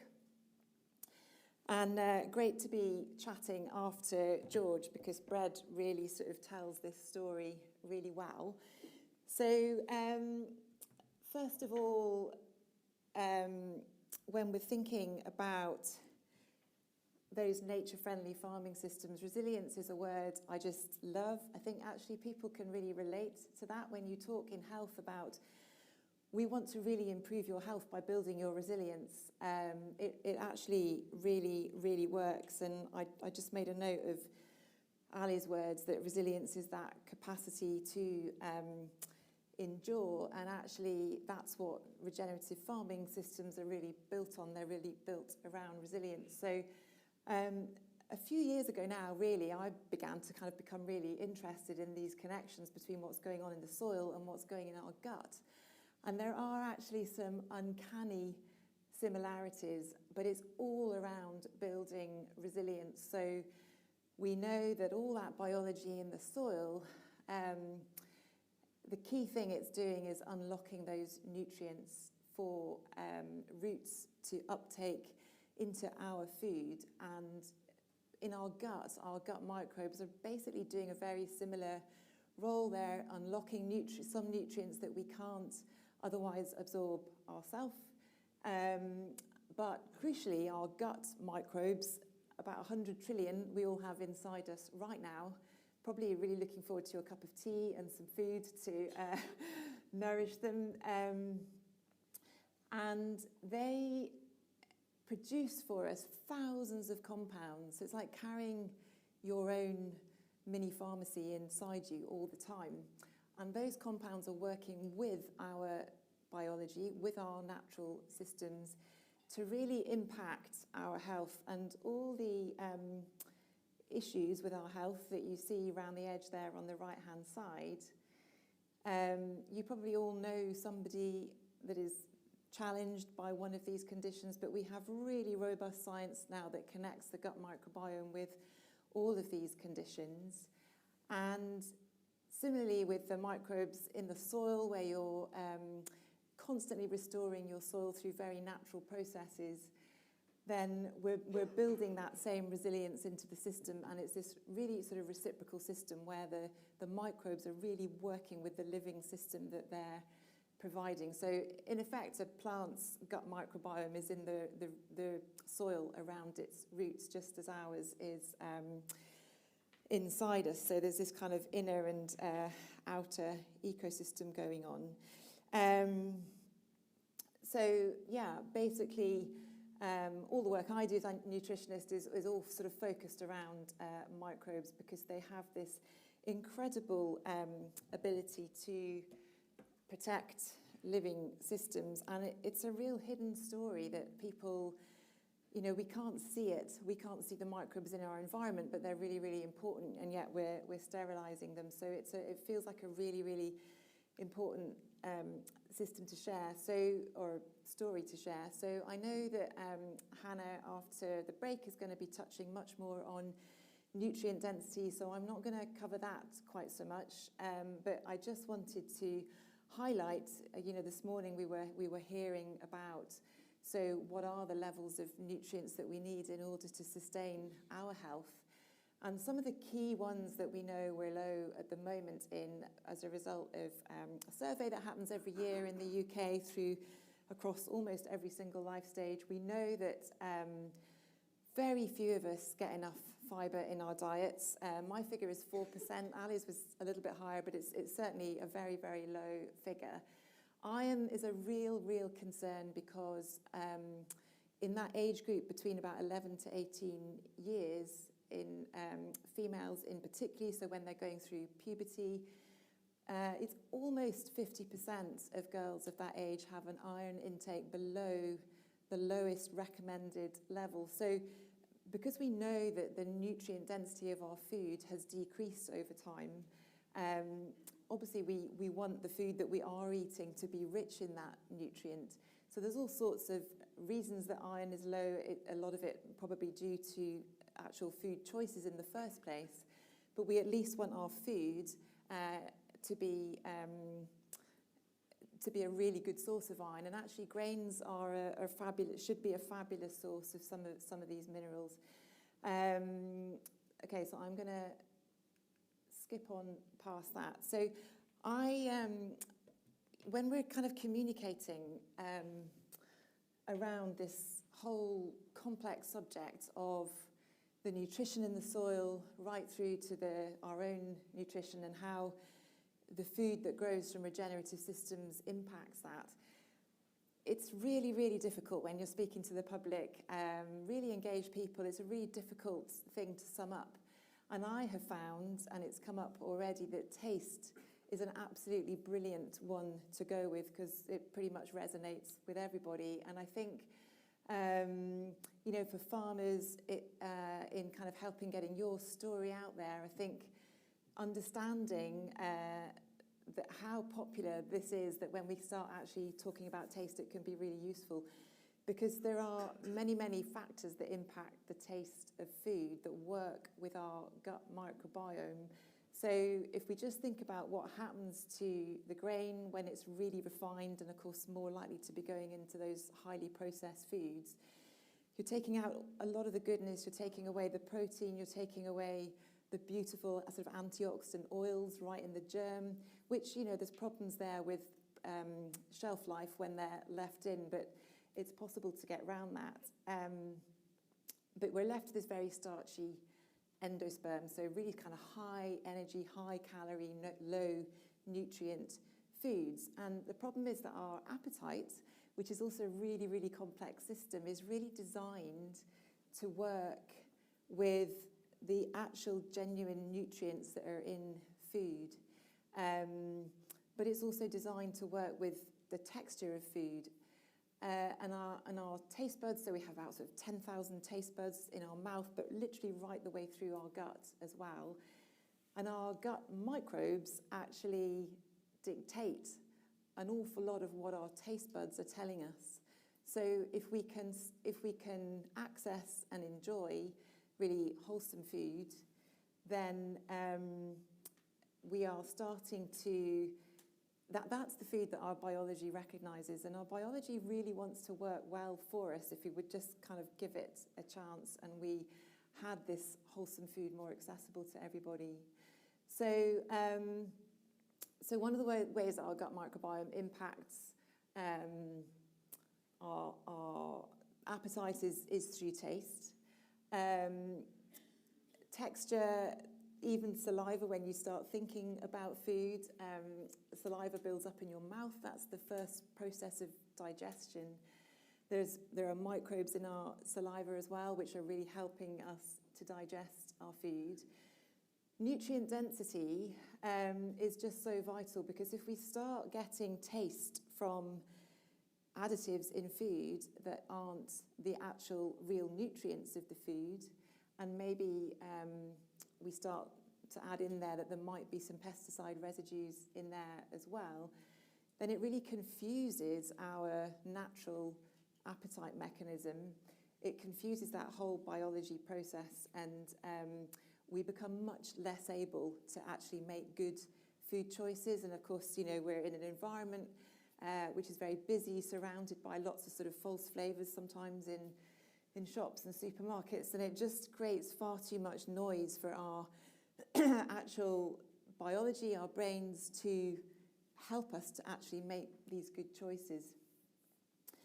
GLP-1 was mentioned, and it is, you know, it's here, it's with us, it's here to stay for many good reasons for many people, but there are lots of concerns about it as well. But I would just say that if we can really nurture our gut health by eating really wholesome plants and as big a variety of plants as we can, then actually one of the key functions, one of those thousands of chemicals that I was saying that they produce for us, actually stimulates the production of GLP-1 from our own gut. So we actually produce that hormone. It's one of our key hormones that helps to reduce our appetite. We produce it ourselves.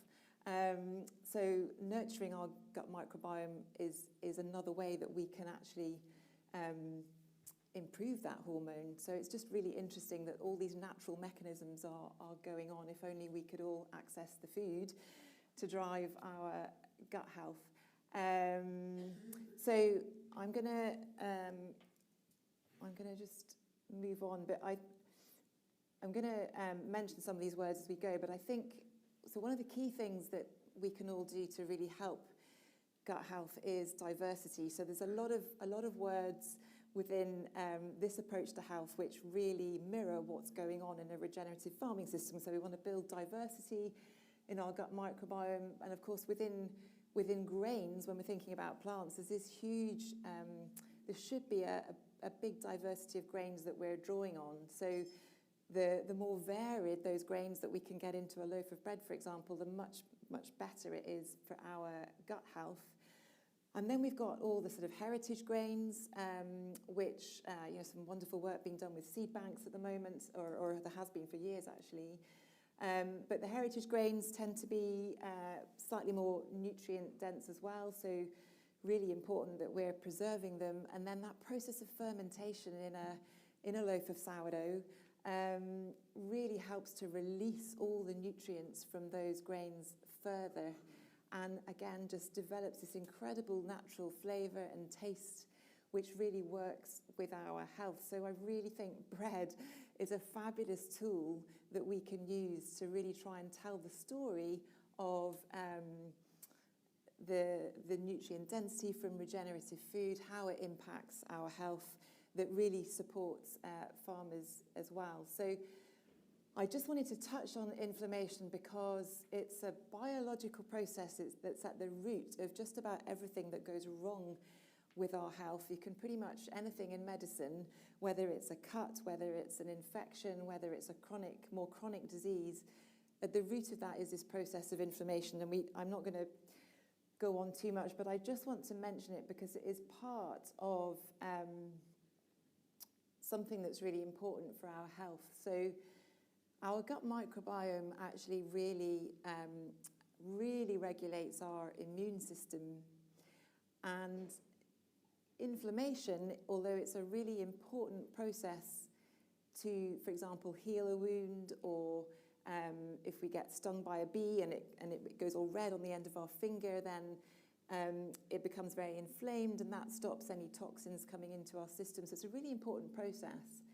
But when it's happening, when it goes beyond being short-lived and acute, and it's very chronic and it's there all the time, it starts to really play havoc with our health. And one of the reasons that that can happen is if our immune system isn't very well regulated, and our gut microbiome is very important in that process, and it's sort of over-responding, and we're getting these inflammatory processes going on in our body. So that's sort of one way that we connect our gut health to that really important process of inflammation, because for example, allergy, there are about 1 in 4 children in the US at the moment are diagnosed with allergy, certainly rooted in inflammatory processes. Cognitive decline, Parkinson's, Alzheimer's, dementia, certainly inflammatory processes going on there. Diabetes, overweight and obesity, a lot of it, a big inflammatory picture. So you can sort of start to see how when we are farming in a way that is producing food that really works with our gut microbiome, then it really has this massive potential to actually turn our health crisis around. I mean, that is the huge story here, which has already been mentioned. But the other thing I just wanted to mention is that, so we have a thing called a gut barrier. So gut barrier is a way that we protect ourselves from disease or from absorbing things through our gut that we shouldn't otherwise absorb. And that gut barrier is made up of things like a lovely mucus layer that lines our gut, actually, which is where our good bacteria live. And we know, for example, we're starting to see from research, and this research is all emerging, some of it is more robust than others, but we are starting to understand that if some pesticides residues in our food have an impact on that mucus layer in our gut, and it will start to sort of dry up a bit, and then our whole gut barrier starts to break down, and again we're more vulnerable to those inflammatory processes.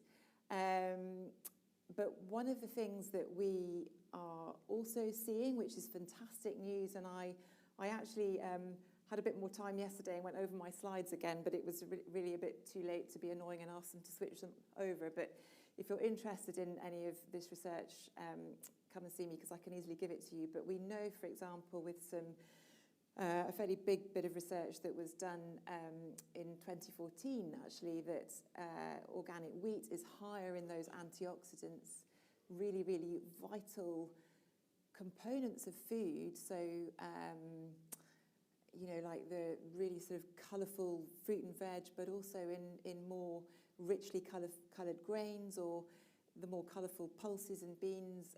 That colour is coming from those antioxidants, and they are anti-inflammatory. They're really important in our health, but they also feed our gut microbes as well.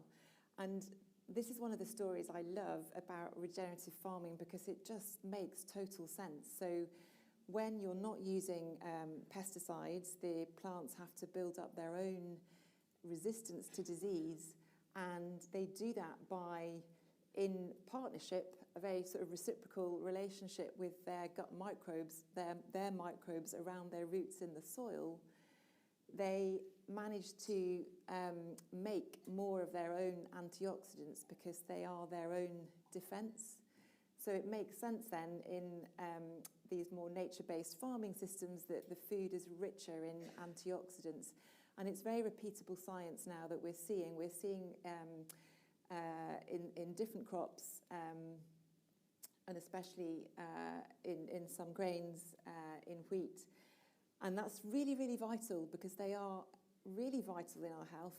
Interestingly, they don't even have to be mentioned on food labels. So we do have a long way to go with communicating this to the public. And then we also know that with oats that are farmed regeneratively, this is fairly sort of small bit of research so far, but this one particular type of antioxidant called ergothioneine is really important for our health, and it's we see it higher in crops where there's that beautiful mycorrhizal network in the soil. Is particularly related to higher levels of that in the soil, and it really starts to come through in the food, and obviously that's going to really improve our health. And the only way we can make these connections with our health at the moment is that we know that all those chronic conditions that I had up there earlier are rooted in inflammation, and we know that all these things in food really help us to be less vulnerable to inflammation, and also by really nurturing our gut microbes. So, you know, bread, Plato said all those years ago that with such a diet, people could be expected to live in peace and health to a good age. So I think there's this really interesting sort of narrative maybe for within regenerative farming that, you know, you're getting back some of these really functional components in food that we know are going to really support our best health. So before I finish, I just want to touch on animals because having been a farm vet, I'm a big advocate of livestock in the system, and perhaps those of you who are arable farmers have livestock in your own system, but it's one of the areas that is so super interesting at the moment with regenerative organic farming, because we just know that the diet that cattle are grazing, are being fed, is highly linked with the quality of the meat and the milk that they're producing. So there was a question earlier on today about this, but we know some brilliant research done at Newcastle University by Professor Gillian Butler, I think in about 2019, and it was called Forage-Fed Cattle, the Way Forward for Health, I think.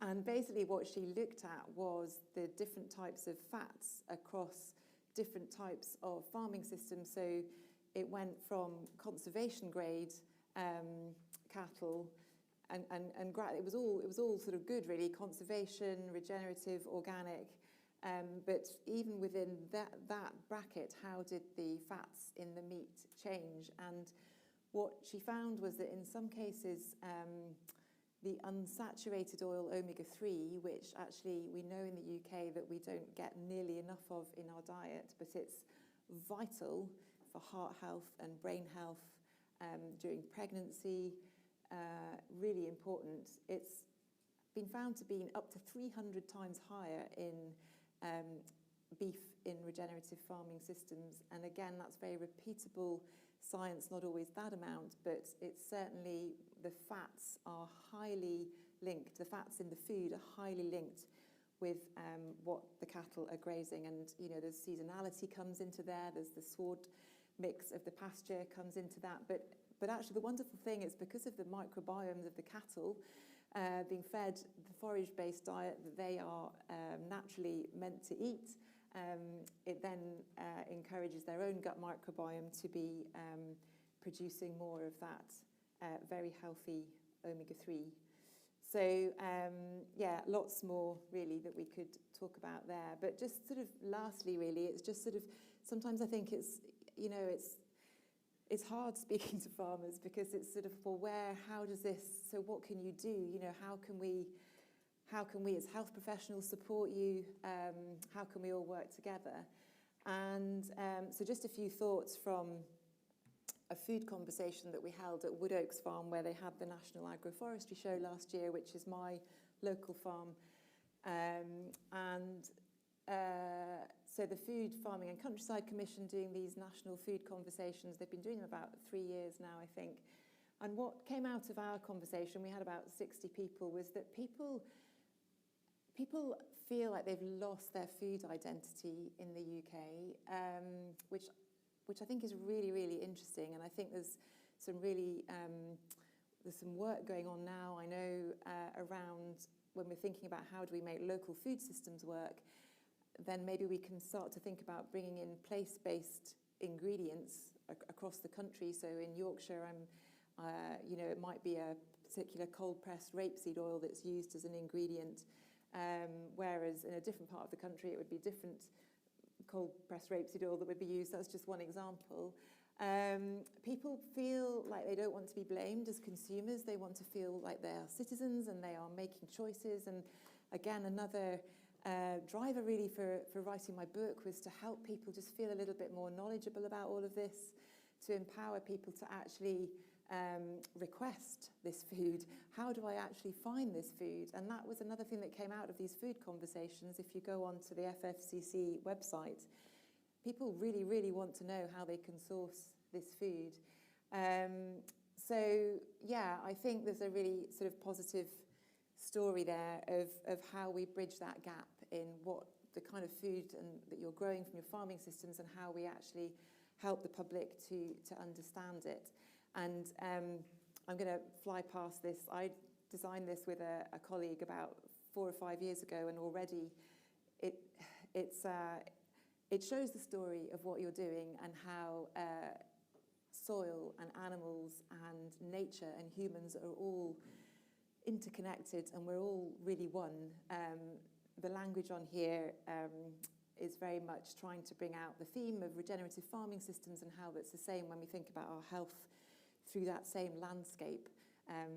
Just when you look over your farm gate and you're thinking, you know, how is one part of my farm impacting the other part? With our health, we need to start thinking about it like that as well, as all these interconnected systems. So that's what that's all about. And then just have to have a shout out for my book, which you can pre-order, and Tim's book too, in fact, Partners in Crime. So yeah, really, my book actually weaves the story of regenerative farmers through it. I mustn't forget to say that. It's the farmers' stories that really bring my book alive, and you probably recognise some of those farmers there who have very kindly given me their words to share. So yeah, thank you so much.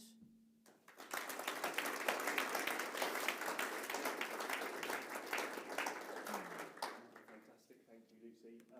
Huge amount of information there. Pre-order your copy just round the corner, and then you can relive this moment at your leisure. We're obviously, again, a little bit behind schedule, so we're just going to go for a quick sort of 10-minute or so, quick comfort break, grab a quick cup of coffee, bring it back in here, aim to meet back at about 20 to 4, and we'll try and catch up a little bit of time to try and get everybody away on time, if at all possible. So thanks very much for your patience, and for everybody watching online, we'll be back in 10 minutes.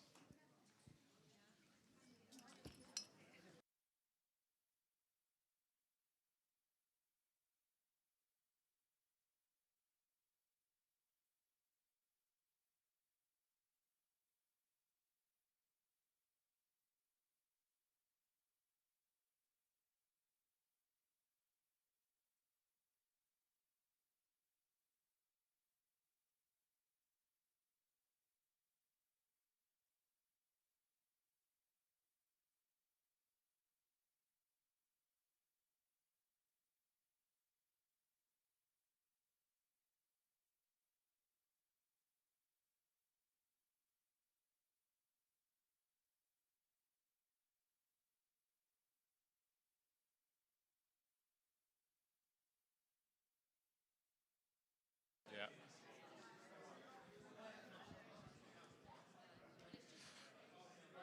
Right, ladies and gentlemen, sorry to rush you slightly, but we do want to make sure that we get away on time and give all of our speakers their time slots as well. Let's give everyone a second to sit down.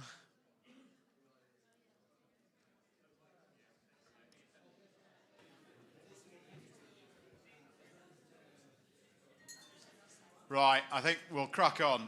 So, for the final few speakers of the afternoon, Anna Woodley from Trinity is starting us off.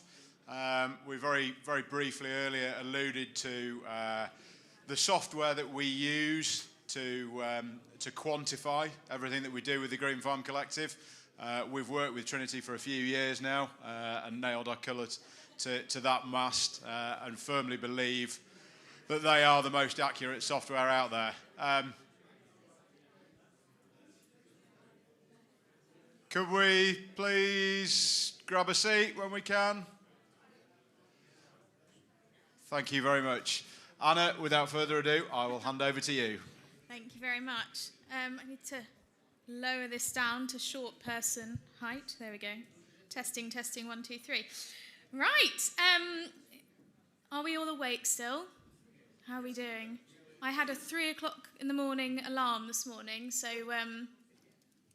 there's no excuses for sleepy faces. Okie dokie. So good afternoon, everyone. As Michael said, my name is Anna Woodley. I am Managing Director at Trinity AgTech. Earlier today, my colleague Louise obviously introduced the company. But just to recap, we are a science and technology company focused really around recoupling natural asset management to farm practice decision-making and supply chain optimization. So I want to start with a question. If you're a food brand, there are a few in the room, how do you actually know that the environmental claims that you're making about your supply chain are true? Not directionally true, actually true.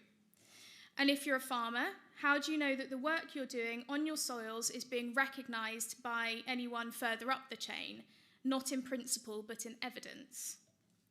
And if you are, for example, a bank or an insurer, how do you know that the land you're lending against or insuring is becoming more resilient over time, or quietly less so? These are not abstract questions. They are the questions our entire food system is now built on and is asking. And for most of us, the honest answer is that we don't really know. We're guessing, or we're trusting numbers that were never really built to bear this much weight. So looking around this room, there are farmers here, there are food brands, I think there are some banks, there are some insurers, there are sustainability leaders, there are supply chain businesses, and we're not a room that typically sits together. We don't often share a common language, and until recently we didn't really have to. This has changed, and food brands are now answering to investors and regulators for Scope 3 emissions that come almost entirely from the land that they don't own or have direct control over. For some of the largest companies in our sector, more than 90% of total emissions come from their supply chain. Banks and insurers are looking at agricultural lending books and insurance profiles whose value rests on natural capital, on soil, on water assets, on biodiversity, and on carbon that have been quietly degrading for years. Soil degradation alone costs the UK economy around £1.2 billion every year.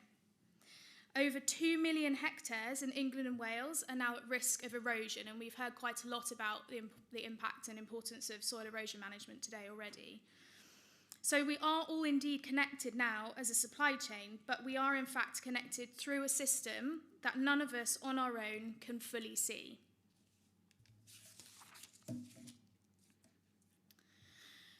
For about a decade now, our industry has been fairly good at measuring one thing at a time: carbon in isolation, soil organic matter in isolation, yield in isolation, biodiversity in isolation, the list goes on. But farms don't work that way. And let me give you one example. Research from Rothamsted has shown that on a silty clay loam, every 1% increase in soil organic carbon equates to a water holding capacity increase of 354,000 litres per hectare. The same hectare, the same decision, or is it? It's a soil decision, it's a water decision, it's also a nutrient decision. Nitrogen use efficiency in most cereal systems is only 50 to 60%. So it's also a cost decision, which makes it an emissions decision, which makes it a scope 3 decision for everyone downstream, which makes it a resilience decision in a drought year, which makes it a credit risk decision for the bank. One decision, 8 conversations. Natural capital is not a parallel discussion. It's the operating system underneath absolutely everything that we do. So if interconnection is the reality, the question is, how do we actually see it? Right now, in most farming systems, most food supply chains, most lending books, what gets measured is the surface, the yield, cost, a carbon number on a spreadsheet that may or may not reflect what's actually happening in the soil and in the biomass. What does not get measured is the system underneath, the soil's actual capacity to function. And again, we've learned a lot about that today and the impacts on nutrition.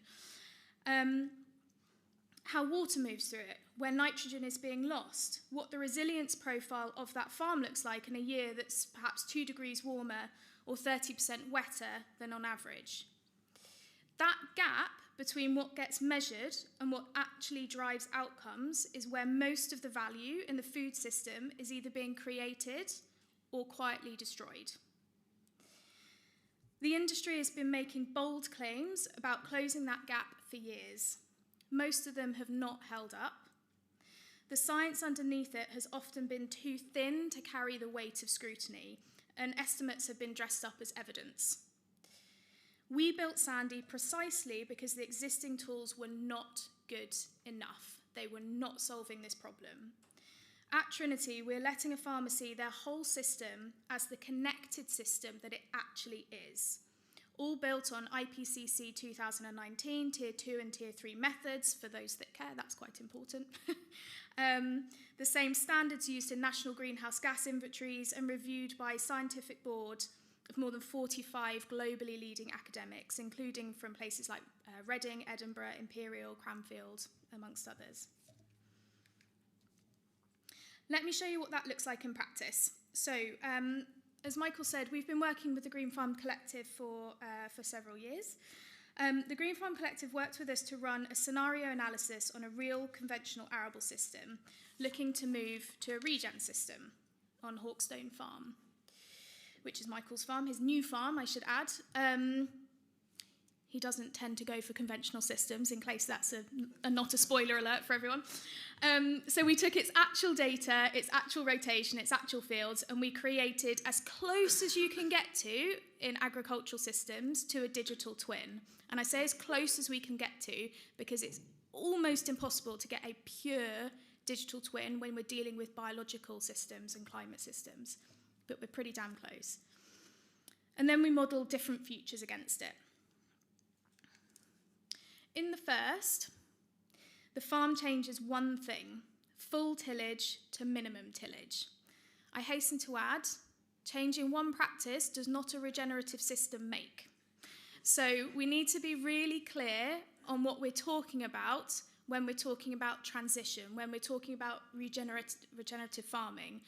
Regenerative farming is actively the act of regenerating your soils, not flatlining or not degrading. It's a journey, just to be really clear on that. But it is a journey. So in this set of scenarios, we change one thing, full tillage to minimum tillage.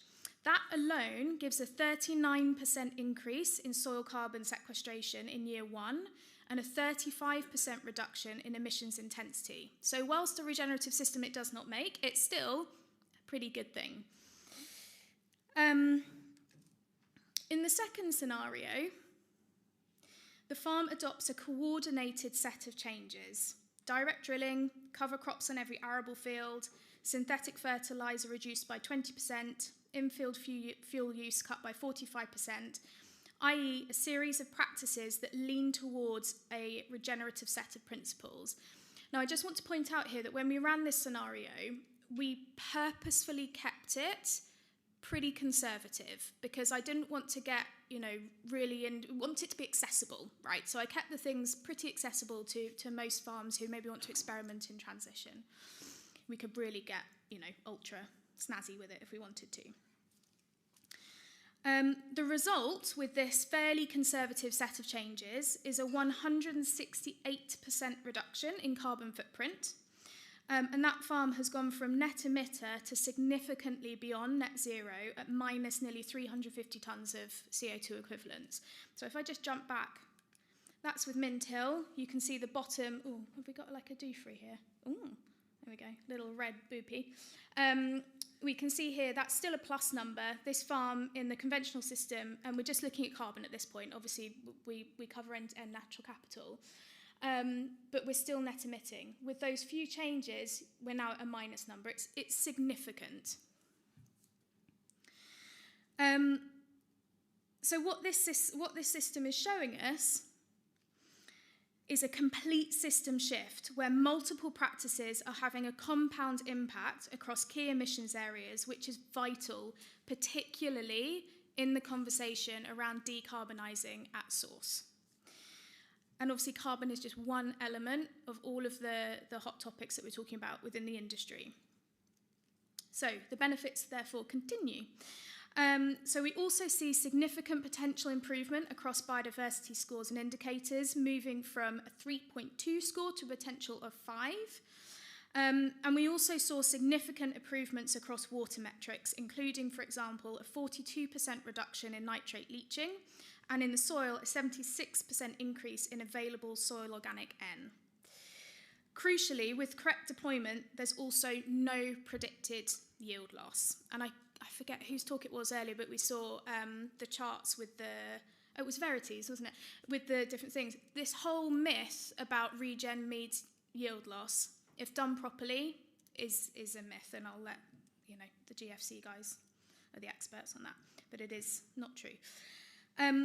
This is system performance measured in the same units as the corporate reporting standards that the supply chain is being held to. And most importantly, by modelling practice change against Hawkstone's accurate digital twin, we're able to start planning towards outcomes which meet the farm's transitional needs, as well as for GFC's buyers. In this instance, we can start planning towards a strategy to meet their targets at source. So rounding out this example, I just wanted to showcase the impact against Michael's previous farm as well, which is Church Farm, which you can see at the top here. He referenced earlier the difference in emissions intensity from a regenerative system and a conventional system. So this farm at the top, Church Farm, has been regeneratively farmed using the GFC protocols for how many years, Michael? 10? I was going to go 10, but I just, I'm not sure. Several years. And what you can observe here highlights an over 50% lower emissions intensity to the conventional system, which he's recently taken over at Hawkstone. Again, this is materially important for supply chains who have a need to reduce their scope 3. This benefit flows through the supply chain, and crucially, it's measured in Sandy, which meets and surpasses major global standards in reporting / verification standards. It's defensible at the highest, most robust level of accuracy, and that is becoming more and more and more important. We have got to move past proxy if we're going to really see the advantages and the changes that we've been talking about today. So how do we do this? Trinity has built the Natural Capital Analytics and Intelligence layer for global agriculture. It's a proprietary, vertically integrated solution that lets the market measure, optimize, value, and finance natural capital at scale. It starts with a physical baseline, digitizing the actual asset. And we can pull in things like satellite data, we do amazing things with LiDAR, ground truth sensors, and in-field samples. That information that exists on farm, we can pull it all into the system. And from there, an intelligent data synthesis fuses every layer into one coherent picture of the farm. Using world-leading methods and models, satellite imagery, LiDAR, etc., that feeds into Sandy, it feeds that digital twin. It's an actionable insights engine for the farm. And then, scaled, it becomes NCVM, Natural Capital Value and Management, for the food brands, the banks, the insurers, the asset managers, the stakeholders who crucially require a truly accurate view of on-farm natural capital. And this brings me to the word that everybody is using right now, and we've heard it a lot today: resilience. Every food company talks about resilience. Every bank talks about resilience. Every supply chain strategy now includes the word resilience somewhere within it. But very few people are asking a more important question: what actually creates resilience within a food and farming system? Because resilience is not a statement, it is not a report, it's something physical. It sits in the behaviour of the system itself, in the soil, in the water dynamics, in biological function, in nutrient efficiencies, in nutrient density, in how the farm responds under pressure. And critically, resilience can strengthen over time, or it can quietly degrade beneath the surface long before the financial consequences become obvious. This is where NCVM becomes incredibly important, because for the first time we can start properly seeing how these systems are behaving over time and where risk is accumulating inside them. What you're looking at here is a portfolio level view of a farming system modelled through NCVM. Not just carbon, not just yield, but the interaction between all natural assets: operational performance, resilience, and long-term value. The video is showing how hidden degradation patterns, resilience indicators, and future system trajectories begin to emerge when you analyse farming systems at an interconnected natural capital systems level rather than as isolated metrics. And suddenly you can identify which farms are building resilience, which systems are becoming increasingly fragile, where natural asset value is strengthening or where value is quietly eroding, which interventions create meaningful improvement and which changes simply move problems elsewhere. Importantly, this moves the conversation from hindsight to foresight, and farmers begin testing the impact of management decisions before fully committing to them. Food companies can start understanding what different intervention pathways might mean for future supply chain resilience and emission trajectories. Banks and insurers can begin understanding exposure to degradation, climate volatility, and long-term production risk in ways that were previously almost impossible to properly quantify. And I'll just add, off script, I don't know if anyone's familiar with the PRA SS 525, but it has now been an EU mandate that banks and insurers must, at a highly granular level, be able to understand how natural capital feeds into the risk profile before they lend to agricultural businesses. This is happening now, and it's materially important.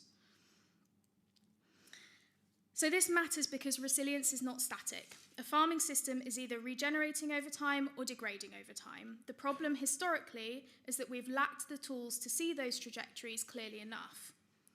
Trinity Sandy and NCVM changes that. It creates a way of understanding not just where the farming system is today, but where it's heading.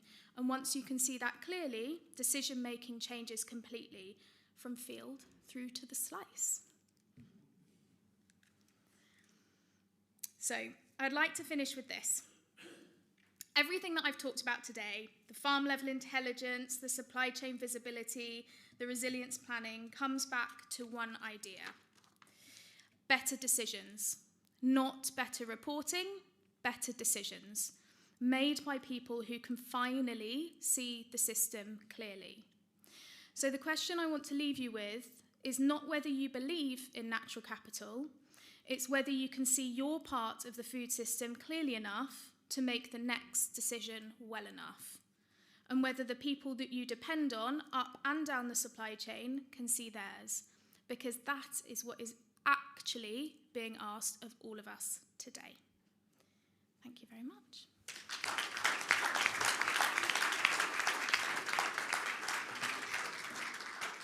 Thank you very much, Anna. Has anyone got any questions for Anna? As you may have guessed, you've got the biggest brain in the UK on this subject stood on the stage, so make the most of her if anyone's got any questions. Go easy on me, it's been a very early morning. No questions at all. It saved my legs from running. Oh yeah, we've got one. Sorry, back up, Anna. Hang on.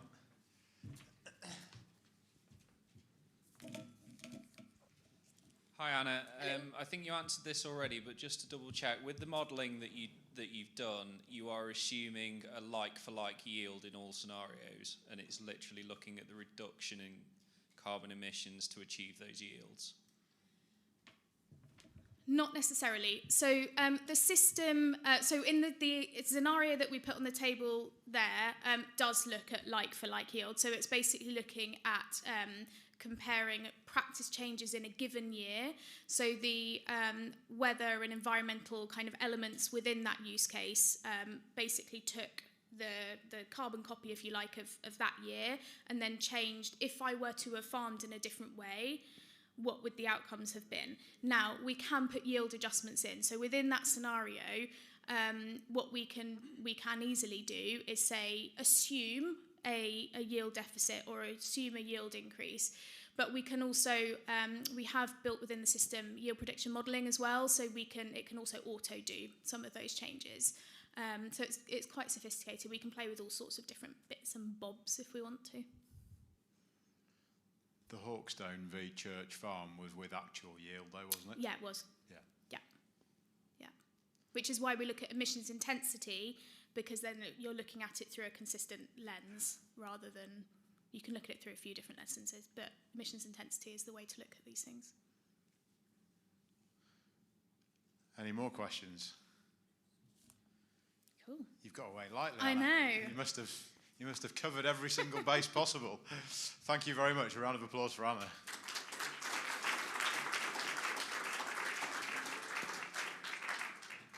So, the penultimate speaker of the day. We'll just give Hannah a minute to get settled.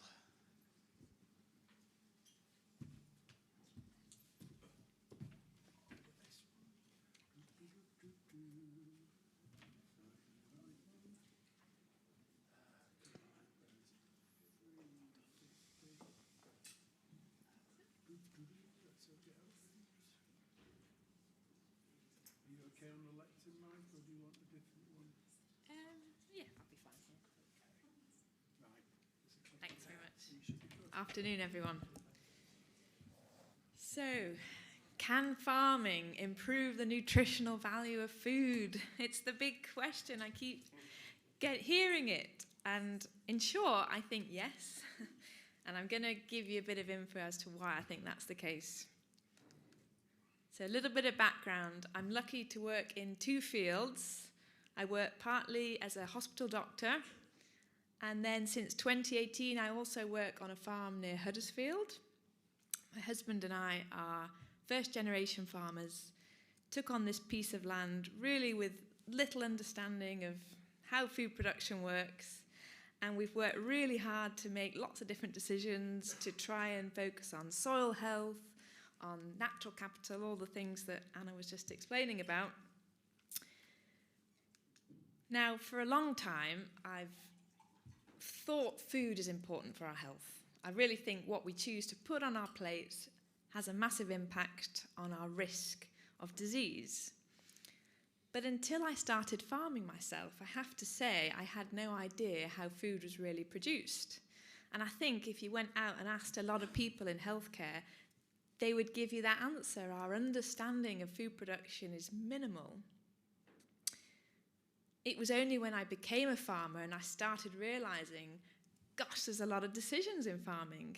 What if these decisions are contributing to the nutritional quality of food and its health impact?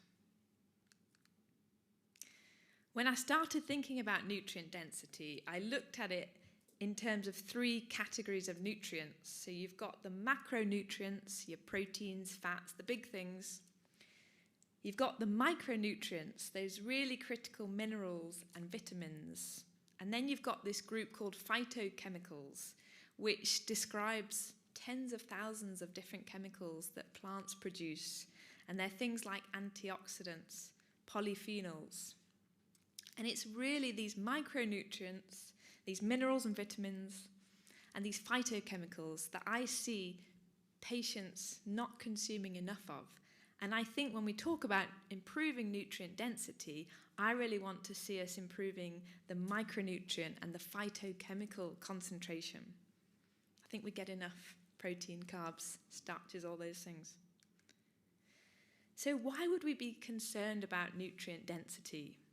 I came across this news article a few years ago. It was a little bit sensationalized, but the content was quite surprising. You know, it said that basically if you have the same plate today and compared it with the same plate in our grandparents' era, the nutritional value of what you're eating is a lot less. So they looked at government databases that record the nutritional value of food, and they could see it, plain and simple. The nutritional quality, when they tested, had gone down over the decades. So this was just an example of looking at carrots, comparing the 1930s to the 1980s, and those red numbers show how much these minerals have declined. A really striking one, copper. Copper is a really essential mineral for lots of functions in the body. We only need a tiny bit of it, but if we don't get enough, lots of processes really slow down. And this is saying that in that time period, we lost about 75% of the copper in food. Now, I don't know about other farmers in the room. As a farmer, I don't know how much copper is in our grain. We don't seem to test for it. I certainly don't apply copper. There's probably lots of reasons why these things are declining. I went to visit Rothamsted, which is a great research institute, and they've been growing wheat in the same plot of land for nearly 100 years. And when they heard about this potential nutrient decline, they went to their archive where they've got samples of wheat grown from every year, and they tested them to look at the nutritional quality. So each graph here looks at a different mineral. And you can see that for a while, things are fairly steady. The lines are pretty flat, which means the concentration of these minerals stay fairly the same. And then suddenly, around the 1960s, all the minerals seem to drop off a cliff. And that times with when the modern dwarf wheat varieties were introduced. So they hypothesized that here it was the genetics. They went from growing these tall heritage varieties to these very short, very high yielding, but less micronutrient rich varieties of wheat. Now, you heard from the amazing Dan Kittredge earlier today. I was fascinated when I came across his work. He's looking not at historical declines, but showing just how variable the nutritional quality of our food is today. What concerns me is how much of our food sits on the lower side of nutritional quality. You know, one spinach leaf containing the same mineral content as 16 on the lower side. I don't want to have to be eating 16 times the amount of spinach to get the same nutrition. And this is even more worrying. You know, we've just heard how great antioxidants are. You definitely don't want to be eating 60 or 90 even, 90 carrots to get the same amount of antioxidants. So we really need to understand, what is it about these foods on the right side of the graphs? Why are they more rich in nutrients? This is a shocking fact for me. You know, we live in a country where we are fairly food secure, and yet nearly half of women and half of children under the age of 5 are deficient in at least one major micronutrient. For developing children and for women, particularly at the time of childbearing, that has huge implications on future health, not merely from a sort of NHS health cost point of view. What can improve this? Yes, is changing what's on our plate, but dietary shift is hard. What could also help change these figures is if we make the food that we're already eating more nutritious, and I think that's where we as farmers come in. On the back of what I'd learned, I was lucky enough to get a 2-year Nuffield farming scholarship, so that gave me 2 years to really delve into this topic. And I came away with 4 key areas where I think farmers make a difference to nutrient quality. And the first, no surprise, is soil health. Back to Dan Kittredge's work, when they looked at all these food samples, the only thing they could correlate with greater nutrition was something called the soil CO2 burst, which is a lab test and it looks for how biologically active the soil is. It wasn't about whether the farm was labelled organic, regenerative, it was just this soil measure. And I think part of the reason is that it's a nice quantitative measure. Now, when I've looked into testing soil health on our farm, I find that there's quite a few different markers out there. There's no sort of agreed set of parameters for how we test soil health. So as part of the future of this work, I'd love to see us first understanding how do we test and describe a healthy soil, and then let's correlate it with better nutrient density. David Montgomery and Ann Bickley over in America, they did a lovely, small but lovely little trial where they took 10 regenerative farms across America and they compared them with a close neighbouring conventional farm. So they tried to control for things like the weather and underlying soil. They used different soil health markers and showed that the regenerative farms had healthier soils. Then they grew the same variety of crop on these paired farms and quite often found that the crop grown on that regenerative farm indeed had greater nutrition. So these figures here are from the cabbage, 46% more vitamin K, 74% more of those great phytochemicals. Now, as I say, it was a small trial, it was only 10 farms, so they acknowledge it's very difficult to conclude solidly from this, but it's an example of how we could be studying this, where you control for other variables and you just change the soil health. And their book, What Your Food Ate, if you're interested in this topic, is really fascinating.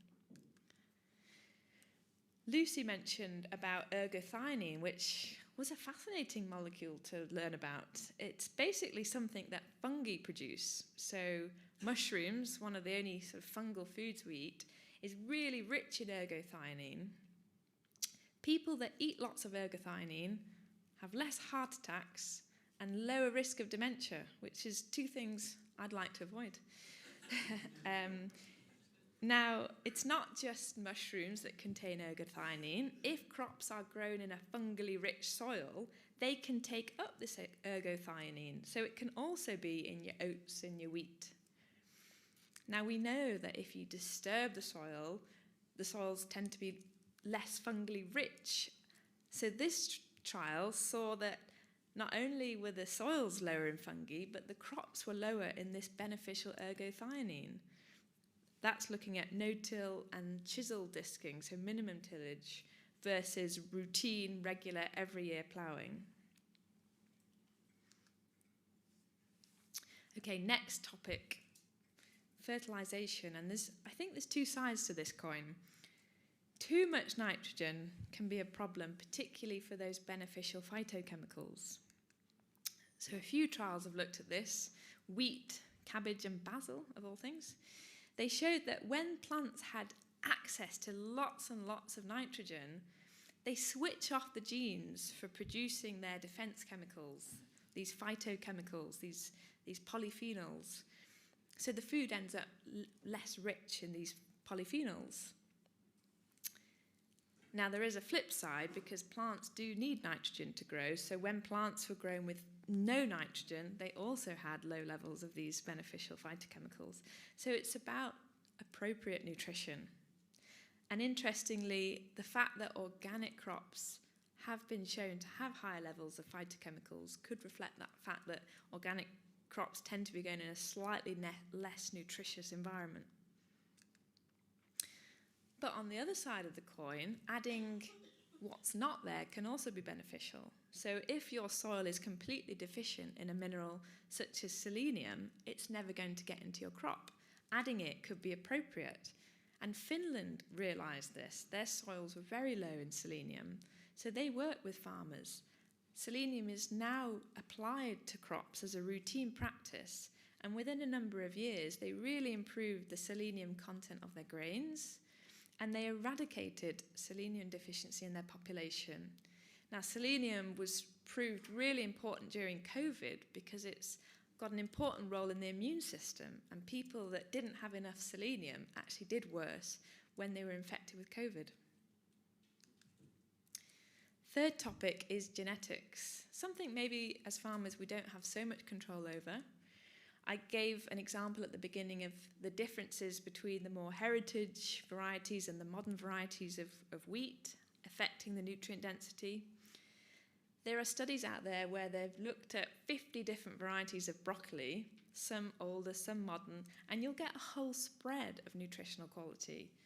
It's not always the heritage varieties that are necessarily more nutritious, but it's just to point out that the genetics will impact the nutritional value. Harvest Plus are working in some of the lower economic countries where they have severe deficiencies of certain minerals like zinc, and they're selecting varieties of staple crops like rice or wheat that are naturally higher in these minerals. So it can be done. We can breed for better nutrition. But when I've spoke to breeders in the past, they've said, well, nobody really asks for it, so it's not what we're focusing on. And the fourth area is around what we feed our livestock. So as Lucy pointed out, there are two types of fat in animal products. You've got omega-3s and omega-6s. Put very simply, omega-6 is like the accelerator for inflammation, and omega-3 is the brake. And we really need this balance. Historically, we would have had a sort of one-to-one balance of omega-6 and 3 because you need some inflammation to clear up the body, but you don't want too much. When animals are fed predominantly grass, predominantly greenery, herbs, they have a much better ratio of omega-3s to 6s. Here, the 100% grass-based milk had a 1-to-1 ratio, whereas your cattle fed a lot higher ration of grain have much more omega-6s because grains are very high in omega-6. This work comes from a man in America called Stephen Van Vliet, who is working hard in this area to understand the nutritional quality of animal products. You can see the different types of animal at the top. Basically, the lower the bar, the better the ratio of omega-3 to 6. So if we look at the very end, the venison, particularly wild venison, is a really good source of omega-3. And it's not just ruminant animals where if you feed them grass, you improve their omega-3 content. If you look here at pigs in the middle, that really tall blue bar, that's your typically fed high-grain ration pork meat. Whereas when you start introducing more greenery into the pig's diet, their omega-3 amount rapidly increases. So there's a lot of work to be done here about sort of designing livestock rations to boost that omega-3 content. He looked at specifically bison and showed it's not just your omega-3s and 6s, you even improve those phytochemicals, those antioxidants, because green plants, they tend to be rich in these phytochemicals. When the animals consume them, that tracks through to the meat and the milk. And I think this is a really critical part now, which I've only found in this fourth category around animal feed. And this is about showing, okay, what happens if we as humans eat more nutrient-dense products? So in this study, the only thing that changed was the fact that the meat people were consuming came from a grass-based system. Nothing else changed in the diet. And within 4 weeks, their omega-3 levels improved. So that's a significant finding, that if you change the farming practice, you change the nutritional value of the food, you see it in people's bodies within a number of weeks. And it's these kinds of studies that allowed a French company called Bleu Blanc Coeur to start promoting this amongst their customers. They worked with doctors, they highlighted the nutritional advantages of the grass-based diet and the omega-3s, and you can now, in France, register as a Bleu Blanc Coeur farmer, and this label will appear on your products in the supermarket, and customers are buying them recognizing that this has been farmed in a way that's good for their health. So what comes next? And this is the big question, really. I think the research is coming, but it's in its infancy. We need more concrete findings. I'd particularly love to see more evidence around the links between soil health and nutrient density. If we can be sure that better soil produces more nutritious food, then we don't need to test every food item, which is expensive. We can be going to the source, we can be testing the soils on farm, and we can be explaining to customers, these soils are healthier. The food coming off this farm is likely more rich in nutrients. I think the closer we can get to customers, the more we're able to have these conversations. This is not necessarily a simple message that can be displayed in 3 words on the back of a packet. There's nuance when we're working with biological systems, and I'd love to see those conversations starting with customers. Personally, as a farmer, we've been exerting a lot of effort into improving soil health, and this data is encouraging. I might not be getting financial reward for improving soil health tomorrow, but I think it could be coming in the future. And of course, we need to recognise that food is medicine. We need to be teeing in the medical profession with us as farmers, getting them to understand the differences in food production methods, and realising that what we do really can help tackle these huge burden of chronic disease we have. So thank you.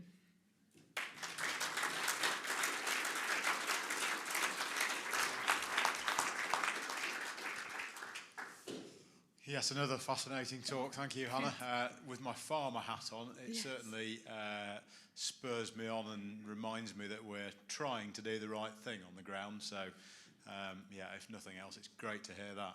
Good. Has anyone got any questions for Hannah? Hannah, a question for Hannah. Hi, Hannah. Hi.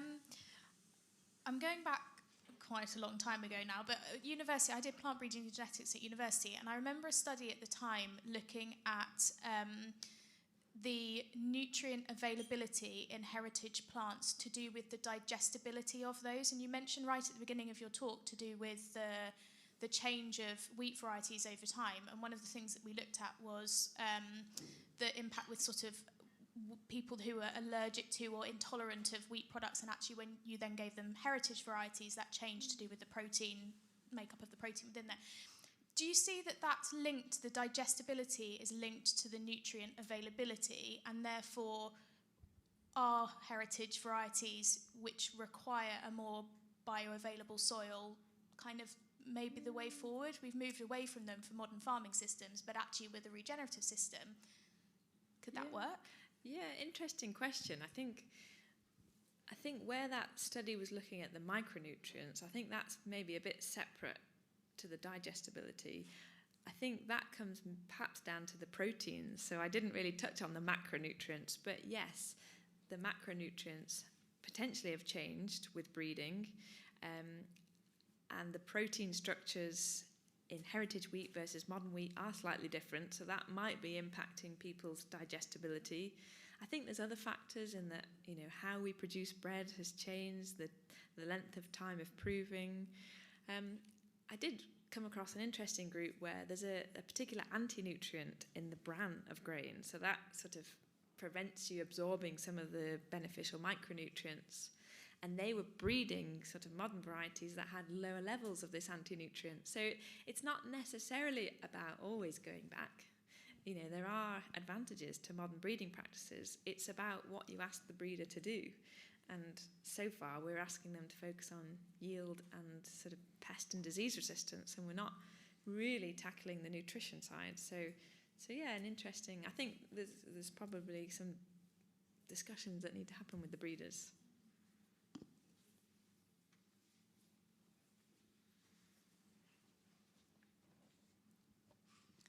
Thank you, Anna. The Food Foundation is advocating for a good food bill, and I'd be interested to understand what you think they should be putting in their advocacy for the good food bill that ties into everything that we've been discussing today. do they touch on sort of farm practices, or is it more about what we're wanting people to put on their plates? There's an element of farm practices being touched on. Yeah. But it would be good to hear your thoughts, and maybe any of the other speakers today if they're still about. Yeah, I think that's a big thing, isn't it? It's, as I say, with my doctor hat on, I'm now moving from, it's not just about what's on our plate, it's about how. You know, because I work in paediatrics, and we know getting children to eat lots of lovely fruits and vegetables is not always that challenging. If I'm going to put a portion of carrots on my child's plate, I want them to pack the most nutritional punch. So, and I hope I've shown to you here, I think these 4 key areas, soil health, genetics, fertility and animal feed, you know, they're not too complex for anyone to understand. They can be communicated with the customer. It takes a little bit of time, but it's not, they are 4 sort of big buckets that we could be sharing the message. So that's, I'd love to see that emphasis, whether it's in the food bill, whether it's in the medical profession. We need to start looking beyond the what and thinking about the how. Any more questions? Yeah, one more. I'm up next, so I could always walk down with it. Hannah, I'm just interested, you know, when you're looking at the profile of grass-fed red meat compared to the other sorts, you know, one of the advice these days is you should only eat red meat once a week. And I wonder whether actually that would revert differently if it's grass-fed meat rather than grown other ways. Yeah, I think that is a big key distinction is, how much omega-3 is in the meat or milk will impact how inflammatory or anti-inflammatory it is. I think in these studies that have shown, that have sort of caused concern about meat intake, often they put in the same bucket red meat and processed meat. And really they are 2 different things. And it's possibly the processing of certain meats like bacon and things that you're adding nitrates to that makes that more pro-inflammatory. No study has ever shown that people eating pure grass-fed beef, lamb, venison, all those great things, there's no convincing link with things like cardiovascular disease. So yes, it's nuanced, but I think the challenge is when you look at these big studies, nobody's diving into, but you know, how much meat do you eat? But where does it come from and what did it eat? It's such a sort of nitty-gritty detail that everybody glosses over. But that's why I loved that study. You know, they didn't change the amount of red meat they're eating. Just by switching to grass-fed meat, they were able to improve their omega-3 level. Okay, any more? No, looks like that's it. Thank you very much, Hannah. Thank you.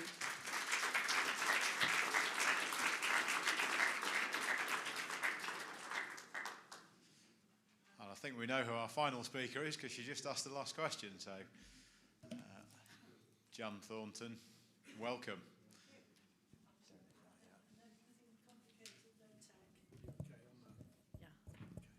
Thank you. Good afternoon, everybody.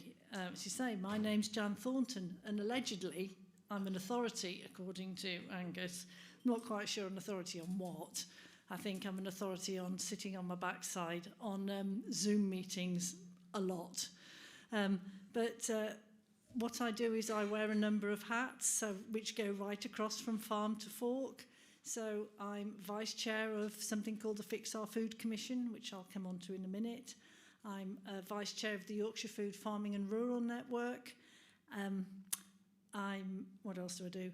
Oh yeah, I'm a Yorkshire and Humber Climate Commissioner, and I chair an advisory committee, an expert advisory panel for the York and North Yorkshire Mayoral Authority on Farming and Rural Affairs. I hasten to say I'm not the expert, I just chair the meeting and bring the experts together. Anyway, can I just say, well done all of you, we are the survivors. You've stayed till the bitter end. hasn't it been a wonderful, wonderful day? And what a buzz. Wasn't it hard to bring everybody back after the tea break? Because everybody's going, so it's brought together people from right across the food and farming sector. You are the people who live and breathe food and farming.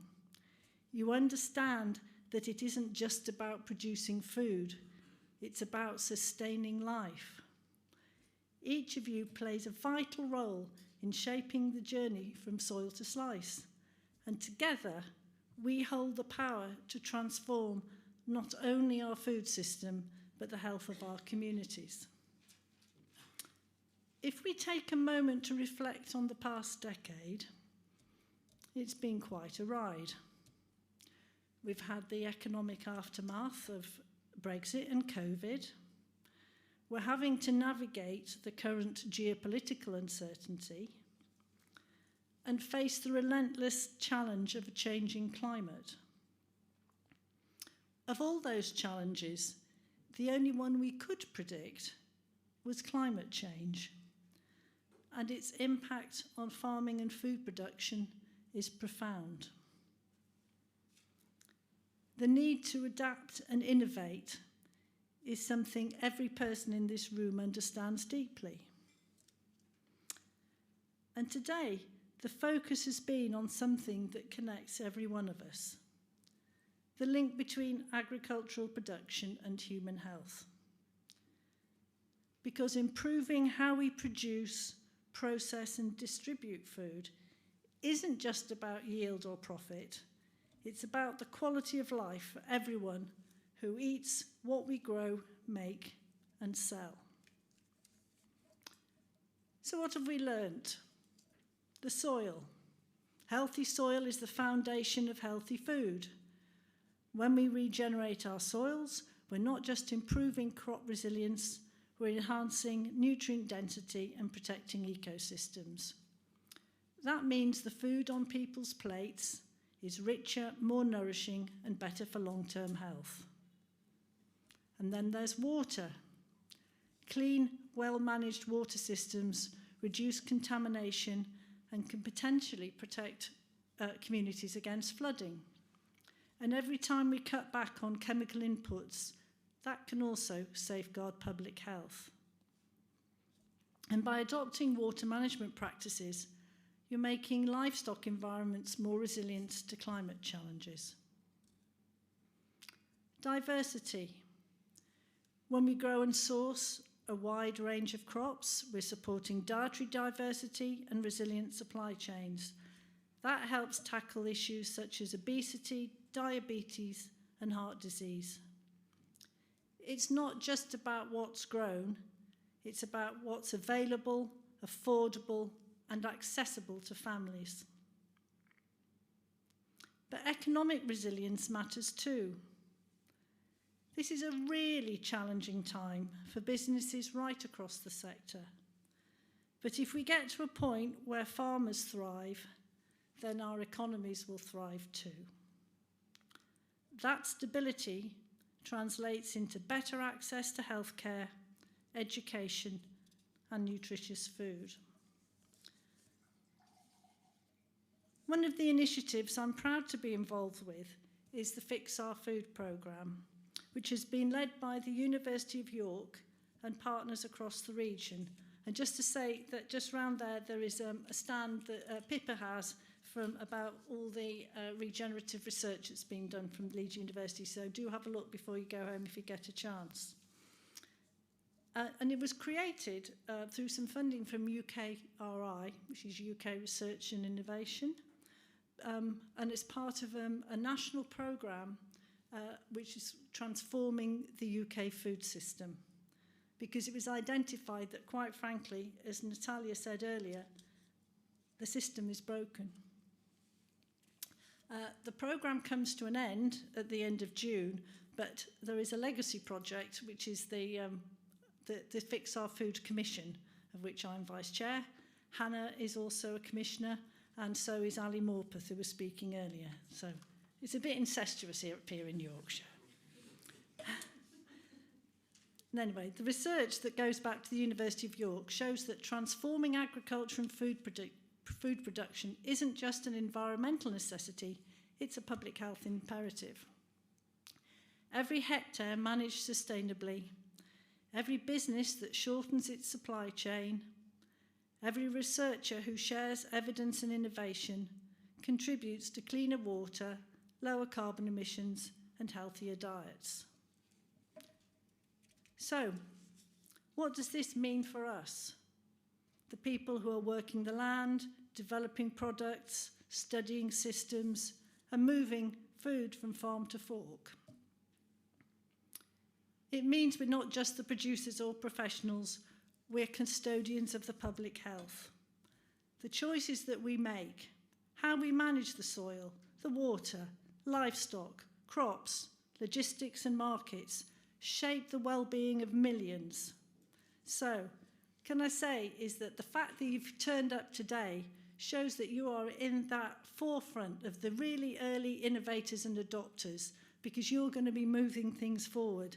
So by committing, let's commit to regenerating our soils, diversifying our crops and supply chains, reducing harmful inputs, and strengthening local food networks. Let's champion policies and partnerships that reward sustainability and health together. Improving agricultural production isn't just a technical exercise. It's about ensuring the food we grow, process and distribute sustains land and people. From soil to slice, every step matters. So very many thanks to all of you at the Green Farm Collective for today, and to all the speakers and to everyone who's contributed and shared their thoughts and ideas. Thank you all for your dedication, your innovation and your collaboration within the food system, and for the future of farming and for the health of us all. Thank you.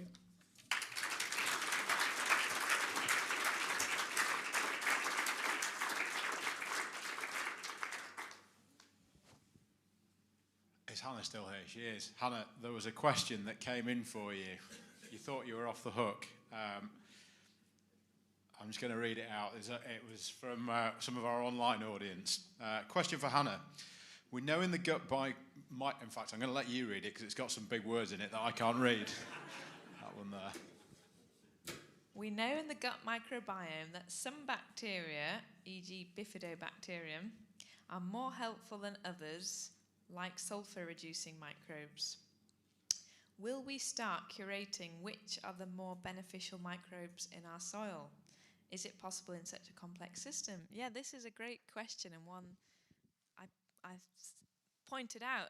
So a bit like when we're testing gut microbiomes now, you know, the lab techniques have come on leaps and bounds. We can now do much more informative gut microbiome tests, which I order for my patients.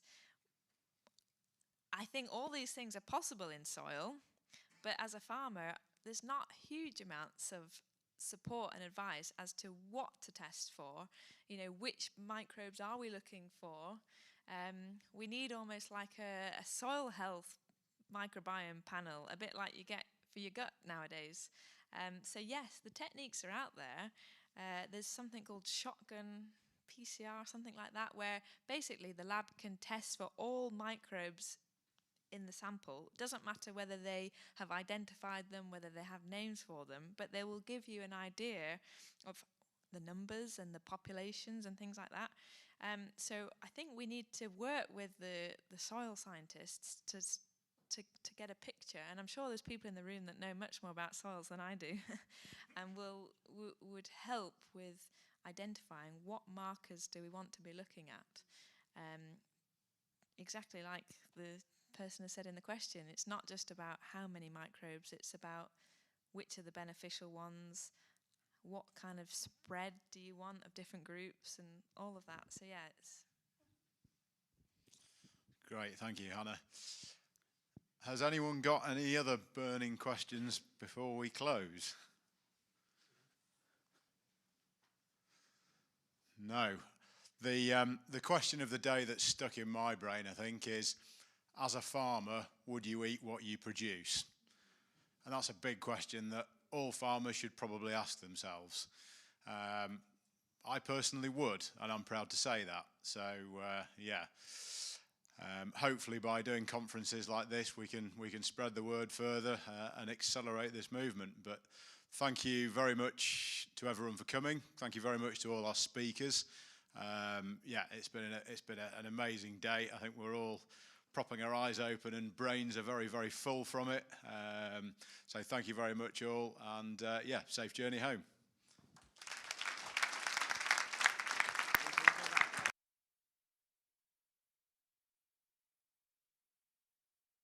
Lots of beer they want drinking, so if anyone wants to come and join us for a beer, please do.